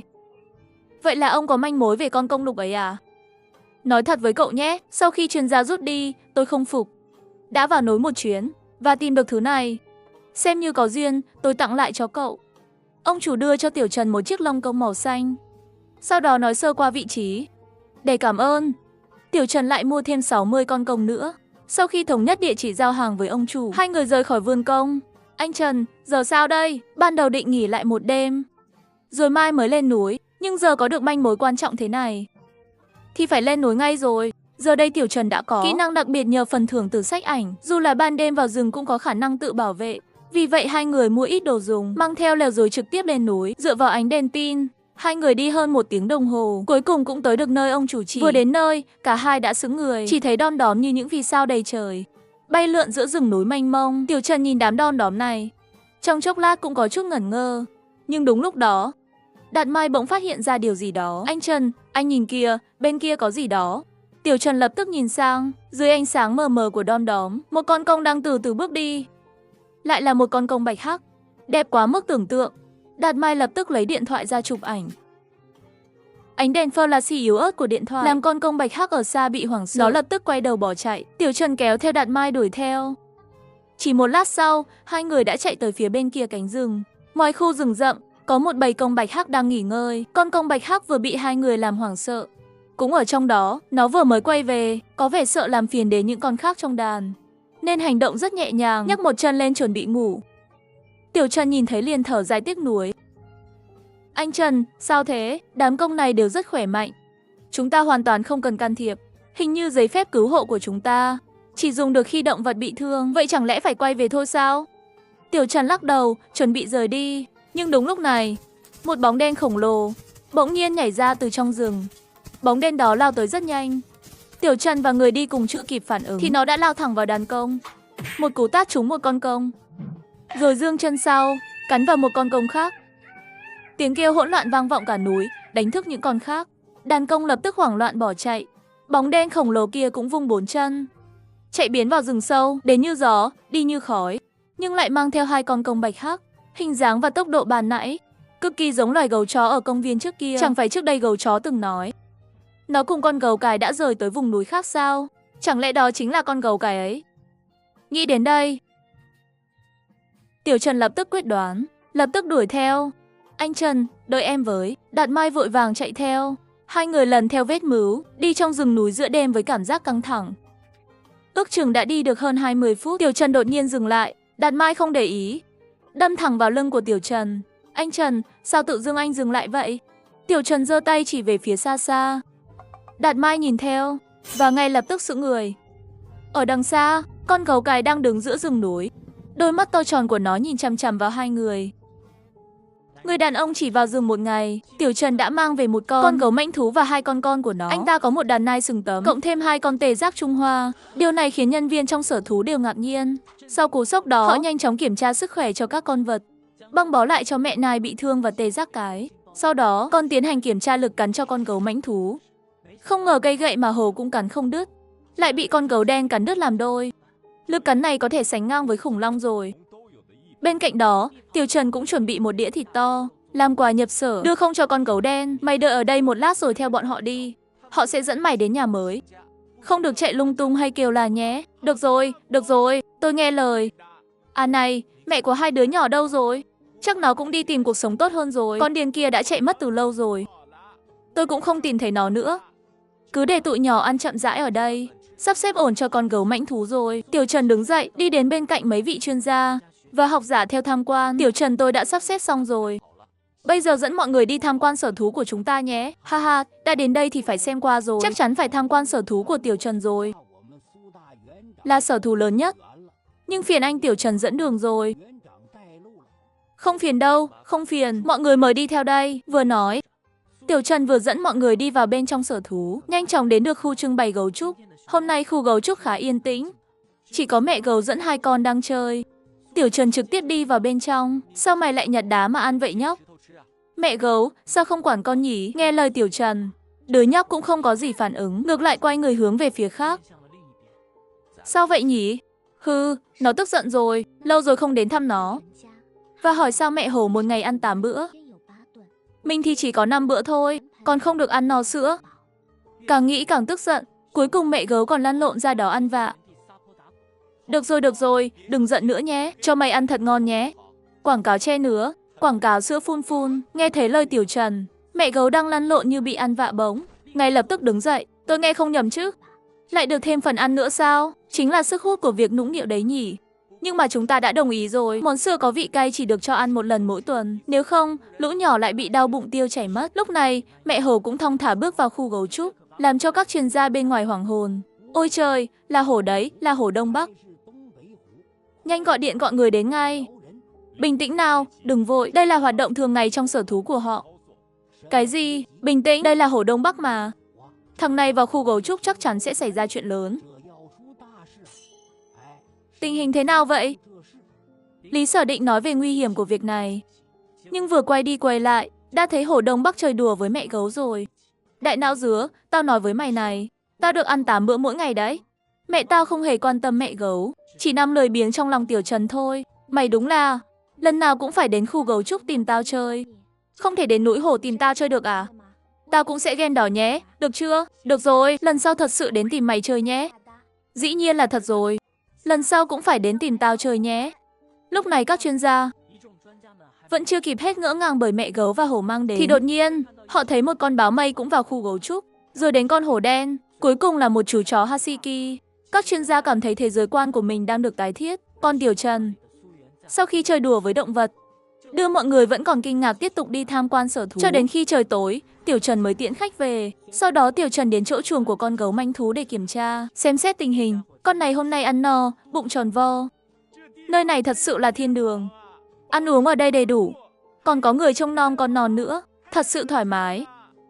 Tiểu Trần lắc đầu, không làm phiền con vật. Quay đầu đi đến chuồng tê giác. Chưa đến chuồng, đã thấy tê giác được dũng mãnh đi lại, cố gắng thu hút sự chú ý của tê giác cái. Nhưng tê giác cái chẳng thèm liếc nhìn một cái. Xem ra phải tìm cơ hội nói chuyện với tê giác được rồi. Ít nhất phải dạy cho nó vài kỹ năng tán gái. Ở Trung Hoa chỉ có 2 con tê giác thôi, mong họ nỗ lực sinh con đẻ cái vậy. Sau đó Tiểu Trần đi đến chuồng hươu nai, xem xét tình hình mẹ hươu nai. Giáo sư Lưu đã sắp xếp bác sĩ thú y để điều trị chuyên nghiệp cho chân sau mẹ hươu nai, chăm sóc tốt để hồi phục. Hồi phục xong rồi, nếu các bạn muốn về thì có thể về bất cứ lúc nào. Môi trường ở đây với con người rất tốt. Ở thêm một thời gian nữa, chúng ta có thể thực sự dựa vào bước đi mà ở lại. Haha, đến càng nhiều càng tốt. Mình còn có thể ngày ngày thấy các bạn. Sau khi chơi với bọn hươu nai một lát, Tiểu Trần trở về phòng mình. Rửa mặt xong nằm trên giường. Nhưng vừa mới nhắm mắt thì bỗng nhiên ngồi dậy. Anh nhìn xung quanh. rồi nhìn tay mình. Mọi thứ đều bình thường. Nhắm mắt lại lần nữa, một quyển sách dày cộp bỗng hiện lên trong đầu. Cùng với ý chí của anh, quyển sách xuất hiện trong tay Tiểu Trần. Chuyện gì đang xảy ra thế này? Sổ tay động vật. Không có manh mối gì, anh chỉ biết thử mở quyển sách ra xem. Trang này qua trang khác. Tiểu Trần thấy nhiều loài động vật quen thuộc. Mẹ hổ, mẹ gấu, sói chúa, hổ xanh, năm đều là các động vật trong sở thú. Thật không ngờ đều có trong quyển sách này. Nhưng tại sao quyển sách giờ mới xuất hiện ở đây? Anh cảm thấy nghi ngờ. Tiểu Trần tiếp tục lật xem quyển sổ tay động vật. Nội dung trong sổ cũng rất đơn giản. Chưa phát hiện thì chỉ là một vòng tròn màu đen. Còn loài đã phát hiện sẽ có hình ảnh. Còn về lý do vì sao quyển sổ tay giờ mới được sử dụng, Tiểu Trần cũng đã rút ra được nguyên do. Bởi vì tê giác Trung Hoa và gấu mãnh thú nhập viện đã lấp đầy hai chỗ trống của động vật tuyệt chủng gần hiện đại và động vật tuyệt chủng hiện đại. Cái này có tác dụng gì đây? Chỉ là bộ sưu tập thôi à? Nhưng khi Tiểu Trần chạm vào con non của hổ hoa, nó bỗng phát sáng. Tiểu Trần lại thấy hứng thú. Khi anh chạm tay, ánh sáng mở đi. Một luồng sáng yếu ớt lóe lên xung quanh quyển sổ tay, rồi lại mờ dần. Tiểu Trần chạm thêm lần nữa, nhưng không có phản ứng gì thêm. Sao có thể chỉ sáng lên một chút rồi tắt được chứ? Tiểu Trần không hiểu việc này có ý nghĩa gì. Lúc này, điện thoại vang lên tiếng tin nhắn. Màn hình điện thoại cũng sáng lên. Tài khoản cuối 4918 của bạn nhận được 1 triệu nhân dân tệ. 1 triệu, Tiểu Trần đột nhiên tỉnh táo hẳn. Anh rút mắt khỏi màn hình điện thoại. Nhìn về quyển sổ tay động vật trong tay, anh thử bấm vào hình mẹ hổ trong sổ. Một lần nữa ánh sáng lóe lên, rồi từ từ mờ đi. Tài khoản cuối 4918 của bạn nhận được 3 triệu nhân dân tệ. Mắt Tiểu Trần trợn tròn. Số tiền nhận được còn khác nhau. Anh hiểu rồi, trước đó cấp bảo vệ của hổ hoa là cấp 2, còn mẹ hổ là hổ Đông Bắc, cấp bảo vệ là cấp 1, cấp 2 là 1 triệu, cấp 1 là 3 triệu. Cái này thật quá mạnh mẽ. Mắt Tiểu Trần chuyển sang quyển sổ tay tê giác Trung Hoa, ấn vào ngay. Ánh sáng lóe lên, rồi mở dần. Tiểu Trần cầm điện thoại đợi tin nhắn báo tiền vào, nhưng chờ mãi không có tin. Chuyện gì vậy? Có phải sóng yếu không? Hay là chưa bấm trúng? Anh bấm lại vào hình tê giác Trung Hoa, nhưng không có tác dụng gì. Cấp 2 là 1 triệu, cấp 1 là 3 triệu. Theo lý mà nói, động vật tuyệt chủng cần hiện đại phải có nhiều hơn chứ. Chuyện này rốt cuộc là thế nào? Khi Tiểu Trần đặt điện thoại lên bàn cạnh giường để thử, anh phát hiện trên bàn cạnh giường có một chai nước khoáng mới xuất hiện mà không biết từ lúc nào. Chai nước khoáng này không có bất kỳ nhãn mác nào. Rất kỳ lạ, thật là đáng ngờ. Phải chăng anh đã đoán sai? Tiểu Trần lắc đầu, chuẩn bị xuống giường để nghiên cứu kỹ hơn. Nhưng vừa đặt chân xuống, anh đứng sững người, bởi vì bên cạnh giường anh bỗng có một thùng nước khoáng. Thật là kinh ngạc với thứ này. Nếu không cho tôi 1 triệu, thì cũng cho tôi vài chục vạn vậy. Một thùng nước khoáng là ý gì đây? Tiểu Trần không tin vào mắt mình, lại ấn vào hình tê giác đực. Cúi nhìn bên cạnh giường, Tiểu Trần thực sự sửng sốt, bởi vì chăn đệm bên cạnh giường chất đầy nước khoáng, toàn là can nước lớn, một can nối tiếp một can, chất đầy gần nửa căn phòng. Tôi thật sự gây rối rồi, bỏ tay luôn. Anh cho tôi nhiều nước khoáng thế này có ý gì? Muốn tôi uống nước đến no à? Phàn nàn một chút, nhân viên phục vụ cũng chỉ biết thở dài. Thôi được, dù sao cũng là nước khoáng, một can cũng phải hơn 10 đồng. Nhiều can thế này cũng phải vài trăm đồng. Uống nước để xua tan hoảng sợ. Nghỉ ngơi đi. Tiểu Trần cầm chai nước khoáng lên uống một hơi cạn. Đã chịu đựng lâu như vậy, ban đầu thật sự rất khó khăn. Uống một chai nước, đột nhiên tỉnh táo ngay lập tức. Cảm giác sức lực của bản thân cũng tăng lên chút ít. Xem ra nước này không đơn giản, dù sao cũng tỉnh táo rồi. Tiểu Trần cũng không chuẩn bị ngủ nữa. Anh lấy quyển sổ tay ra nghiên cứu tiếp. Lật đi lật lại, Tiểu Trần lại thấy một bức ảnh kỳ lạ. Giữa là một chú chó Husky. Chú Husky này đang ngậm một quả lựu đạn. Phía dưới còn ghi là một của Nổ Định Thiên Hạ Husky. Phản ứng đầu tiên của Tiểu Trần là ấn thử một lần. Ánh sáng lóe lên ngay lập tức, rồi mở đi, nhận được thông tin về động vật dị hóa. Khổng tước đen ti măng sắc, tình yêu bí ẩn. Ôi, khổng tước đen ti măng sắc nhìn thật đẹp. Ngày mai chắc lại phải đi dọn dẹp một chuyến nữa. Ở phía bên kia, chú của Trần Khai Nguyên, giám đốc vườn thú hành trình Trần Chí Cương, nghe nói có chó Husky. Anh ta liền dẫn người đến hiện trường vào ban đêm, tìm cả đêm không thấy một sợi lông chó Husky nào. Khai Nguyên, tin của cậu có chính xác không? Tất nhiên là chính xác rồi, tôi tận mắt thấy mà. Hơn nữa, chó đực còn dẫn theo 2 con. Lý thuyết mà nói chắc chắn còn có một chó cái Husky nữa. Người mà cậu giao cho giám sát, giám đốc Tiểu Trần, hiện giờ thế nào rồi? Tiểu Trần đó à? Sáng sớm hôm nay, anh ta đã dẫn người rời khỏi vườn thú rồi. Đi đâu rồi? Có phải cũng đến tìm chó cái Husky ở đây không? Không, đi lên núi Thanh Linh rồi. Núi Thanh Linh nếu tôi nhớ không nhầm thì vườn thú Long Hồng sắp khai trương. Thời điểm này đi lên núi Thanh Linh chắc chắn có chuyện đặc biệt. Chỉ có thể là vì chó cái Husky mà đi. Chúng ta cũng lên núi Thanh Linh đi. Trong rừng sâu, Hai người lại bị một con gấu lớn và bầy sói bao vây. Người đàn ông để cứu mọi người đã dùng thịt bò tươi dụ con gấu lớn, làm nó dịu bớt cơn giận. Nhưng một con sói thừa lúc không ai chú ý đã cắn bị thương cánh tay một người. Trần Trí Cương vội vàng dẫn người đánh đuổi con sói. Mùi miếu tanh kích thích bầy sói, khiến chúng càng lúc càng tiến lại gần. Tiểu Trần thấy vậy liền quay sang nói gì đó với con gấu cái. Dao đang ở chỗ tôi. Gấu cái gầm lên một tiếng dữ dội, lập tức lao thẳng về phía trước, vượt qua cả Trần Trí Cương và những người khác. Vung một tát đánh bay một con sói xám, rồi há to miệng, cắn trúng chân sau của một con sói khác. Chỉ trong chốc lát, bầy sói đã không chống đỡ nổi mà tháo chạy. Chỉ còn lại vài con sói xám bị thương nằm lại hiện trường. Trời đất ơi, con gấu cái này lợi hại thật đấy. Nhiều sói xám như vậy mà nó xử lý nhanh gọn. Một tiếng gầm lớn, con gấu cái mang theo đầy bụi bẩn, khiến Trần Trí Cương và những người khác hoảng hốt lùi lại, nhường lại chỗ đứng, sợ rằng nếu làm nó không vui, nó sẽ cho họ một cú vả. Nhưng con gấu cái hoàn toàn không để tâm đến họ, mà tiến thẳng đến trước mặt Tiểu Trần. Tôi có giỏi không? Nhiều sói như vậy đều bị tôi đánh chạy hết rồi đấy. Ha ha, lợi hại thật, cậu giỏi nhất. Giá mà có thể gãi lưng cho tôi thì tốt, chỗ đó hơi ngứa. Nghe được tiếng lòng của gấu cái, Tiểu Trần đưa tay ra, gãi vào lưng nó. Đúng chỗ đó, ái chà, người này sao hiểu tôi thế nhỉ? Sướng quá, gãi bụng nữa, bụng cũng hơi ngứa.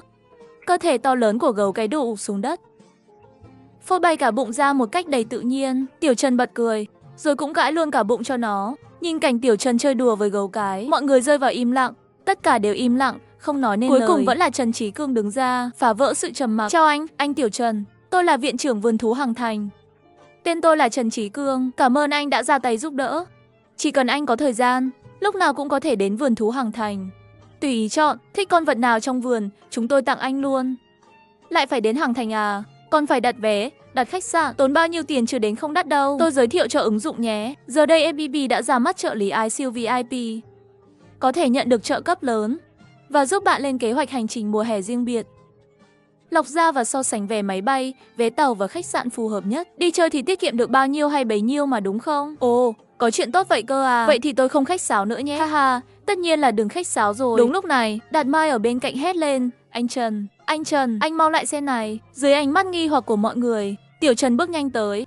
Chỉ thấy Đạt Mai trong hang núi nhặt được một chiếc lông vũ, chủ yếu là màu đen, pha lẫn với màu tím măng sắc, là lông của loài công bạch hắc. Tiểu Trần nhíu mày, trong lòng đầy nghi hoặc. Sao chiếc lông này lại ở trong hang của cậu? Chuyện này là sao vậy? Hình như là lông của một con công đấy. Con công đó, bị tôi ăn rồi. Đầu Tiểu Trần như bị sét đánh đến ong một tiếng, suýt nữa thì ngất xỉu. Đó là con công bạch hắc duy nhất trên thế giới mà. Chị thực sự ăn rồi à? Có thể, ói ra lại được không? Ói ra? Loài người này lại muốn tôi ói ra? Chẳng phải chỉ là một con chim thôi sao? Có gì to tát đâu. Đến anh Trần, sao vậy? Nó ăn mất con công bạch hắc rồi. Gì cơ? Ăn rồi. Đạt Mai chớp lặng, còn Trần Trí Cương và những người khác nghe cuộc trò chuyện giữa Đạt Mai và Tiểu Trần cũng thấy choáng váng. Chuyện gì vậy? Ăn cái gì cơ? Con gấu cái này, nó đã ăn mất con công lông đen tím măng sắc mà chúng ta đang tìm bấy lâu. Con công quý hiếm đến lông hai màu đen tím măng sắc. Trời ơi, loài công này trên thế giới chỉ có một thôi đó. Nhanh lên, bắt nó ra mau. Dù chỉ còn vài mảnh xương cũng có thể làm mẫu vật trưng bày được. Nhìn vẻ mặt của mọi người, con gấu kiêu hùng dường như đã hiểu ra điều gì đó. Khoan đã, con công mà tôi ăn không phải là con lông đen tím măng sắc đó đâu. Không phải lông đen tím măng sắc. Vậy màu gì? Nghĩ lại kỹ đi. Màu xanh lam, một con công màu xanh lam. Còn con màu đen thì chạy mất rồi, chỉ để lại hai chiếc lông thôi. May mà công lam không đắt tiền. Ăn thì ăn thôi. Vậy mày có biết con công đen kia chạy đi đâu không? Dẫn bọn tao tới đó đi. Có đồ ngon không? Con công xanh giống loại tao đã ăn ấy đến chỗ đó có đầy luôn. Bao nhiêu cũng có. Ở đằng kia, đi thôi, tao dẫn tụi bay đi. Nhưng mà tìm được rồi thì phải có đồ ngon đó nha. Cái con công lúc này ăn dở lắm, không ngon tí nào. Tao muốn ăn loại thịt lúc nãy tụi bay cho tao ăn cơ. Không thành vấn đề, bao ăn no luôn. Vậy thì theo tao nào. Con gấu dẫn đường phía trước, Tiểu Trần và Đạt Mai lập tức theo sát. Trần Trí Cương và nhóm của anh ấy nhìn nhau, cũng lập tức đi theo, chỉ để lại hai người ở lại chăm sóc anh em bị thương. Hơn nửa tiếng sau, con gấu dừng bước. Chính là chỗ này đó. Mọi người nhìn theo hướng nó chỉ. Dưới vách đá của Nhiên có một cái hang nhỏ. Mọi người nhanh chóng tiến lại gần, dựa vào chút ánh sáng rọi từ cửa hang, thấy bên trong hang không sâu, có một cái tổ đơn sơ nằm đó. Trong tổ, hai con công tuyệt đẹp đang nép vào nhau. Một con toàn thân đen tuyền, lông mao và đầu cánh điểm xuyết những sợi tim măng sắc tinh khiết đến, còn con kia tim măng sắc như tuyết, chỉ có phần đầu và chót cánh nhuộm màu mực. Một âm một dương, hai sắc trái ngược. Mẹ ơi, không ngờ lại có tới hai con. Hơn nữa, cả màu móng cũng khác nhau cơ đấy. Một tim măng sắc một đen đến đúng là quá choáng ngợp. Mọi người nhìn đi, dưới bụng con công kia hình như còn có gì đó. Mọi người cùng nhìn theo, quả thật dưới người con công có mấy quả trứng công tròn trịa. Trời ơi, không chỉ có một trống một mái, mà còn có cả trứng công nữa chứ. Thật là không thể tin nổi. Ngay lúc mọi người còn đang đắm chìm trong niềm vui sướng này, bầu không khí lập tức trở nên căng thẳng. Hai con công dường như phát hiện điều gì đó, liền kêu lên the thé. Trong đó, con công đen đực trong chớp mắt xê rộng đôi cánh. Công phát hiện ra chúng ta rồi. Không, không phải chúng ta. Mọi người đang định nói thêm gì đó thì một tiếng rít sắc nhọn phá tan sự yên tĩnh trong khe núi. Một bóng đen khổng lồ như mũi tên xé gió lao ra, từ phía sau vách đá phóng vụt tới. Đó là một con mãng xà toàn thân màu vàng kim, to bằng cả cái thùng nước. Cả nhóm vừa mới phát hiện cặp công bạch hắc đột biến hiếm có thì con mãng xà vàng khổng lồ bất ngờ lao ra. Quá bất ngờ, một chuyên gia vội vã nhặt hòn đá dưới chân ném về phía con mãng xà, đập thẳng vào người mãng xà, nhưng không gây chút sát thương nào, mà còn khiến nó nổi điên lên. Một cú quật mạnh liền hất văng hai con công. Sau khi xử lý xong đôi công, mãng xà lập tức lao thẳng về phía nhóm người, vừa gầm gừ dữ tợn, nó quật một cú bằng đuôi khiến một chuyên gia bị đánh văng. Mãng xà vàng chậm rãi đảo ánh mắt qua từng người, cuối cùng dừng lại trên người Tiểu Trần, bởi vì trong tay anh đang cầm một chai nước khoáng không nhãn, chính là nước linh được thưởng từ bản đồ động vật trước đó. Thơm quá, thứ gì vậy? Mày nếm thử xem. Mãng xà do dự, rồi lè lưỡi liếm nhẹ nước trên tay anh. Nước chảy vào họng, một cảm giác sảng khoái không thể tả lan khắp toàn thân mãng xà. Nó cảm nhận được từng tế bào trong cơ thể đang reo hò vui sướng. Còn nữa, tao muốn nữa. Con mãng xà đã hoàn toàn quên mất sự đối đầu căng thẳng vừa rồi, bắt đầu có thái độ nịnh bợ đáng yêu, đưa cái đầu khổng lồ lại gần, dùng khuôn mặt lạnh lẽo trơn nhẵn nhẹ nhàng cọ vào má Tiểu Trần, trông chẳng khác gì mèo con làm nũng. Cái này là con mãng xà hung dữ lúc nãy thật sao? Anh Tiểu Trần à, anh tính tiếp bước truyền thống vĩ đại của Hứa Tiên hả? Trần Trí Cương và nhóm chuyên gia đều như muốn nổ tung cả tam quan, còn Tiểu Trần thì không chịu nổi kiểu làm nũng của mãng xà vàng. Nó gần như đem cả thân thể quấn lên người anh. Ai mà không biết, con tưởng nó đang chuẩn bị chơi chiêu vương giả siết cổ đấy. Được rồi, cho mày uống thêm chút nữa, uống xong là hết đấy nhé. Tiểu Trần đổ thêm nửa chai nước linh vào miệng nó. Mãng xà vàng uống cạn không chừa một giọt, cảm nhận sự thoải mái lan khắp cơ thể từ dòng nước đó. Ánh mắt nó nhìn Tiểu Trần càng thêm dịu dàng, khiến con gấu đứng bên cạnh phát ghen. Tránh ra, con mãng xà thối kia, tao còn chưa được uống giọt nào. Tao cũng muốn. Đến con gấu lập tức chạy tới, lấy vuốt lớn gạt con mãng xà ra, nhưng con mãng xà quấn chặt quá, con gấu không thể kéo ra nổi. Cuối cùng, nó ngồi bệt xuống đất, rồi bất ngờ khóc òa lên, nhìn chẳng khác gì đang ghen. Khoan đã, động vật cũng biết ghen sao? Thôi kệ, tụi mình mau đi xem hai con công đã sao rồi. Không biết bị cú quật đó thì ra nông nỗi nào rồi. Nhân lúc mãng xà và con gấu còn quấn quanh Tiểu Trần, Trần Trí Cương và nhóm chuyên gia tiến vào hang động, nhìn tình trạng hai con công, may là không bị thương nặng. Chỉ cần xử lý sơ là sẽ ổn thôi. Khi các chuyên gia đang cấp cứu cho công, Tiểu Trần cuối cùng cũng dỗ được con gấu, cho nó một chai nước linh. Nó mới cười tít mắt. Hi hi, loài người thích mày á. Nhưng con người này là của tao, cút đi. Đến mãng xà há to miệng về phía con gấu, rõ ràng muốn chiếm lấy Tiểu Trần cho riêng mình. Con gấu thấy vậy cũng không chịu thua. Tôi đi cài sợ ai. Cạnh tranh công bằng. Khi hai con thú đang gườm nhau dữ dội thì mãng xà lại xảy ra chuyện trước. Đau bụng quá. Tiểu Trần ban đầu tưởng nó lại giở trò gì mới, nhưng nghe kỹ câu tiếp theo thì sững người luôn. Con người, tao cần một chỗ an toàn. Tao sắp đẻ trứng rồi, mau giúp tao tìm nơi an toàn. Mọi người hành động mau lên, cấp tốc. Trần Trí Cương và nhóm chuyên gia còn đang cứu công thì nghe tiếng Tiểu Trần hét toáng lên. Ai nấy đều ngơ ngác quay đầu lại. Chỗ an toàn? Ban ngày ban mặt thế này, các người làm chuyện đó thì có hơi. Nghĩ gì thế hả? Con mãng xà chuẩn bị đẻ trứng kia. Đẻ trứng? Thật á? Hình như là thật. Nhìn bụng con mãng xà kìa, có vẻ trướng lên rõ rệt đấy. Vậy giờ làm sao đây? Hay để lại hai người trông chừng mãng xà, mọi người khác đi tìm chỗ an toàn? Khoan đã, chỗ này chẳng phải rất phù hợp sao? Giữa lúc đang bàn bạc, mọi người chợt phát hiện chỗ con công đang nằm nghỉ hình như rất thích hợp. Thế là vội vàng chuyển hai con công ra khỏi hang, nhường lại chỗ cho mãng xà. Nếu công biết nói chuyện, chắc đã chửi lên rồi. Mày xem chỗ này được chưa? Được, chỗ này được. Sau đó anh vỗ vỗ đầu mãng xà vàng, rồi chuẩn bị rời đi, nhưng đôi mãng xà lập tức quấn lấy Tiểu Trần. Đừng đi, tao cần mày ở đây. Có mày ở đây tao mới thấy yên tâm. Đừng đi, được không? Mày ở lại nhé. Ánh mắt mãng xà lộ rõ sự cầu xin và lệ thuộc. Tiểu Trần thở dài, đành phải ở lại. Anh tìm một tảng đá sạch rồi ngồi xuống, thấy anh vẫn ở trong hang. Mãng xà vàng thè lưỡi mãng xà ra, liếm nhẹ lên má Tiểu Trần. Thời gian từng phút trôi qua, khi mọi người bên ngoài đều sốt ruột, cuối cùng bóng Tiểu Trần cũng xuất hiện từ trong hang. Trên tay còn ôm một đống trứng màu tim măng sắc, mỗi quả to bằng nắm tay người lớn. Đây chẳng phải là trứng của mãng xà sao? Nhưng sao tất cả lại nằm trong tay Tiểu Trần? Chưa kịp để anh trả lời, con mãng xà đã bơi thẳng đến bên cạnh anh, nhẹ nhàng quấn quanh người Tiểu Trần. Tiểu Trần bị con vật khổng lồ này quấn chặt, bất lực. Trên tay còn đang ôm cả đống trứng. Khung cảnh vừa kỳ lạ vừa hòa hợp. Các vị đều là chuyên gia. Tôi muốn hỏi một câu. Con này muốn tôi đưa nó về trại cứu hộ, nhưng vấn đề là nó không bị thương. Tôi có được mang nó đi không? Tiểu Trần thực sự rất khó xử. Theo quy định bảo vệ động vật hoang dã, động vật hoang dã khỏe mạnh, chúng ta không thể tự ý đưa ra khỏi môi trường sống tự nhiên. Chúng tôi biết anh có giấy phép cứu hộ động vật hoang dã, nhưng nó không bị thương, nên anh không thể đưa nó đi. Theo quy định hiện hành về bảo tồn động thực vật, thì đúng là không thể đưa đi, trừ khi nó bị thương.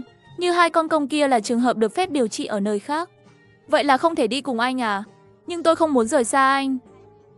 Đi theo tôi cũng không có gì tốt đẹp đâu.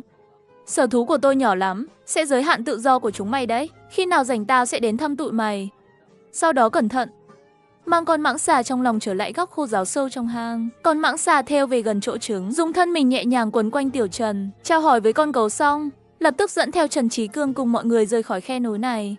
Anh Trần, chúng ta thật sự không thể mang nó đi sao? Nhưng tụi nó dường như rất muốn theo anh. Đạt Mai chỉ về phía đỉnh núi xa xa, nơi con gấu và mãng xà đang lưu luyến không muốn rời đi. Không được là không được, chúng ta không thể phạm sai lầm bí nguyên tắc. Mọi người đứng trò chuyện ở chân núi, chuẩn bị rời đi thì Trần Trí Cương đột nhiên nhìn về phía sau xe. Tiểu Trần cau mày, nhìn theo hướng đó, thấy có hai cái đầu thò ra sau xe. Một cái phủ đầy lông tơ, một cái phủ đầy vảy. Chào con người, chúng ta lại gặp nhau rồi đấy. Có làm bạn ngạc nhiên không? Có làm bạn bất ngờ không? Một con chó đực khổng lồ và một con mãng xà khổng lồ. Để có thể cùng người đàn ông rời khỏi núi, chúng nó liền bắt đầu lầy lội. Chỉ thấy chó Husky đuổi bệt ngay lên chiếc xe địa hình của họ. Con chân khổng lồ thì cuốn xe địa hình đó vòng này vòng khác. Một chiếc xe khá tốt, ngay lập tức sắp bị hai con vật phá hỏng. Điều này khiến chủ xe Trần Trí Cương bên cạnh vô cùng sốt ruột. Trời ơi, giám đốc Tiểu Trần, anh mau khuyên hai đứa kia đi. Xe tôi sắp bị chúng phá hỏng rồi. Tiểu Trần cũng hơi ngại, nhưng vẫn tiến lên, cố gắng khuyên hai con vật đó rời đi. Hay các anh về trước đi. Mấy ngày tới tôi rảnh sẽ lại đến thăm các anh. Hai con vật cùng lúc lắc đầu, tỏ ý không đồng ý. Thế để tôi ngày mai đến. Các anh nghỉ ngơi chút đi nhé. Hai con vật lại tiếp tục lắc đầu, vẫn không chịu xuống xe. Tiểu Trần thở dài, anh lấy ra một mảng thịt bò tươi từ ba lô, vung trước mặt chó Husky và con mãng xà khổng lồ vài lần. Hai con vật lập tức mắt sáng lên. Tiểu Trần không do dự, ném mảng thịt ra ngoài ngay. Hai con vật không chần chừ, ngay lập tức chia nhau mảng thịt. Chó Husky được nhảy tới trước, giành được mảng thịt. Con chân khổng lồ cũng không kém cạnh, ngậm chặt một bên của mảng thịt. Khi hai con vật giành mảng thịt, một nhóm người hoảng hốt lên xe, đạp ga rời khỏi đó ngay. Khi hai con vật nhận ra, người đã không còn thấy đâu nữa. Sao người ta lại chạy mất thế nhỉ? Phải tìm lại cho được. Gấu khổng lồ ngay lập tức bắt đầu tìm mùi của Tiểu Trần. Con mãng xà vàng cũng không thua kém, quằn quại như một con mãng xà, bắt đầu tìm mùi. Chẳng mấy chốc, hai con vật đã xác định được mùi của Tiểu Trần. Gấu được túm lấy con mãng xà, để đó quấn lấy người mình, rồi bốn chân đạp đất, phi thẳng ra ngoài. Lúc này, nhóm người trên xe vẫn còn đang hồi tưởng cảnh vừa rồi. Thật sự quá kích thích. Dù đã nghiên cứu động vật nhiều năm, lần đầu tiên thấy loài vật thông minh như vậy. Mọi người trên xe bàn luận rôm rả, thán phục nỗ lực của giám đốc Tiểu Trần. Trong khi đó, trên một chiếc xe địa hình khác, Đạt Mai đang cầm lái, liếc qua gương chiếu hậu. Một bên Đạt Mai liếc nhìn Tiểu Trần ngồi ở ghế phụ. Trần ca, chúng ta nên đã thoát khỏi hai đứa kia rồi phải không? Hy vọng là vậy. Kết quả chuyến đi lần này cũng đã hoàn thành. Đó là hai con công bạch hắc, cùng với vai của trứng công. Khi Tiểu Trần thở phào nhẹ nhõm, đột nhiên trong bộ đàm vang lên tiếng xe phía trước đến. Là giọng của Trần Trí Cương. Giám đốc Trần, đường lên cao tốc phía trước đang tắc nghẽn rồi. Đạt Mai cũng nhìn thấy, đoàn xe nối đuôi nhau nhấp nháy đèn phanh đỏ phía trước, chứng lại, dừng hẳn sau Trần Trí Cương và mọi người. Tiểu Trần cũng xuống xe, định xem tắc đường dài bao nhiêu, nhưng vừa bước xuống xe, bỗng nghe một tiếng gầm rú, tim Tiểu Trần đập thình thịch. Một linh cảm không lành hiện lên trong đầu anh. Người đi đường vốn đang kêu ca về tắc đường, cũng vội quay đầu nhìn về phía đó. Cái nhìn ấy khiến họ hoàn toàn sửng sốt. Chỉ thấy từ trong rừng núi xa xa, một con gấu khổng lồ lao tới. Trên người con gấu còn quấn một con mãng xà to lù lù. Những chủ xe riêng trên đường chưa từng thấy cảnh tượng kinh khủng đến thế. Tiếng hét thất thanh, tiếng khóc lóc, còi xe rít lên inh ỏi vang khắp nơi. Trời ơi, nó còn đuổi kịp luôn sao? Tôi biết mà, chẳng có chuyện đơn giản đâu. Gấu được chính xác khoanh vùng được vị trí của Tiểu Trần, chỉ vài bước đã chạy tới trước mặt anh. Đôi bàn chân gấu khổng lồ nhẹ nhàng vớt lấy anh, ôm lấy anh một cái thật chặt. Người lại bị bắt gặp rồi. Có bất ngờ không? Có thích thú không? Người đi đâu? Chúng tôi sẽ theo đến đó. Người không được bỏ chúng tôi lại, không thì chúng tôi sẽ tức giận đấy. Con mãng xà vàng dùng cái đầu to của nó chà sát lên người Tiểu Trần. Tiểu Trần được một con chó husky ôm trong tay, trên người còn cuốn một con mãng xà vàng to như cái xô. Cảnh tượng vừa kỳ dị, vừa cực kỳ ấn tượng. Mọi người xung quanh dù là chạy trốn hay trốn trong xe đều đứng sững người. Hai con vật lớn này sao lại thân thiết với người kia thế? Chẳng lẽ đó là người nuôi chúng sao? Chụp ảnh đi. Thật kỳ diệu, trời ơi, trong tiếng chụp ảnh điện thoại vang lên, Tiểu Trần cùng chó husky và con ngựa khỏe đi đến chiếc xe của Trần Trí Cương. Các chuyên gia, bây giờ chúng ta nên làm gì? Các chuyên gia, bây giờ chúng ta nên làm gì? Xét về tình hình hiện tại, nếu chúng ta thả chó husky và con mãng xà vàng này ra nữa, không biết chúng có chạy lại không? Nếu chúng lại đi vào khu trung tâm thành phố, hậu quả thật khó mà tưởng tượng nổi. Đúng vậy, trong tình huống này chỉ còn cách đặc biệt xử lý thôi. Giám đốc Trần, tốt nhất nên mang chó husky và con mãng xà vàng đi trước. Nhưng giờ vẫn đang kẹt xe.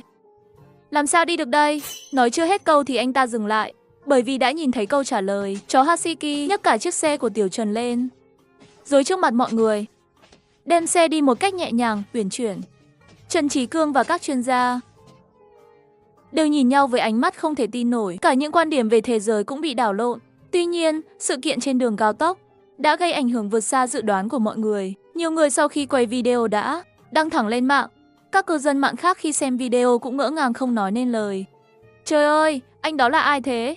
Má ơi thật tuyệt vời, quá đỉnh luôn. Gấu khổng lồ và con mãng xà lớn lại quấn quýt người này như vậy. Thật là điên rồ.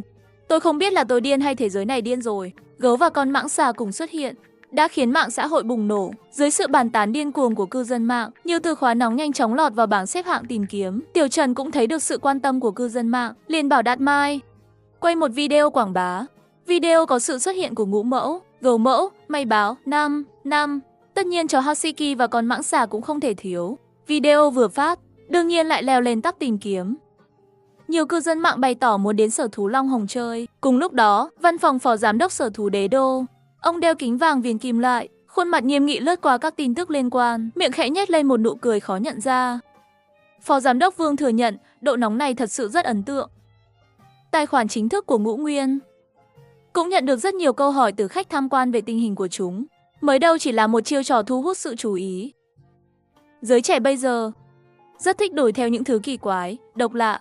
Sở thú vận hành dựa trên nền tảng, dựa trên danh tiếng tích lũy qua thời gian. Một sở thú nhỏ không tên tuổi thì có gì để xem đâu, chắc chỉ vài ngày là mọi thứ sẽ vỡ lở ra. Cậu im lặng đồng ý, nhưng trong lòng sự phấn khích do mạng xã hội tạo ra vẫn chưa nguôi ngoai hẳn. Cảm ơn bạn đã ghé thăm kênh, đừng quên nhấn subscribe để không bỏ lỡ bất kỳ khoảnh khắc nào bạn nhé. Một giám đốc vườn thú lại thân mật với một con gấu đực to lớn, một con thú cực kỳ hung mãnh. Cảnh tượng sốc này đã bị người qua đường quay lại và đăng lên mạng. Chỉ sau một đêm đã leo lên top tìm kiếm. Vì vậy sáng sớm hôm sau, trước cổng vườn thú của người đàn ông đã đông nghịt người. Hàng dài người kéo dài từ cổng, quanh mấy góc phố vẫn chưa thấy điểm cuối. Quần chúng và nhóm nhân viên đều chết lặng. Chắc phải đến 7-8 vạn người rồi. Nhưng vấn đề là mới có 6 giờ sáng. Chúng ta phải 8 giờ mới mở cửa. Nhiều người thế này, dù không xảy ra bạo loạn, cũng rất dễ xảy ra dẫm đạp. Tiểu Trần, mau gọi đội phó đội cảnh sát vũ trang đến đây. Chúng ta chỉ có vài người thì không thể kiểm soát nổi. Thế là Tiểu Trần lập tức gọi điện cho đội trưởng. Không ngờ điện thoại lại không gọi được, vì người quá đông nên tín hiệu rất yếu. Không còn cách nào, Tiểu Trần đành chạy ra chỗ ít người mới có thể gọi được cuộc điện thoại. Mới sau, Hạ Xuân Sinh dẫn người đến hỗ trợ, tiện thể còn điều thêm vài xe tăng sóng. Khi 100 cảnh sát vũ trang xuống xe, họ bắt đầu tiếp quản công tác giữ gìn trật tự. Đám đông hỗn loạn ban đầu cũng nhờ vào cảnh sát vũ trang, cảnh sát giao thông và nhiều bên phối hợp. Các con đường bị tắc nghẽn cuối cùng cũng được khai thông. Để không để du khách phải đợi lâu, Tiểu Trần quyết định mở cửa soát vé sớm. Và ngay khi du khách vào vườn thú, đã bị cảnh tượng trước mắt làm sững sờ. Chỉ thấy khắp nơi là cỏ cây, các loài động vật đều ở chung một chỗ, không hề có ngăn cách. Tường cao và hàng rào các khu đều biến mất. Du khách nhìn thấy đàn ngựa vằn và nai sừng tấm, thong dong đi dạo ở phía xa. Hươu cao cổ dài, thè lưỡi quấn lấy cành lá trên cao, rồi nuốt xuống bụng. Chuột tối cơ bắp đang đánh nhau như đấu boxing. Một bầy khỉ kim từ ríu rít chạy đến, dừng lại trước mặt du khách mà không giơ tay ra, chỉ đứng đó nhìn chằm chằm. Một du khách nhìn đàn khỉ kim từ xếp hàng trước mặt, mắt gần như thành hình trái tim. Con khỉ kim từ này đáng yêu quá, tôi có thể cho nó ăn được không? Tất nhiên là được, các du khách mời qua bên này. Các nhân viên chăm sóc tại chỗ nghe thấy nguyện vọng của du khách, liền dẫn họ đến một khu chuyên để bán thức ăn cho động vật. Ở đây có đủ loại trái cây, đủ các loại thức ăn, hơn nữa dưới mỗi loại đều có ghi rõ giá tiền. Chuối này rẻ thế cơ à? Chỉ 3 tệ một cân, không phải một của đâu. Còn cả táo này nữa. Loại táo đẹp thế này ngoài tiệm phải 5 tệ một cân. Còn có cả sầu riêng nữa cơ, 19 tệ 8 một cân. Thật là rẻ quá, tôi còn muốn mua ăn cho mình luôn. Ban đầu định mua để cho động vật ăn, nhưng thấy giá rẻ thế này, du khách nào cũng chảy nước miếng. Ở mấy vườn thú khác, một quả chuối còn bán 5 tệ lận. Ở đây không chỉ bằng giá ngoài, có cái còn rẻ hơn. Lũ khỉ kim từ bên cạnh nhìn đám du khách mua trái cây rồi né tụi nó ăn, trông có vẻ hơi ngơ ngác. Không phải mua đồ ăn cho tụi mình sao? Sao lại tự ăn hết vậy chứ? Tụi mình cứ trừng mắt nhìn họ, xem họ có thấy ngại không. Bầy khỉ kim từ xì xào bàn tán, chẳng mấy chốc đã nghĩ ra cách. Mắt tròn xoe nhìn chằm chằm. Du khách nhìn bầy khỉ kim từ, rồi nhìn trái cây đẹp trong tay mình. Cuối cùng cũng không nỡ, đành chịu thua. Các nhân viên chăm sóc nhìn quầy hàng trống trơn, cũng giờ khóc giờ cười. May là mấy điểm bán hàng không chỉ có một, cách mấy chục mét là lại có một chỗ. Vậy nên du khách vừa đi dạo, vừa ghé qua từng điểm bán, xem có món gì lạ không, rồi lại ôm theo một đống đồ ăn, đi tìm mấy con vật khác. Con này cho ăn chút, con kia lại cho ăn thêm tí. Chẳng bao lâu bầy khỉ kim từ đã được cho ăn no. Nhưng du khách mới đến vẫn tiếp tục, lặp lại y như nhóm trước, mua cả đống trái cây cho ăn. Này nhóc con lại đây nào, xem cái này là gì nè, là chuối ngon lắm đấy nhé. Lại nữa à, không được không được, tụi mình no rồi. Du khách tưởng khỉ kim từ thích bị động, nên cầm chuối tiếp tục tiến lại gần. Thấy vậy bầy khỉ kim từ la lên chí chí rồi bỏ chạy. Chỉ còn lại du khách ngơ ngác. Đừng chạy mà, tôi cho mấy em đồ ngon này, không muốn lãng phí. Du khách cầm chuối đuổi theo không ngừng. Cùng với sự nổi tiếng của vườn thú Long Hồng, các viện trưởng vườn thú nổi tiếng khắp cả nước lúc này đều đang tìm mọi cách nhanh nhất để đổ về vườn thú Long Hồng. Lúc này đã có 3 viện trưởng đến cổng vườn thú, lần lượt là Vương Đào, Phó Viện trưởng Vườn thú Đế Đô, Vương Đào, Viện trưởng Vườn thú Đế Đô, Trần Trí Cương, Viện trưởng Vườn thú Hàng Thành. Vừa thấy nhau, ánh mắt họ đầy sự hiểu ý, hẳn là đều bị hắt sốt hôm nay kéo đến. Sau vài câu chào hỏi, họ cũng xếp hàng vào vườn. Xếp hàng 2 tiếng rưỡi sau, cuối cùng cũng vào được vườn thú Long Hồng. Vừa đến khu tham quan, cảnh tượng trước mắt khiến họ kinh ngạc. Không có tường cao, không có lồng sắt, chỉ có một khu vực rộng lớn không thấy điểm dừng. Du khách đi lại giữa muôn vàn loài động vật, tay xách đủ loại trái cây lớn nhỏ, thỉnh thoảng đút cho những con vật đến gần. Có trẻ con còn cưỡi lên lưng động vật, có du khách áp sát để chụp ảnh cận cảnh. Khung cảnh vô cùng náo nhiệt. Vương Đào chưa từng thấy thủ pháp lạ vậy, lập tức nổi trận lôi đình. Đúng là điên rồi còn gì, thả ra hết mà không có biện pháp an toàn nào, thậm chí không bố trí mấy người chăm sóc. Cái tên Tiểu Trần này rõ ràng không hề để tâm đến sự an toàn của du khách. Mô hình thế này chắc chắn sớm muộn gì cũng xảy ra chuyện. Du khách này, anh không hiểu gì cả rồi. Ở những vườn thú khác có thể nguy hiểm, nhưng chỉ cần là ở vườn thú Long Hồng của chúng tôi, dưới sự huấn luyện đặc biệt của viện trưởng Trần, tuyệt đối sẽ không xảy ra chuyện gì. Huấn luyện đặc biệt gì cơ? Tính hoang dã của động vật là bẩm sinh mà, dạy kiểu gì chứ? Chỉ mấy câu khẩu hiệu sung thôi à? Đạt Mai định phản bác lại, thì trong bộ đàm truyền đến tiếng nói gấp gáp. Đạt Mai, khu số 3 xuất hiện một tên trộm, đang di chuyển về phía khu mở. Lập tức điều động động vật chặn lại ngay. Nghe vậy, 3 người Vương Đào đều sững sờ. Dùng động vật chặn bắt trộm? Đùa kiểu gì vậy chứ? Đã nhận, sẽ lập tức xử lý. Xin lỗi các vị, có tình huống đột xuất. Nếu các anh có hứng thú, thì có thể đi cùng chúng tôi xem thử. Động vật ở vườn thú chúng tôi không chỉ để ngắm và cho ăn đâu nhé. 3 người Vương Đào nhìn nhau, vẻ mặt bối rối. Nếu không cảm nhận được gió thổi, họ còn tưởng mình đang mơ. Đạt Mai bên cạnh tiến đến gần mấy con khỉ và vài con chuột túi để dặn dò. Vương Đào nhìn cách cô ấy giao tiếp với động vật, hơi ngẩn người. Anh còn chưa kịp thốt ra nghi vấn thì tiếng hét vang lên từ xa. Một người hốt hoảng chạy tới từ đằng xa, trên tay còn cầm một cái ví. Trước khi vào vườn, hắn đã tính sẵn đường chạy, chỉ cần vượt qua khu mở là có thể thoát. Nhưng hắn không biết, người chăm thú đuổi theo phía sau, khi thấy hắn vào khu mở, lại còn nở nụ cười rồi dừng lại. Tên trộm vừa cướp được ví trong vườn thú, vừa chạy thì một con tê giác lao đến bất ngờ, đâm thẳng vào. Hắn vội né sang bên, may mà tránh được cú húc nguy hiểm. Tính đổi hướng chạy, thì lại bị hai con nai sừng tấm chặn đầu. Tránh ra, đừng cản đường. Hắn bắt đầu lo lắng, liền trượt người qua giữa hai con nai. Vừa thoát khỏi, thì thấy một con chuột túi to lớn. Đã chờ sẵn từ lâu, chẳng lẽ mình bị hạ bởi mấy con thú sao? Không thể nào.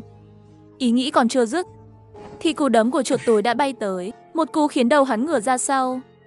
Mứu môi bắn tung, một con khác liền nhảy tới, dựng đuôi làm trụ, rồi tung cú đá mạnh mẽ. Tên trộm đang chạy biến thành anh hùng gục ngã. Nhìn hắn nằm sóng xoài, mấy người trong vườn thú đều vô cùng sững sờ. Không ngờ, thật sự bắt được tên trộm.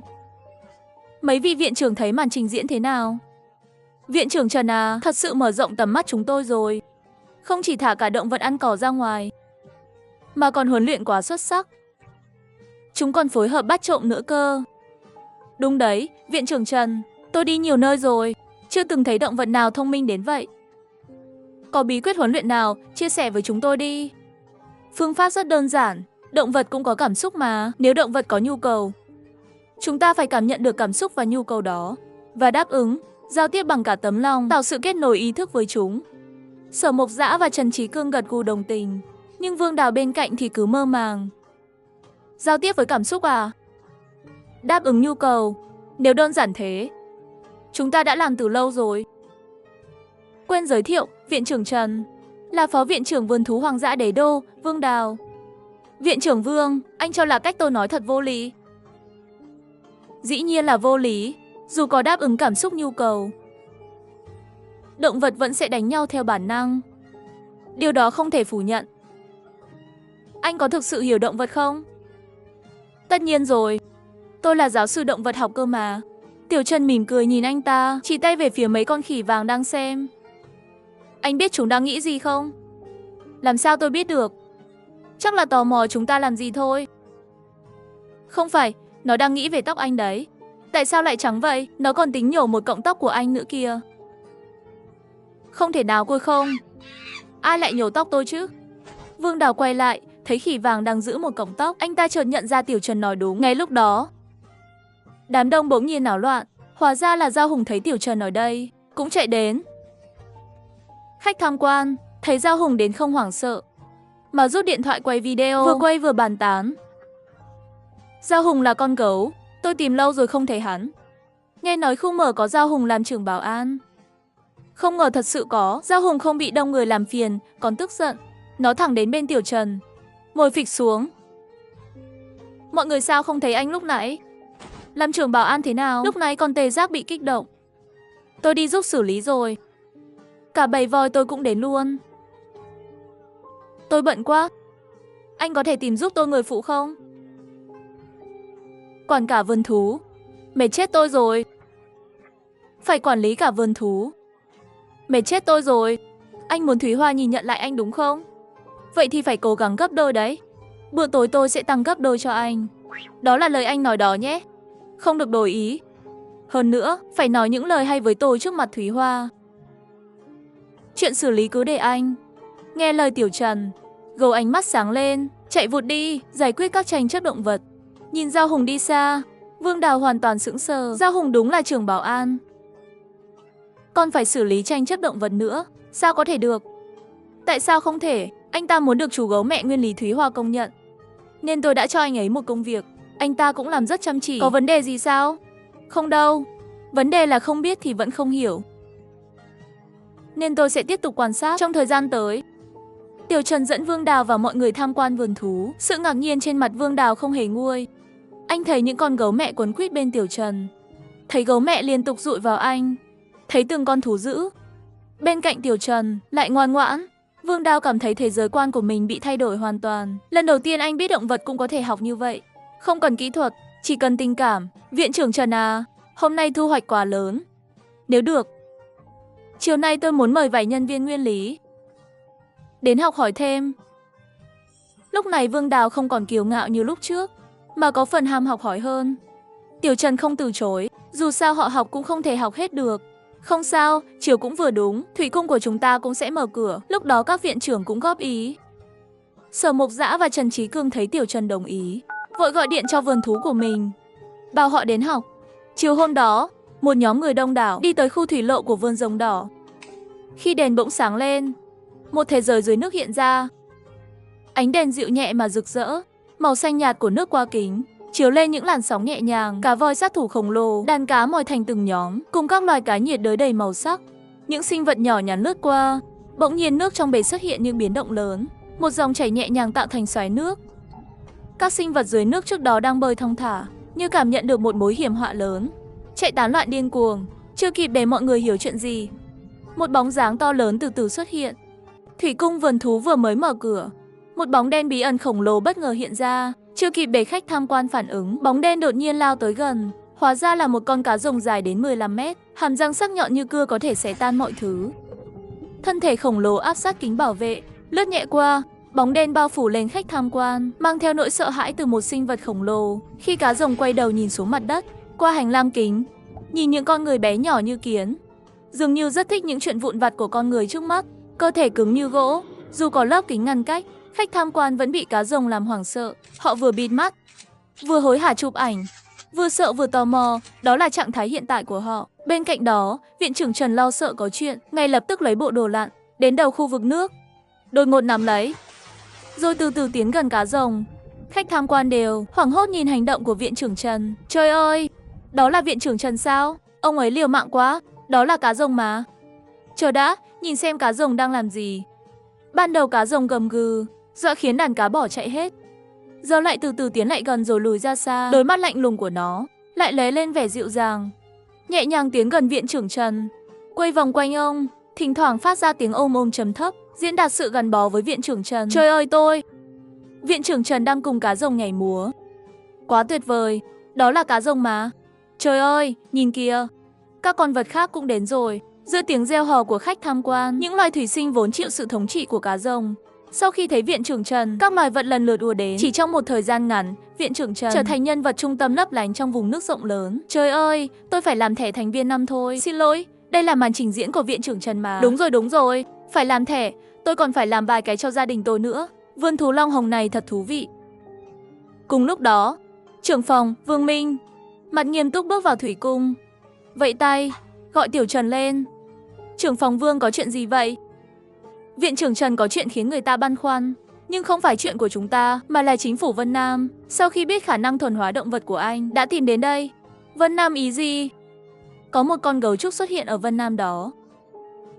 Vân Nam có gấu trúc sao? Gấu trúc không chỉ có ở Tứ Xuyên sao? Sao lại chạy sang Vân Nam rồi? Rất ngạc nhiên. Thực ra vào thế kỷ trước, có một con gấu trúc nhiều lần vượt qua sông Kim Sa của Tôn Dũng để đến Vân Nam. Điều kiện địa lý của Vân Nam thật sự rất thích hợp cho gấu trúc sinh sống. Rừng nguyên sinh rộng lớn cùng nhiều loại tre, nguồn thức ăn dồi dào, địa lý ưu việt, nên chỉ cần con gấu trúc đó trở về, sẽ có những con gấu trúc khác đến Vân Nam. Nhưng bị hai người dân làng địa phương phá hoại. Một phát súng vang lên, con gấu trúc dũng cảm đó mãi mãi ở lại Vân Nam. Họ không chỉ giết chết con gấu trúc, mà còn lột da, lấy xương nấu canh. Chuyện này làm náo động cả nước, cũng trở thành nỗi đau mãi mãi của người Vân Nam. Chỉ cần nghĩ đến chuyện đó là họ tức đến nhức răng. Vì vậy lần này con gấu trúc cũng là một cuộc khảo sát. Đúng vậy, chỉ cần nó bình an vô sự, có thể sẽ có gấu trúc hoang dã di cư đến Vân Nam. Bởi sự an toàn của con gấu trúc này vô cùng quan trọng, nên đội khảo sát phát hiện con gấu trúc, đã chọn tiếp tục theo dõi. Nhưng vào tối hôm qua, ở núi Ai Lao xuất hiện trận mưa lớn diện rộng. Đội khảo sát theo dõi liên tục, cũng mất liên lạc với chỉ huy. Đúng là núi Ai Lao, chính là núi Ai Lao ít người đặt chân tới. Chính phủ Vân Nam lựa chọn đến đó. Thực ra, viện trưởng Trần, năng lực giao tiếp với động vật của anh, xem có thể dùng khả năng đó nhanh chóng tìm ra gấu trúc và đội khảo sát mất liên lạc không. Dù núi Ai Lao nguy hiểm, nhưng nhờ khả năng cảm ứng tâm linh của tôi, tự bảo vệ chắc không thành vấn đề. Hơn nữa ở đó còn có rất nhiều động vật hoang dã. Nếu mang về được 1-2 con, có thể vườn thú của tôi sẽ có thêm sinh khí. Viện trưởng Trần, tôi cũng biết nơi đó rất nguy hiểm. Nếu anh không muốn đi, thì thôi, không cần đi đâu. Nếu đã cần tôi, thì tôi sẽ đi. Chỉ là núi Ai Lao thôi mà, sợ gì chứ? Tôi biết anh là người bản lĩnh mà. Anh mau đi thay quần áo đi. Chúng ta sẽ khởi hành ngay. Su Viên nhanh chóng thay xong quần áo, giao việc vườn thú cho ông nội, rồi cùng Vương Minh bắt đầu hành trình cứu giúp con gấu trúc. Bên kia, trong sở chỉ huy tạm thời dưới chân núi Ai Lao Sơn, trên khuôn mặt đầy nếp nhăn của Lưu Chính Quốc là vẻ vừa máy móc vừa căng thẳng. đội trưởng Trần sắp xuất phát rồi. Chúng tôi đã đợi hơn 3 tiếng rồi. Giáo sư Lưu, tôi biết ông rất sốt ruột, nhưng vấn đề là lực lượng cứu hộ vẫn chưa đủ. Nếu vội vã tiến vào mà xảy ra chuyện, tôi là đội trưởng đội cứu hộ cũng không thể chịu trách nhiệm. Vậy anh nói xem còn ai chưa đến? Cảnh sát vũ trang chưa tới, còn có cả viện trưởng của vườn thú Long Hồng cũng chưa đến. Cảnh sát vũ trang thì thôi đi, chứ viện trưởng vườn thú gì đó đến đây làm gì? Thà đừng chờ những người như vậy, tôi tự mình đi tìm còn hơn. Trong cơn giận dữ, Lưu Chính Quốc phất tay dẫn người xuất phát luôn. Nhưng ông ta mới đi được vài bước, thì đụng phải Tiểu Trần đang đi tới. Một cú va chạm mạnh, anh là ai? Chào anh. Tôi là Tiểu Trần, viện trưởng vườn thú Long Hồng. Lưu Chính Quốc lườm Tiểu Trần một cái, thấy Tiểu Trần còn trẻ tuổi. Trong lòng lại càng bực, nghĩ đến chuyện chính hắn ta đã khiến mình phải đợi lâu như vậy, lòng ông đầy tức giận. Sao các anh đến muộn thế? Chúng tôi từ nơi khác chạy về, đây là tốc độ nhanh nhất rồi, hừ. Nếu học trò tôi có chuyện gì, tôi sẽ không để yên cho các anh. Nói xong, Lưu Chính Quốc dẫn người rời khỏi lều trại. Trần Vĩnh vội vàng bước đến giải thích. Viện trưởng Trần, cục trưởng Vương, xin đừng giận. Tính cách giáo sư Lưu hơi nóng này. Hơn nữa trong số các thành viên thám hiểm mất tích lần này, có học trò của ông ấy. Hành sao hơi quá cũng là điều dễ hiểu. Nghe Trần Vĩnh nói vậy, Tiểu Trần gật đầu, không định chấp nhặt với Lưu Chính Quốc nữa. Sau đó Trần Vĩnh nói thêm tình hình hiện tại. Sau khi bàn bạc, mọi người sợ đoàn của giáo sư gặp nguy hiểm, cũng mang theo thiết bị rời khỏi doanh trại. Một con gấu trúc để tìm nơi ở mới. Đã đến núi Ai Lao, đội thám hiểm phát hiện ra con gấu trúc này để đảm bảo an toàn cho nó. Đã quyết định tiếp tục theo dõi, không ngờ cơn mưa lớn đã khiến đội thám hiểm mất liên lạc với chỉ huy. Vì thế để tìm kiếm đội thám hiểm, sở chỉ huy lại phái người tiến vào Ai Lao Sơn. Trong núi Ai Lao sương mù dày đặc, tầm nhìn cực kỳ kém, mọi người cẩn thận từng bước, chậm rãi tiến vào. Xung quanh là những cây cổ thụ cao vút, thỉnh thoảng rắn độc xuất hiện, những con rắn xanh độc tính đang thè lưỡi, lạnh lùng nhìn Lưu Chính Quốc đang tiến tới. Dù nhóm người không gây tiếng động trên mặt đất, một cái tát liền giáng xuống con rắn độc. Âm thanh dãy chết của rắn đã thu hút sự chú ý của Lưu Chính Quốc. Cẩn thận một chút, hình như có chuyện gì đó. Lưu Chính Quốc cau mày nhìn xung quanh. Mí mắt ông không ngừng giật, cảm giác như có đôi mắt nào đó gần đây đang chăm chú dõi theo ông. Các cậu có cảm thấy Bạch Lao Sơn khác hẳn so với trước kia không? Đúng vậy, trước đây sương mù đâu có dày thế này. Với cả trên đường đi lúc nãy, tôi đã thấy không dưới 10 con rắn độc. Trước đây chỉ vào sâu trong núi mới gặp cảnh này, chứ không phải ở đoạn đường ngoài.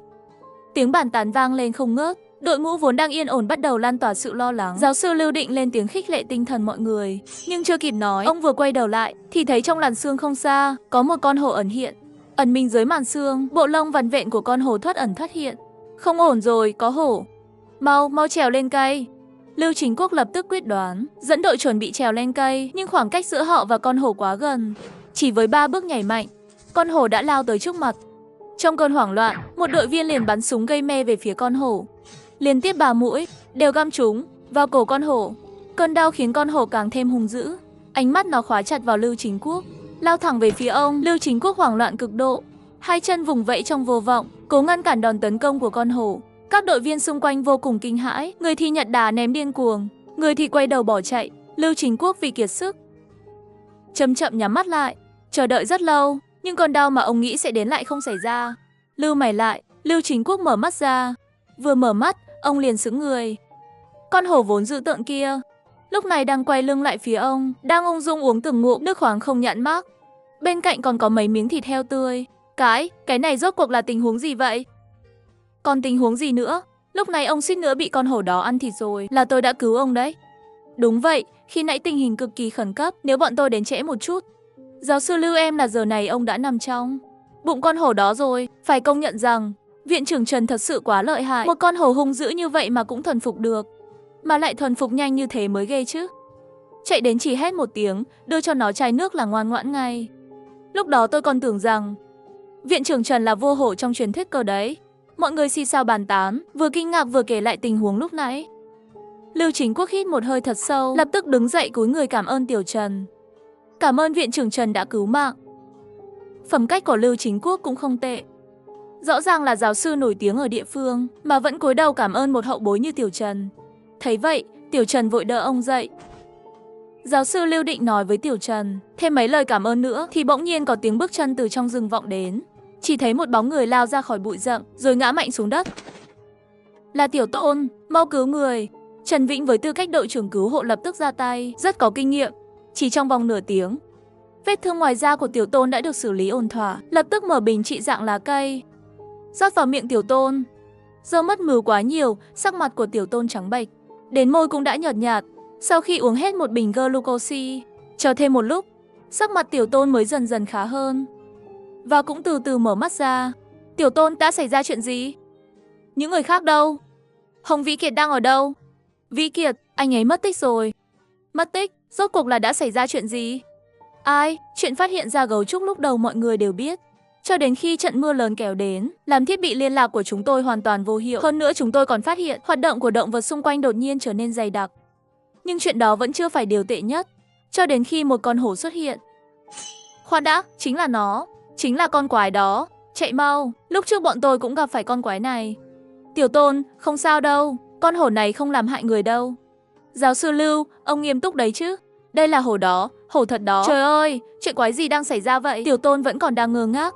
Đột nhiên nhìn thấy con hổ vừa nãy đang cọ đầu vào chân một người đàn ông, vừa dụi cái đầu to vào người anh ta, vừa gầm nhẹ về phía Tiểu Tôn. Trông cứ như nó mới là nạn nhân vậy. Mày dọa bọn họ à? Tôi chỉ gầm lên một tiếng thôi mà. Rồi bọn họ như phát điên quay đầu bỏ chạy luôn. Thôi nào, không có việc gì thì đừng dọa người khác nữa. Tiểu Tôn phải không? Yên tâm đi, con này thật sự không cắn người đâu. Cậu nhìn này, tôi vuốt nó đây. Tiểu Trần vừa nói, vừa tiếp tục vuốt đầu con hổ. Còn giáo sư Lưu và những người khác cũng bắt đầu kể lại mọi chuyện cho Tiểu Tôn. Tiểu Tôn lúc này mới hiểu ra, thì ra giáo sư Lưu cũng bị con hổ này làm cho hoảng sợ. Nhưng may mà có người đàn ông này nên mới sống sót. Tiểu Tôn, tạm gác chuyện con hổ lại đi. Lúc trước mấy người mất tích là ở đâu? Hồng Vĩ Kiệt đi đâu rồi? Còn Tiểu Lý nữa, cậu ấy đâu? Tiểu Lý, mấy người mau đi nhanh lên. Tiểu Lý ở trong hàng phía trước. Tình trạng của cậu ấy còn nghiêm trọng hơn tôi. Nghe có người bị thương ở ngay phía trước. Mọi người lập tức đặt Tiểu Tôn lên cáng, bảo cậu ấy nghỉ ngơi. Rất nhanh, mọi người đã đến hang nơi Tiểu Lý đang ở. Nhìn thấy Tiểu Lý đang co ro trong túi giữ nhiệt, cả nhóm lập tức nhóm lửa, làm nóng glucose, rồi đổ vào miệng Tiểu Lý. Tiếp theo chỉ có thể chờ nhiệt độ cơ thể cậu ấy dần tăng lên. Khi nhiệt độ quay về mức bình thường, Tiểu Lý mới có thể từ từ tỉnh lại. Bên kia, để không làm chậm trễ việc cứu hộ, Tiểu Trần và giáo sư Lưu cùng mọi người đã đến nơi Tiểu Tôn nói Hồng Vĩ Kiệt mất tích. Chắc chắn là chỗ này rồi. Lúc trước Tiểu Lý còn nói với tôi, Hồng Vĩ Kiệt vì trốn con hổ đã nhảy xuống từ đây. Nhìn vết trượt bên mép vực và những cành cây gãy phía dưới, tim của Lưu Chính Quốc như ngừng đập một nhịp. Giáo sư Lưu, đừng vội quá, chúng ta chưa thấy có vết mứu. Hồng Vĩ Kiệt chắc vẫn ổn thôi. Nói vài lời an ủi Lưu Chính Quốc, Tiểu Trần lấy dây thừng từ trong ba lô ra, buộc vào một cây đại thụ rồi. Tiểu Trần theo dây mà leo xuống. Sau khi chạm đất, nhanh chóng tìm kiếm dấu vết của Hồng Vĩ Kiệt quanh đó. Tìm mãi, bất ngờ phát hiện vết chảy xước trên vách đá. Có một mảnh vải bị xé rách. Mọi người không ngờ trong núi Ai Lang lại gặp phải bọn buôn ma tế. Hóa ra một nhóm người đã đến mép vực để tìm người mất tích. Tại đây, tìm thấy mảnh vải của người thám hiểm. Sau đó Tiểu Trần đặt mảnh vải dính mứu, đặt trước mặt con hổ để nó ngửi mùi. Mũi hổ tuy không nhạy bằng chó, nhưng hổ có khả năng chuyên biệt. Độ nhạy với mùi mứu của hổ còn vượt cả chó. Chỉ trong chốc lát, con hổ đã chỉ cho Tiểu Trần một hướng đi. Dưới ánh mắt sửng sốt của mọi người, Tiểu Trần đứng lên ra hiệu mọi người theo con hổ đi. Lưu Chính Quốc lấy lại tinh thần, dẫn theo người khác vội vàng theo bước Tiểu Trần. Dưới sự dẫn dắt của con hổ, Tiểu Trần và nhóm chạy theo khoảng hơn 20 phút. Tiếng kêu cạch cạch vang lên, thu hút sự chú ý của mọi người. Các cậu có nghe thấy tiếng gì không? Giống như tiếng gặm nhấm vật gì đó. Cạch cạch rõ ràng, còn có cả tiếng ngáy nữa. Mọi người vừa nghe vừa vô cùng thắc mắc. Còn lúc này Tiểu Trần thật sự đã mở to mắt, rất sợ hãi, bởi vì cậu thấy một cây đại thụ chậm chậm đổ xuống. Không cần tranh cãi nữa, mọi người cũng nhận ra cây đại thụ đó, hét lên, rồi một nhóm người nhanh chóng tránh xa. Một tiếng nổ lớn, cây đại thụ đổ ngay vị trí mọi người vừa đứng. Núi Ai Lang thật hiểm trở. Ôi trời, đó là thứ gì vậy? Từ tán cây của cây đại thụ đổ xuống, chậm chậm bước ra một con thú lớn. Là gấu nâu, nhìn thẳng vào nhóm người. Gấu nâu nhìn bằng ánh mắt giận dữ, xem nhóm người như kẻ thù. Đồ người đáng ghét, chặt cây ngay trước cửa nhà tao. Gấu lớn mà không giận, mấy người tưởng tao là chuột cắp y bây giờ à? Tiếng gầm lớn, gấu nâu chuẩn bị đánh nhau. Lúc này, Tiểu Trần bỗng nhìn thấy một con hải ly lặng lẽ lẩn trốn đi. Tiểu Trần tay nhanh mắt lẹ, một cái là túm được con hải ly. Con này mới là kẻ thù của cậu đấy. Sau đó, Tiểu Trần quăng con hải ly bên cạnh gấu nâu. Gấu nâu nhìn con hải ly trước mặt, lập tức nổi giận, lại là mày hả thằng kia? Ngày nào cũng chặt cây, Tao đi đâu thì mày theo đến đó. Hôm nay không xong với mày đâu. Nhìn thấy kẻ thù, gấu nâu cực kỳ hung dữ, không thèm để ý. Lưu Trấn nổi da gà, chạy đến bên con Hải Ly. Tiếng kêu thét của Hải Ly cùng với tiếng gầm giận dữ của gấu nâu càng ngày càng xa. Tiểu Trần thật lợi hại. Trước là con hổ, giờ là gấu nâu. 2 lần hiểm nguy lớn đều được cậu xử lý một cách dễ dàng. Lưu Trấn Quốc định khen ngợi, nhưng bị Tiểu Trần ngăn lại. Giáo sư Lưu, tôi có phát hiện mới về thành viên mất tích. Nhanh đến đây nghe Tiểu Trần có phát hiện mới. Mọi người liền tập trung tinh thần lại, vội vàng theo sau. Không lâu sau, mọi người đến một ngã ba. Trên thân cây ở ngã ba treo một chiếc áo khoác. Đó chính là áo của Tiểu Kiệt. Giáo sư Lưu, giờ có một vấn đề. 2 con đường này, con hổ đều phát hiện mùi nghi ngờ. Vậy hãy chia đội ra tìm kiếm. Trưởng đoàn Tiểu Trần, ông dẫn một đội, tôi dẫn một đội. Không thể để chậm trễ nữa. Tiểu Trần gật đầu, thể hiện đồng ý. 2 đội tiếp tục tiến lên. Chỉ chưa đến 10 phút, đội của Lưu Chính Quốc đã có phát hiện. Mọi người thấy trong một hang động có bông ngoài tai rình mứu, rượu cồn. Giáo sư, ở đây còn có một ống tiêm và một túi niêm phong. Một thành viên trong đội ngạc nhiên tìm thấy một số vật dụng đặc biệt. Nhìn thấy trong túi niêm phong còn sót lại ít chất, là những tinh thể màu trắng. Ống tiêm rất mảnh dài, bên trong có chất lỏng đặc biệt, có vẻ đã được tiêm vào người. Trong lòng Lưu Chính Quốc đã có một giả thuyết sơ bộ. Ông nhờ tìm một que thử, lấy chất lỏng còn sót lại trong ống tiêm nhỏ lên que thử, nhỏ giọt lên que thử. Chỉ một lát, kết quả hiện ra. Một vạch, đúng rồi, đây là ma túy. Thật sự là ma túy. Chuyện gì vậy? Chẳng lẽ là do người mất tích Hồng Vĩ Giới để lại? Không thể nào, tuyệt đối không thể. Không phải đâu, tôi hiểu đứa trẻ này.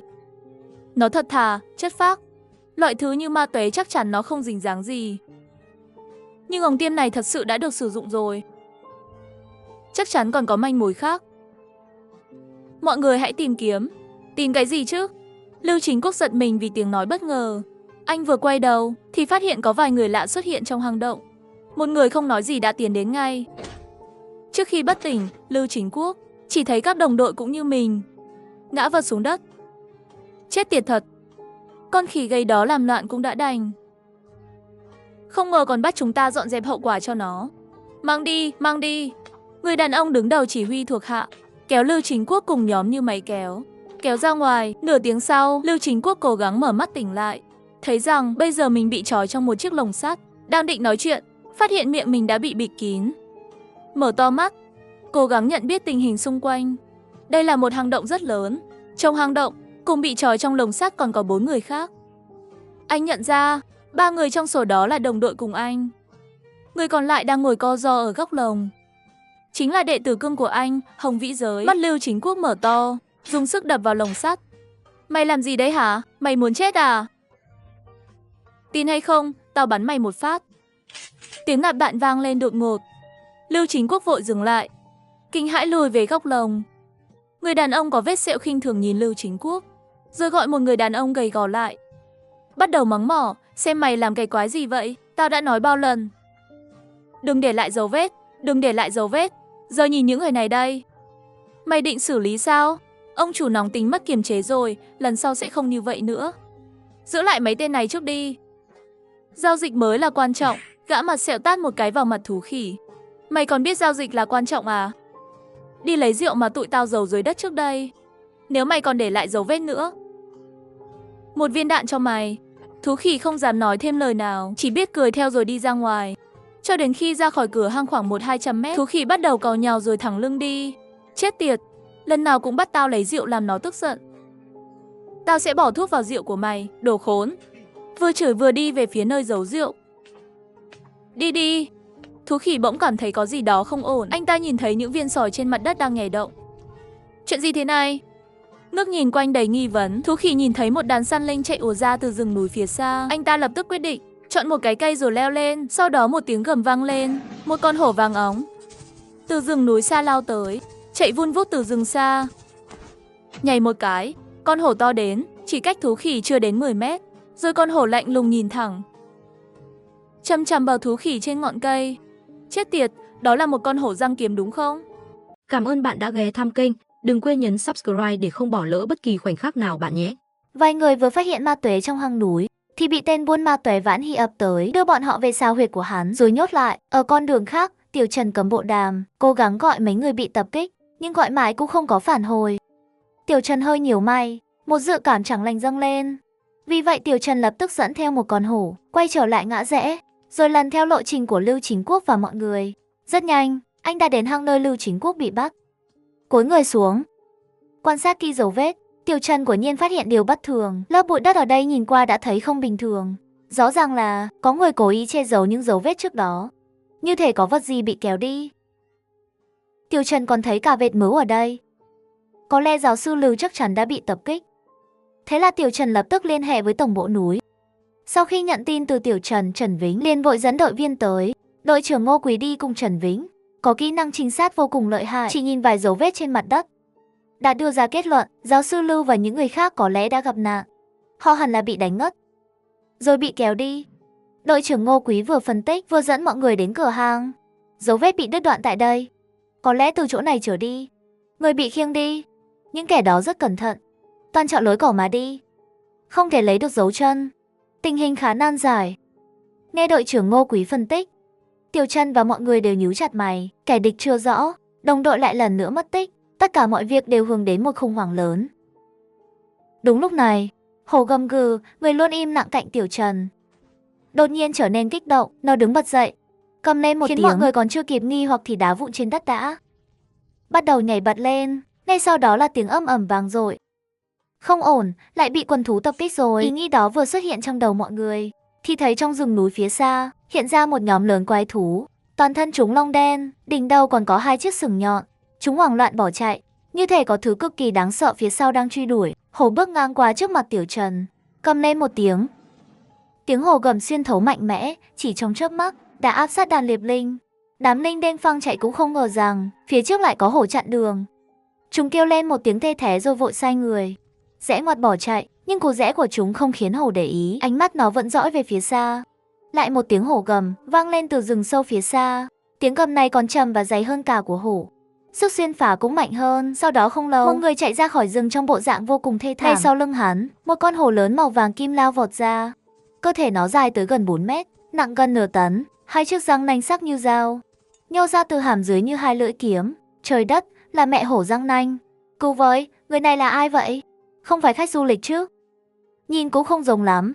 Kệ hắn là ai đi. Cứu người trước, Tiểu Trần lập tức quyết định, ra lệnh cho hổ lao thẳng tới. Hổ vượt qua người kia, chắn trước mặt hổ răng nanh. Đội trưởng Ngô Quý lập tức phóng một mũi gây mê. Mũi tên lao đi vùn vút, thúc mê chúng vào hổ răng nanh. Nó gầm gừ đầy đau đớn. Hổ liền vung vuốt tấn công. Một cú và đánh mạnh vào thân hổ. Móng vuốt sắc bén của hổ trực tiếp rạch toạc lớp da lông của hổ răng nanh, máu tươi bắn tung tóe. Hổ răng nanh còn định phản kích, thì thêm một mũi gây mê nữa cắm thẳng vào thắt lưng nó. Những đợt tấn công liên tiếp khiến hổ răng nanh cũng không dám đối đầu, quay đầu bỏ đi. Nhìn hổ răng nanh rời xa, gã khỉ gầy ngồi phịch xuống đất, mồ hôi ướt đẫm cả người. Cậu tên gì? Người ở đâu? Vì sao lại xuất hiện một mình ở núi A Lâu? Trời đất, kiểm tra tôi đi. Khỉ gầy lập tức căng thẳng, quay người bỏ chạy. Nhưng vừa đứng lên, đội trưởng Ngô Quý đã khóa tay hắn lại. Đồng chí cảnh sát, sao lại bắt tôi? Tôi là dân lương thiện mà. Cậu lương thiện á?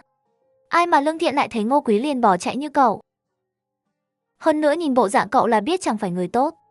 Đúng lúc này, hổ bất ngờ tiến đến gần khỉ gầy. Nó hít hít mũi rồi dụi vào bên chân Tiểu Trần. Trên người hắn có mùi quen thuộc sao? Rất quen. Trong hang lúc trước cũng có mùi của hắn. Tiểu Trần nhìn khỉ gầy, rồi lại nhìn hổ. Như đã nhận ra điều gì đó, lập tức lục soát trên người hắn. Tên này chắc chắn là nhân vật then chốt. Đừng bắt tôi là người tốt. Tôi là dân lương thiện, tôi không phạm tội. Thả tôi ra, tôi muốn gọi luật sư. Cậu vô tội thì chạy cái gì? Vô tội sao lại một mình đến núi A Lâu? Tôi thích đến thì đến, liên quan gì đến anh? Còn cậu kia, sờ cái gì đó? Tôi đâu phải phụ nữ. Tránh ra dùng tôi đi. Nhưng Tiểu Trần không nghe hắn nói, vẫn tiếp tục lục soát không ngừng, mãi đến khi lục soát khắp người hắn xong mới dừng lại. Viện trưởng, có phát hiện gì không?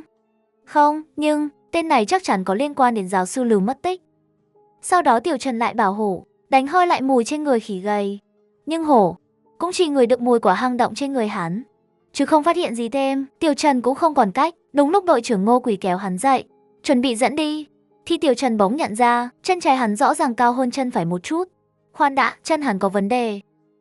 Lời vừa dứt, Khỉ Gầy lập tức giãy giụa. Đội trưởng Ngô Quý đè hắn xuống đất. Tiểu Trần nhanh chóng tiến lên, cởi giày hắn ra. Một mùi hôi chân lập tức bốc lên nồng nặc. Bảo sao hổ không phát hiện được gì, thì ra bị mùi hôi chân át hết. Viện trưởng Tô, trong giày có gì vậy? Hình như là một túi nhựa trong suốt. Tiểu Trần lắc nhẹ đôi giày, một túi kín chứa đầy tinh thể rơi xuống. Đội trưởng Ngô Quý lập tức trợn mắt, lập tức bảo người mang giấy thử tới, trộn tinh thể trong túi với nước, rồi nhỏ lên giấy thử. Chỉ một lát, một vạch liền xuất hiện. Là chất cấm, tên này là kẻ buôn chất cấm. Trần Vĩnh sững sờ, tiến lên xốc áo Khỉ Gầy lên. Bên trong chi chít toàn là ký hiệu bí mật. Tôi dùng chất cấm đấy thì sao? Các người làm gì được tôi? Chỉ là chất cấm thôi mà. Đồ truy ép tiệt nhà cậu. Trần Vĩnh siết chặt nắm đấm, hận không thể đấm cho hắn một phát. Tiểu Trần còn chưa kịp ngăn, thì hổ đột ngột lao ra ngoài. Cùng lúc đó, hai tiếng gầm khác nhau vang lên từ xa.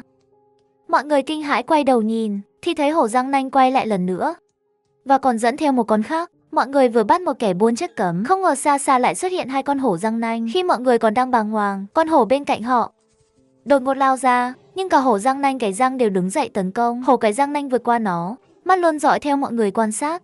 Mục đích rất rõ ràng, chính là xem họ như con mồi. Đội trưởng Ngô Quý lập tức nổ súng, nhưng hổ cái răng nanh né được. Không được, mũi tiêm gây mê quá chậm. Nếu nó đề phòng thì khó mà trúng, nếu không sẽ gây hại lớn. Không được, đây là hổ răng nanh, nếu trúng nó thì sẽ là một tổn thất cực lớn. Nhưng hổ hoàn toàn không địch nổi hổ răng nanh. Tiếp tục như vậy chúng ta cũng nguy hiểm. Khi mọi người vẫn đang bế tắc, Tiểu Trần bỗng rút ra một miếng thịt bò lớn từ ba lô. Đây là thứ Tiểu Trần chuẩn bị khi đến Lao Sơn, được hầm bằng nước suối linh tính theo sách hướng dẫn động vật. Sức sát thương với động vật rất lớn của nhiên. Hổ cái răng nanh nhìn thấy miếng thịt bò, nước bọt rỉ ra. Ngay cả hai hổ được hộ vệ cũng nhìn chăm chú về phía đó. Tiểu Trần mỉm cười nhẹ, chậm rãi tiến tới, đặt miếng thịt bò bên cạnh hổ răng nanh. Đây là thịt bò bí truyền của tôi, ăn thử đi, đảm bảo bạn hài lòng. Con người này thật kỳ lạ, hắn không sợ tôi. Hơn nữa miếng thịt này sao thơm thế, tôi không thể ngừng chảy nước miếng. Cuối cùng hổ cái răng nanh vẫn chưa dám động tới. Miếng thịt bò đang hầm, mùi thơm bốc lên hấp dẫn. Một hổ răng nanh khác cũng tò mò tiến tới. Trước tiên thử liếm một chút, rồi thấy ngay trước mắt, bắt đầu tranh giành dữ dội với vợ mình. Hổ răng nanh thấy vậy một bạt tay đuổi nó đi, rồi nhìn chằm chằm, hăm he bảo lăn sang một bên. Tôi đợi mấy tiếng đồng hồ ở nhà mà không thấy cậu. Con mồi của tôi bây giờ còn dám tranh thức ăn với tôi. À, lát nữa tôi sẽ chuẩn bị thêm món khác cho cậu. Để miếng thịt này cho tôi chút được không? Chỉ một chút thôi, hừ. Hổ cái răng nanh chỉ liếc nhìn anh ta một cái, rồi kéo nửa miếng thịt bò còn lại về ôm vào trong mình, tiếp tục ăn. Hổ răng nanh nhìn thấy vậy, rút móng vuốt lại, rồi dùng ánh mắt u uất nhìn hổ cái răng nanh. Bên cạnh, Tiểu Trần mỉm cười, ngay lập tức lấy ra thêm một miếng thịt bò từ ba lô. Hổ lớn, tôi còn có thịt bò đây. Nếu muốn ăn, cậu phải đồng ý với tôi một việc. Hổ răng nanh ngay lập tức gật đầu. Hổ đực bên cạnh cũng chạy tới, nhìn Tiểu Trần với ánh mắt mong ngóng. Không vấn đề gì, hai cậu theo tôi. Trong ánh mắt kinh ngạc của mọi người, Tiểu Trần dẫn hai con hổ trở lại hang động, chỉ vào vết mứ trong hang, bảo hai con hổ nhớ mùi này, rồi để chúng tản ra, tìm xem xung quanh có vết mứ tương tự không. Chỉ mười mấy phút, hai con hổ chạy lần lượt, dẫn theo một người đến bên Tiểu Trần. Hổ thả người đó xuống đất, người vừa đau vừa ngẩng đầu. Nhìn thấy tên tội phạm ma túy bị bắt, thú hầu cũng nhận ra anh ta cùng lúc. Vừa định nói gì, đội trưởng Ngô Quý bên cạnh ngay lập tức một chiêu tay, đánh anh ta ngất đi. Tiểu Trần nhìn đội trưởng Ngô Quý, rồi nhìn tên tội phạm ngất đi, ngay lập tức hiểu ra vấn đề, lật áo người đó lên. Quả nhiên, ở eo người này có những lỗ kim dày đặc, giống hệt tên tội phạm bị bắt. Mấy người liếc nhau, rồi dẫn người này vào hang. Tiểu Trần trực tiếp cho ba con hổ ngồi bên cạnh, không cần thẩm vấn. Người đó vừa khóc vừa khai sự thật. Hóa ra họ đến đây để giao dịch ma túy. Chọn nơi hoang vắng, Lao Sơn. Cách đây hơn 2 giờ, Chung của họ sai thợ hầu đi lấy rượu, nhưng đợi mãi thợ hầu vẫn chưa về. Vì thời gian giao dịch sắp hết, Chung sai đi tìm thợ hầu, nhưng anh ta vừa ra khỏi hang một lúc, chưa kịp mang thợ hầu về. Các người tin tôi đi, theo thông tin của tôi, chắc chắn sẽ bắt được những người khác. Hơn nữa, nửa giờ sau họ sẽ giao dịch. Hóa ra mục đích họ đến Lao Sơn là để giao dịch ma túy. Vì các manh mối đã rõ ràng, thì nên xin tăng viện. Có thể không kịp đợi tăng viện, Ý gì vậy? Thông thường, sau khi giao dịch, bọn buôn ma túy sẽ lập tức rút lui. Hơn nữa, hai đồng bọn mất tích bây giờ. Có thể họ đã chuẩn bị bỏ trốn. Chúng ta phải ra ngay để bắt giữ. Không để họ chạy thoát. Mấy người trao nhau cái nhìn, cũng đồng ý với phân tích của đội trưởng Ngô Quý. Cùng lúc đó, Trùm ma túy đang ẩn trong hang nhìn đồng hồ. Có chút lo lắng, sao lâu vậy mà chưa về? Đừng lo, chú má. Biết đâu thú hầu lại đang ở đâu đó lấy thuốc. Không, dù có lấy thuốc cũng không lâu vậy được. Hơn nữa từ lúc nãy đến giờ, trong rừng liên tục không yên. Tiếng rung, tiếng gầm hổ xuất hiện liên tục. Không thể giao dịch ở đây được, chúng ta đổi chỗ khác. Giao dịch sắp bắt đầu. Không được để xảy ra chuyện. Trùm, mấy người này sao xử lý? Đành tránh đi trước. Gã lực lưỡng nhìn xung quanh, nhíu mày. Rồi rút súng. Gắn ống giảm thanh, nắm vào Lưu Chính Quốc cùng đồng bọn, nhìn nòng súng gần kề. Lưu Chính Quốc liên tục lắc đầu, kêu la không ngừng. Gã lực lưỡng cười hì hì, chuẩn bị bóp cò. Nhưng lúc này, bên ngoài hang vang lên tiếng đồng bọn. Chú mau tới cứu. Rượu nhiều quá, không thể nhấc nổi. Không sao, Trùm, Vân Ngôn thở phào nhẹ nhõm, đi giúp một tay. Gã lực lưỡng nhíu mày, cắt súng lại, quay đầu bước ra khỏi hang, cho đến khi hai gã lực lưỡng bước ra. Đột nhiên một điều gì đó xảy ra, hai gã còn chưa kịp phản ứng, đã bị một bàn tay đập xuống đất. Chết rồi, bị mắc bẫy. Lạc Tân hoảng hốt, vội rút súng chuẩn bị phản công. Nhưng một con cáo vàng lớn xuất hiện với tốc độ nhanh, vô tới ngay lập tức, chưa kịp phản ứng đã bị một vuốt đập xuống đất. Nhìn con gã lực lưỡng nằm sấp, Kiếm Nanh Hổ há miệng rộng, chuẩn bị thực hiện phẫu thuật động mạch lớn vào cổ hắn. Tiểu Trần vội chạy tới ném một miếng thịt hầm thấm nước. Miếng thịt thơm phức, ngay lập tức thu hút sự chú ý của Kiếm Nanh Hổ. Ồ một tiếng, nó vồ tới bên cạnh, bắt đầu ăn ngon lành. Lúc này những người khác mới từ từ bước vào hang. Kiếm Nanh Hổ thật sự hữu dụng, vùng vuốt lớn, không tốn một binh một cước đã bắt hết bọn buôn ma túy. Gì mà Kiếm Nanh Hổ, đây gọi là tiền vệ phòng chống ma túy. Ha ha, lúc đó chắc chắn sẽ treo một bức cờ khen thưởng cho Kiếm Nanh Hổ. Đội trưởng Ngô Quý nhìn ba con hổ bên Tiểu Trần chảy nước miếng ghen tị, nhưng cũng chỉ có thể nhìn thôi. Một con hổ như vậy, ngoài Tiểu Trần, ai dám lại gần? Bán mét lắc đầu, vội dẫn người lên cứu người, nhưng vừa mới cứu được vài người, một cửa hang khác lại có vài gã lực lưỡng đi vào, còn mang theo một chiếc vali. Ô kìa, nhìn kìa, Hoàng Ma Tử, ngươi cũng đi cùng tôi sao? Bọn buôn ma túy bắt đầu buôn lậu động vật. Tôi nói với ngươi, trên đường tới đây tôi đã nhìn thấy một con gấu trúc. Người dẫn đầu là một gã lùn, vừa đi vừa cười toe toét. Phía sau họ là một chiếc lồng sắt.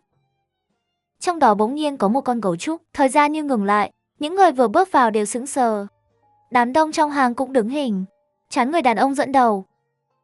Đột nhiên lấm tấm mồ hôi, một giọt chạy qua sống mũi, chảy xuống má. Như một tín hiệu, anh ta lập tức rút súng tiểu liên, vừa kéo vừa nhắm bắn. Người đàn ông vừa bị ba con hổ lớn của Tiểu Trần bắt giữ một nhóm, lại gặp ngay nhóm buôn ma túy đang giao dịch. Nhóm buôn ma túy kịp phản ứng, rút súng chuẩn bị bắn. Đội trưởng Ngô Quý phản ứng nhanh nhất, kéo đồng đội tránh né. Ba con hổ cũng lao vào hang tấn công. Liên tiếp những phát súng vang lên, trong hang nhỏ vang rền. Những phát súng nhắm gần bên cạnh cũng lập tức bắn. Vừa ném súng vừa bắn, Tiểu Liên bắn rất nhanh, chẳng mấy chốc đã hết đạn. Trong lúc hỗn loạn, một con hổ gần nhất vùng vuốt, một cái tát hất tung người đó ra. Hai con kiếm nanh hổ cũng lao theo, một bên trái, một bên phải tấn công, xử lý toàn bộ số còn lại. Một gã lực lượng cố gắng đứng dậy, nhưng bị hai con kiếm nanh hổ gục ngay tại chỗ. Bù một cái, gã lực lượng hoàn toàn bất tỉnh. Nhìn cảnh tượng đó, mọi người đều thót tim. Cuộc chiến xảy ra quá nhanh, kết thúc cũng quá nhanh. Họ vừa né xong, người vừa lao vào đã bất tỉnh. Mọi người lập tức hoảng hốt. Có ai bị thương không? Tôi không, tôi cũng không. Tiếng mọi người vang lên liên tục. Tạm thời là tin tốt. Đội trưởng Ngô Quý vừa thở phào, thì đột nhiên cảm thấy bên tay trái. Nhìn xuống, phát hiện bản thân đã trúng đạn. Thực ra sau khi trúng đạn, do adrenaline anh ta không còn thấy đau, nên tự nhiên không nghĩ mình bị thương. Nhưng khi bình tĩnh lại, cơn đau mới bắt đầu xuất hiện. Đội trưởng, anh trúng đạn rồi. Ngồi xuống, tôi băng bó cho anh.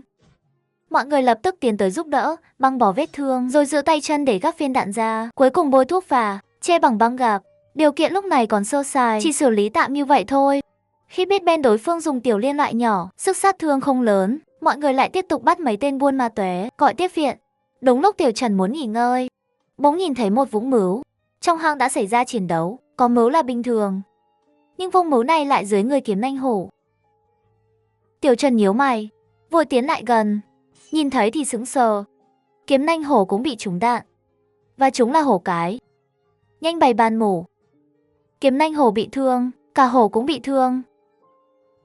Nhanh dựng bàn mổ đi. Bàn mổ? Chúng ta đâu có bàn mổ đâu. Chỉ có vài tấm vải cũ. Vải cũ thôi. Các cậu đi kiếm gỗ, ghép mấy cái lồng sắt này lại với nhau. Mọi người trước đó còn sững sờ, khi biết hổ bị thương thì lập tức hành động. Mạng sống của họ là hổ cứu, giờ hổ bị thương. Họ sao có thể đứng nhìn. Rất nhanh, với sự giúp đỡ của mọi người, một bàn mổ sơ sài được dựng lên, nói là bàn mổ. Nhưng thực ra chỉ là lồng sắt, gỗ và vải cũ. Đặt lên bụng hổ, cái miếng cuối cùng được đặt lên bụng hổ. Nhưng bụng của con mẹ hổ này sao lại phồng to như vậy? Hình như là đang mang thai. Cái gì mà mang thai rồi? Thế này phải làm sao? Lỡ xử lý không tốt thì có khi mất cả hai mạng. Đúng vậy đội trưởng, anh tôi vẫn chưa đến sao? Hổ kiếm răng tình trạng thế này căn bản không thể phẫu thuật tại chỗ. Anh ấy đã vào núi rồi, đến được đây nhanh nhất cũng phải nửa tiếng. Nửa tiếng lâu quá, không được. Chờ viện trợ đến nơi, mẹ hổ có khi đã chết mất rồi, chúng ta phải cứu chị ngay bây giờ. Mau, còn đứng đờ ra làm gì?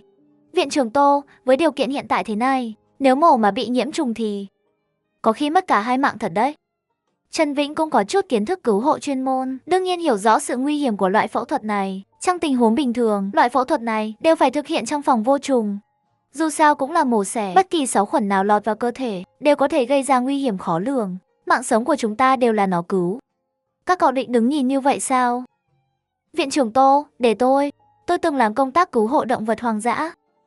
Tôi có kinh nghiệm, nếu xảy ra vấn đề tôi chịu trách nhiệm. Tôi cũng đến, hổ kiếm răng trước đó đã cứu chúng ta, giờ đến lượt chúng ta cứu nó. Viện trưởng Tô, tôi từng thi lấy chứng chỉ thú y, tôi có kinh nghiệm, tôi có thể giúp, tôi cũng được. Tôi trước đây là quân y, sau đó chuyển ngành sang lực lượng vũ cảnh, để tôi làm phẫu thuật chính. Lời của Lưu Chính Quốc khiến mọi người tỉnh táo lại, từng người một dù trên người có thương, cũng ngồi đến bàn phẫu thuật để giúp hổ kiếm răng. Nhìn mọi người ào lên. Tiểu Trần cũng ngây ra, anh vốn nghĩ lần cứu chữa này là do anh chủ động. Nhưng xem ra bọn họ dường như chẳng cần anh nữa. Cuối cùng dưới nỗ lực của mọi người, mẹ hổ kiếm răng thuận lợi sinh ra một con non. Thật là may mắn, viên đạn sượt qua da đầu của con non. Vừa rời bụng mẹ, con nhỏ đã ê kêu lên. Cũng không biết nó đang khóc hay làm gì. Mau đặt nó cạnh mẹ hổ, xem có bú được ngụm sữa đầu tiên không. Mọi người kinh hô không thôi, bộ dạng kích động ấy còn phấn khích hơn lúc tự mình làm cha. Tiểu Trần làm theo, đặt con non bên cạnh mẹ hổ. Mẹ hổ mang theo sự dịu dàng nhìn đứa nhỏ rồi bắt đầu cho bú. Rất nhanh, con non bình tĩnh lại, cúi đầu bú không ngừng. Xem như xử lý xong rồi, lần này đúng là kinh hãi mà không nguy hiểm. Đúng vậy, đạn còn bắn vào cả nước gối. Vậy mà tim thai của nó vẫn không ngừng đập, hơn nữa trạng thái của mẹ hổ cũng rất tốt, không có xuất huyết lớn gì cả. Quả thật là trời phù hộ. Này, viện trưởng Tô, giờ con nhỏ cũng ra đời rồi, không bằng đặt cho nó một cái tên đi. Đúng đó, đặt tên cho tiểu tử này đi. Tiểu Trần nghe họ nói thì cũng gật đầu. Đã là viên đạn sượt qua đầu, không chỉ sống được, mà còn khỏe mạnh thế này, vậy gọi nó là Tiểu Hạnh Vận đi. Tiểu Hạnh Vận nghe hay đấy. Hy vọng nó lớn lên thật khỏe mạnh. Đến lúc đó Tiểu Hạnh Vận chắc sẽ ở trong sở thú của viện trưởng Tô. Chúng ta có thể cùng nhau đến thăm. Được, tất cả đều đến. Đến lúc đó tôi phát cho mọi người thẻ trọn đời. Muốn đến lúc nào cũng được. Đúng lúc mọi người định hoan hô, một tiếng ù vang lên từ ngoài cửa hàng. Mọi người giật mình, vội nhìn ra, thì thấy bên ngoài có 3 chiếc trực thăng vũ trang đang từ từ đáp xuống. Viện trợ cuối cùng cũng đến, mau ra đón nào. 3 con hổ liều mình giữa làn đạn, vô tri ép một nhóm buôn chất cấm, nhưng mẹ hổ mang thai lại bị trúng đạn. Để cứu mẹ hổ, mấy người lập tức tiến hành mổ lấy thai cho nó. Cuối cùng đã cứu được mẹ hổ và cả con non trong bụng nó. Sau đó mấy người lập tức liên hệ chức nữ để chuyển những người bị thương nặng cùng 2 con hổ kiếm răng và con non của chúng, còn cả con gấu trúc bị bọn buôn lậu bắt nữa. Rời khỏi núi Ai Lao, nhưng khi lực lượng tăng viện thẩm vấn bọn buôn lậu thì lại phát hiện vấn đề đến chẳng phải nói chúng buôn chất cấm sao? Chất cấm đâu rồi? Chất cấm gì mà chất cấm? Ý của anh là tại hiện trường không có chất cấm. Vậy các anh xác định họ là buôn chất cấm kiểu gì? Nếu họ sống truy ép không nhận thì làm sao? Bắt người phải có tăng chứng mà. Trời à, bọn tôi lại quên mất chuyện đó. Khi đó chúng tôi chỉ bắt được 2 tên, rồi nghe chúng khai ra. Nhưng nếu chúng giao dịch trong hang này, thì chất cấm chắc chắn phải ở đây chứ. Chó nghiệp vụ vừa kiểm tra xong, không chỉ trong hang không có, mà bán kính 500 mét quanh đây cũng không. Vậy trên người bọn buôn lậu có chất cấm không? Có, nhưng không nhiều. Lục hết cũng chỉ hơn 30 gram. Một chiến sĩ vũ cảnh cầm túi niêm phong trong tay. Nhìn mọi người, trong túi chỉ có chút tinh thể trắng. Có như một thìa đường trắng. Vậy là chúng ta bắt bao lâu? Chỉ bắt được, chẳng có gì, 30 gram chất cấm mà huy động từng này người. Chia ra mỗi người chắc được 1 tháng lương. Thật nực cười, giờ chỉ có thể vừa tìm vừa thẩm vấn. Nhưng mà, bọn buôn chất cấm biết chúng ta không có chứng cứ chắc chắn sẽ chống chế đến cùng. Vậy thế này, tí nữa tôi sắp xe đưa các anh rời khỏi đây trước. Sau đó sẽ có người chuyên trách tiếp tục rà soát. Tôi thì không đi. Thương cũng có người chăm, tôi yên tâm. Nhưng vụ chất cấm này tôi không yên tâm được. Quan trọng nhất là, tôi không cam lòng. Đúng vậy, chúng tôi cũng không cam lòng. Làm bao lâu như vậy mà chỉ bắt được vài người. Chất cấm thì có 30 gram, mà đã phải quay về. Bị người ta cười chi ết mất. Tôi cũng không đi. Nhất định phải tìm ra chỗ giấu chất cấm. Tìm ra chỗ giấu của chúng, đè cho bằng được. Mọi người bàn luận ầm ĩ, ai cũng không chịu rời đi. Chiến sĩ vũ cảnh tăng viện nhìn họ, trầm ngâm một lúc. Được, các anh quen địa hình ở đây hơn chúng tôi. Muốn ở lại cũng được, nhưng tôi chỉ nói một điều. Trước khi trời tối, phải quay về sở chỉ huy tạm thời để nghỉ ngơi. Sau đó chiến sĩ vũ cảnh phân cho họ 2 người, cùng 2 cảnh khuyển. Cơ bản là có thể giải quyết phần lớn vấn đề. Sau khi toàn bộ công việc, đội tăng viện liền rời đi. Mọi người trước tiên gặp mặt 2 chiến sĩ và cảnh khuyển được để lại. Giới thiệu xong liền xuất phát tìm kiếm. Cảnh khuyển vốn oai phong, giờ lại cụp đuôi. Sang chấn nhẹ liên tục, hết cách rồi. Vì giờ Tiểu Trần đang dẫn theo một con hổ đi phía trước. Khí tức của hổ khiến 2 cảnh khuyển run bần bật. Dù hổ kiếm răng đã được đưa đi, nhưng vẫn còn một con hổ ở lại. Thứ nhất nó không bị thương. Thứ hai nó chỉ là động vật hoang dã bình thường, không cần phải chuyển đi. Thế là cả nhóm bắt đầu chậm rãi tìm kiếm phía trước. Chẳng mấy chốc họ đến chỗ giáo sư Trần. Bị bọn buôn lậu đánh ngất lúc trước, giáo sư Trần đã tìm thấy kim tiêm dùng để hút chất cấm ở đây, nên Tiểu Trần quyết định lấy nơi này làm điểm tìm kiếm đầu tiên. Mọi người như đi nhặt rác, thứ gì cũng lục tìm một lượt. 2 chiến sĩ vũ cảnh thì dẫn cảnh khuyển đánh hơi xung quanh. Cuộc tìm kiếm kéo dài cả buổi chiều. Phạn 6 từ bán kính 500 mét mở rộng thành 1 km. Mà vẫn không thu hoạch gì, sao lại không có chứ? Nếu ai Lao Sơn thật sự có chất cấm thì khả năng cao là ở đây rồi. Viện trưởng Tô, sắp tối rồi, bên chỉ huy đang giục chúng ta quay về. Tiểu Trần thở dài một hơi. Đành để mai tìm tiếp, anh quyết định tạm quay về chỉ huy sở. Nhưng anh chỉ vừa đi được 2 bước thì đột nhiên dừng lại. Các cậu có nghe thấy tiếng gì không? Mà tiếng này còn có chút quen thuộc. Hình như là tiếng gì nhỏ nhỏ. Khi. Khoan, khi là tiếng con hải ly. Tiểu Trần quay đầu đầy nghi ngờ, quả nhiên một khúc thân cây to rơi xuống. Nhìn cảnh vật quen thuộc trước mắt, một ý nghĩ lóe lên trong đầu Tiểu Trần. Chắc chắn là quản lý, không lẽ có một con gấu sao? Dự đoán của Tiểu Trần vừa mới hình thành thì từ trong cây vang lên một tiếng. Rồi, một con gấu lớn giận dữ gầm lên, nhảy ra ngoài, mày dám cắn cây khi tao đang ngủ à? Hôm nay không tha đâu. Con ở phía xa, có một con cáo đang lẻn đi một cách thỏa mãn. Đến đi, thử bắt tao xem nào. Chỉ cần cậu bắt được tao sẽ cho cậu hi. Con hải ly quay đầu liền báo, Đông Hùng lập tức bám theo, chạy nhanh như bay, chẳng mấy chốc đã biến mất khỏi tầm mắt. Chiến sĩ vô cảnh chứng kiến cảnh này đều sững sờ. Viện trưởng Tô, sao anh biết ở chỗ này sẽ xuất hiện một con gấu? Vì trước đây chúng tôi đã gặp rồi. Đúng vậy, trước đây chúng tôi gặp cũng chính là con hải ly này. Nó chắc là có mối thù với gấu nâu. Gấu nâu ngủ trên cây, nó liền cắn cây. Lai Tiểu Trần vừa nói đến đây thì dừng lại. Chiến sĩ vô cảnh nhìn anh còn định nghe tiếp. Viện trưởng Tô, anh sao vậy? Có một cái hang ở đó. Cái hang gì? Nghe lời Tô nói, nhíu mày chặt, quay đầu nhìn về phía đó, hình như do thân cây rơi trúng vách đá.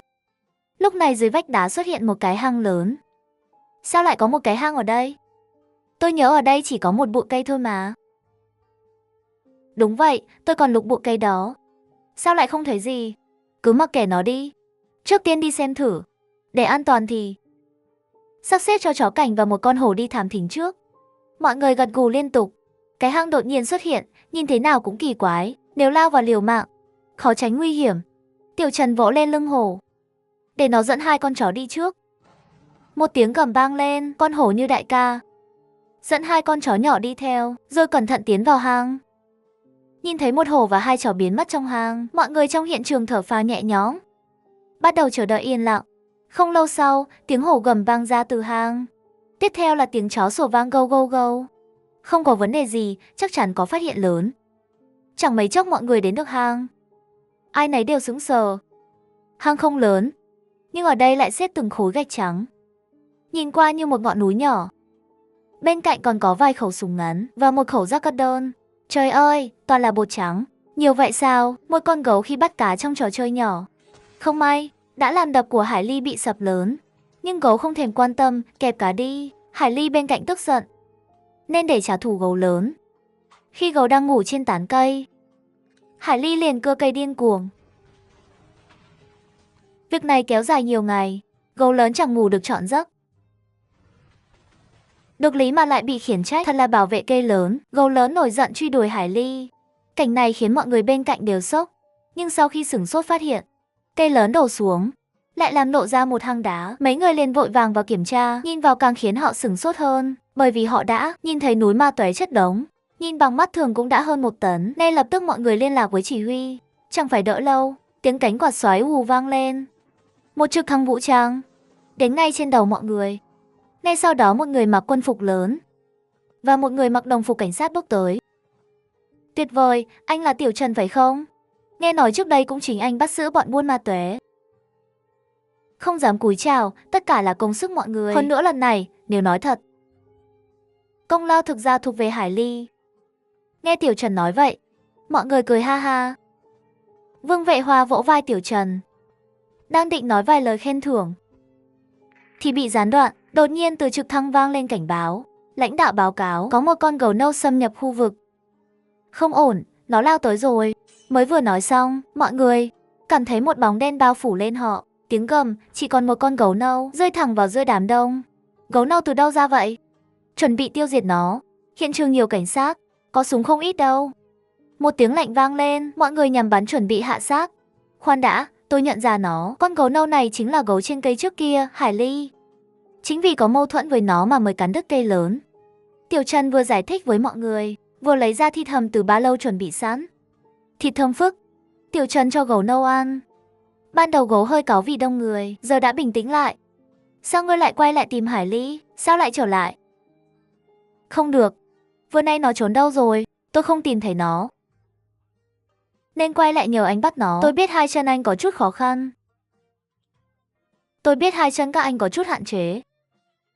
Chắc chắn có thể bắt được nó. Nghe vậy, nội tâm của Đại Toàn, Tiểu Trần cũng cười khóc lẫn lộn. Lúc này hai vị đại lão bên cạnh sau khi thất vọng, đưa tay ấn vào cảnh sát chuẩn bị nổ súng, rồi tò mò bước lên phía trước. Viên trưởng Tô, tên này đột nhiên xông tới làm gì vậy? Hắn muốn tôi giúp hắn tìm con. Mê mơ, Vương Vệ Hòa liếc Tiểu Trần, rồi nhìn con gấu nâu đã hiền lại. Cảm thấy hơi kinh ngạc, ngạc nhiên, ông, nhìn thấy anh ta bên cạnh Tiểu Trần. Nhớ đến trước đây con hổ răng kiếm, mọi chuyện hình như lại hợp lý. Tiểu Trần này thật có tài. Dù là thủ dữ thế nào cũng có thể thuần phục. Mà còn là một cách dễ dàng thú vị. Chỉ trong chốc lát, Vương Vệ Hoa đã tỉnh ra từ sự kinh ngạc và sẵn sàng giúp con gấu, thậm chí sắp xếp cảnh sát giúp tìm kiếm. Tiểu Trần nói, để tôi một mình là đủ rồi. Tôi sẽ xử lý phần dọn ma túy. Lãnh đạo, tôi một mình là đủ rồi. Ở đây dọn ma túy cần nhân lực. Tiểu Hầu, Tiểu Lý, hai người theo viên trưởng Tô, bảo đảm an toàn cho ông ấy.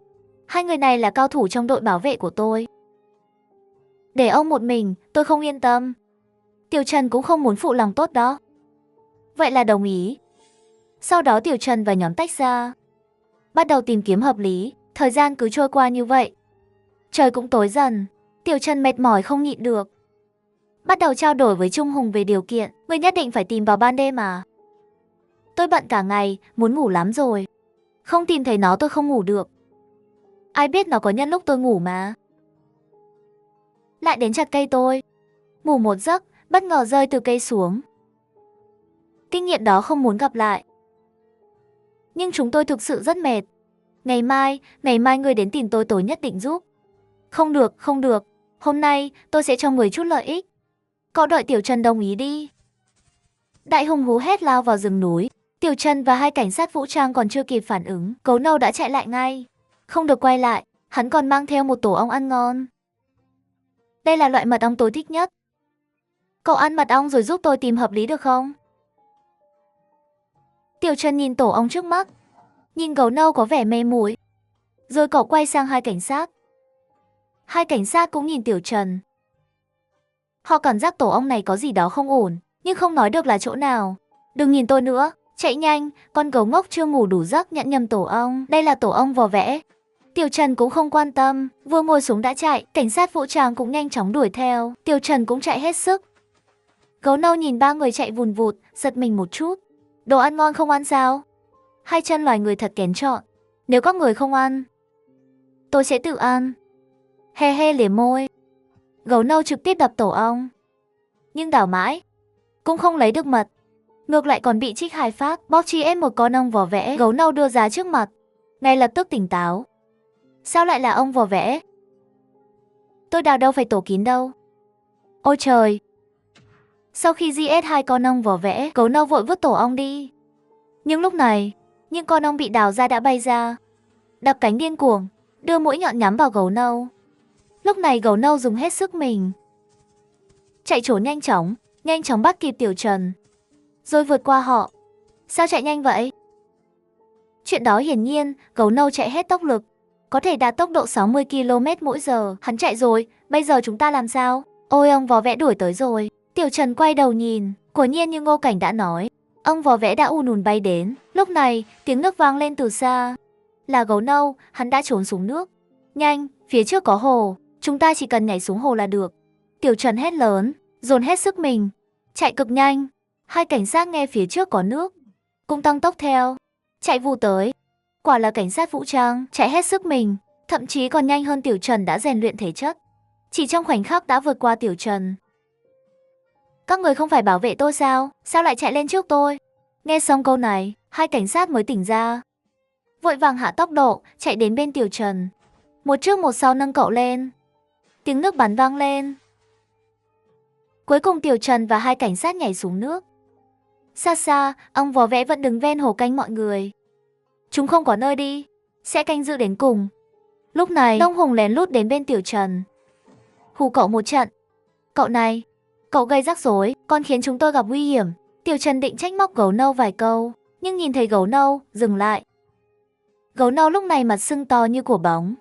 Hai cảnh sát nhìn dáng gấu nâu, quay đầu cố gắng kiềm chế. Thật gian nan.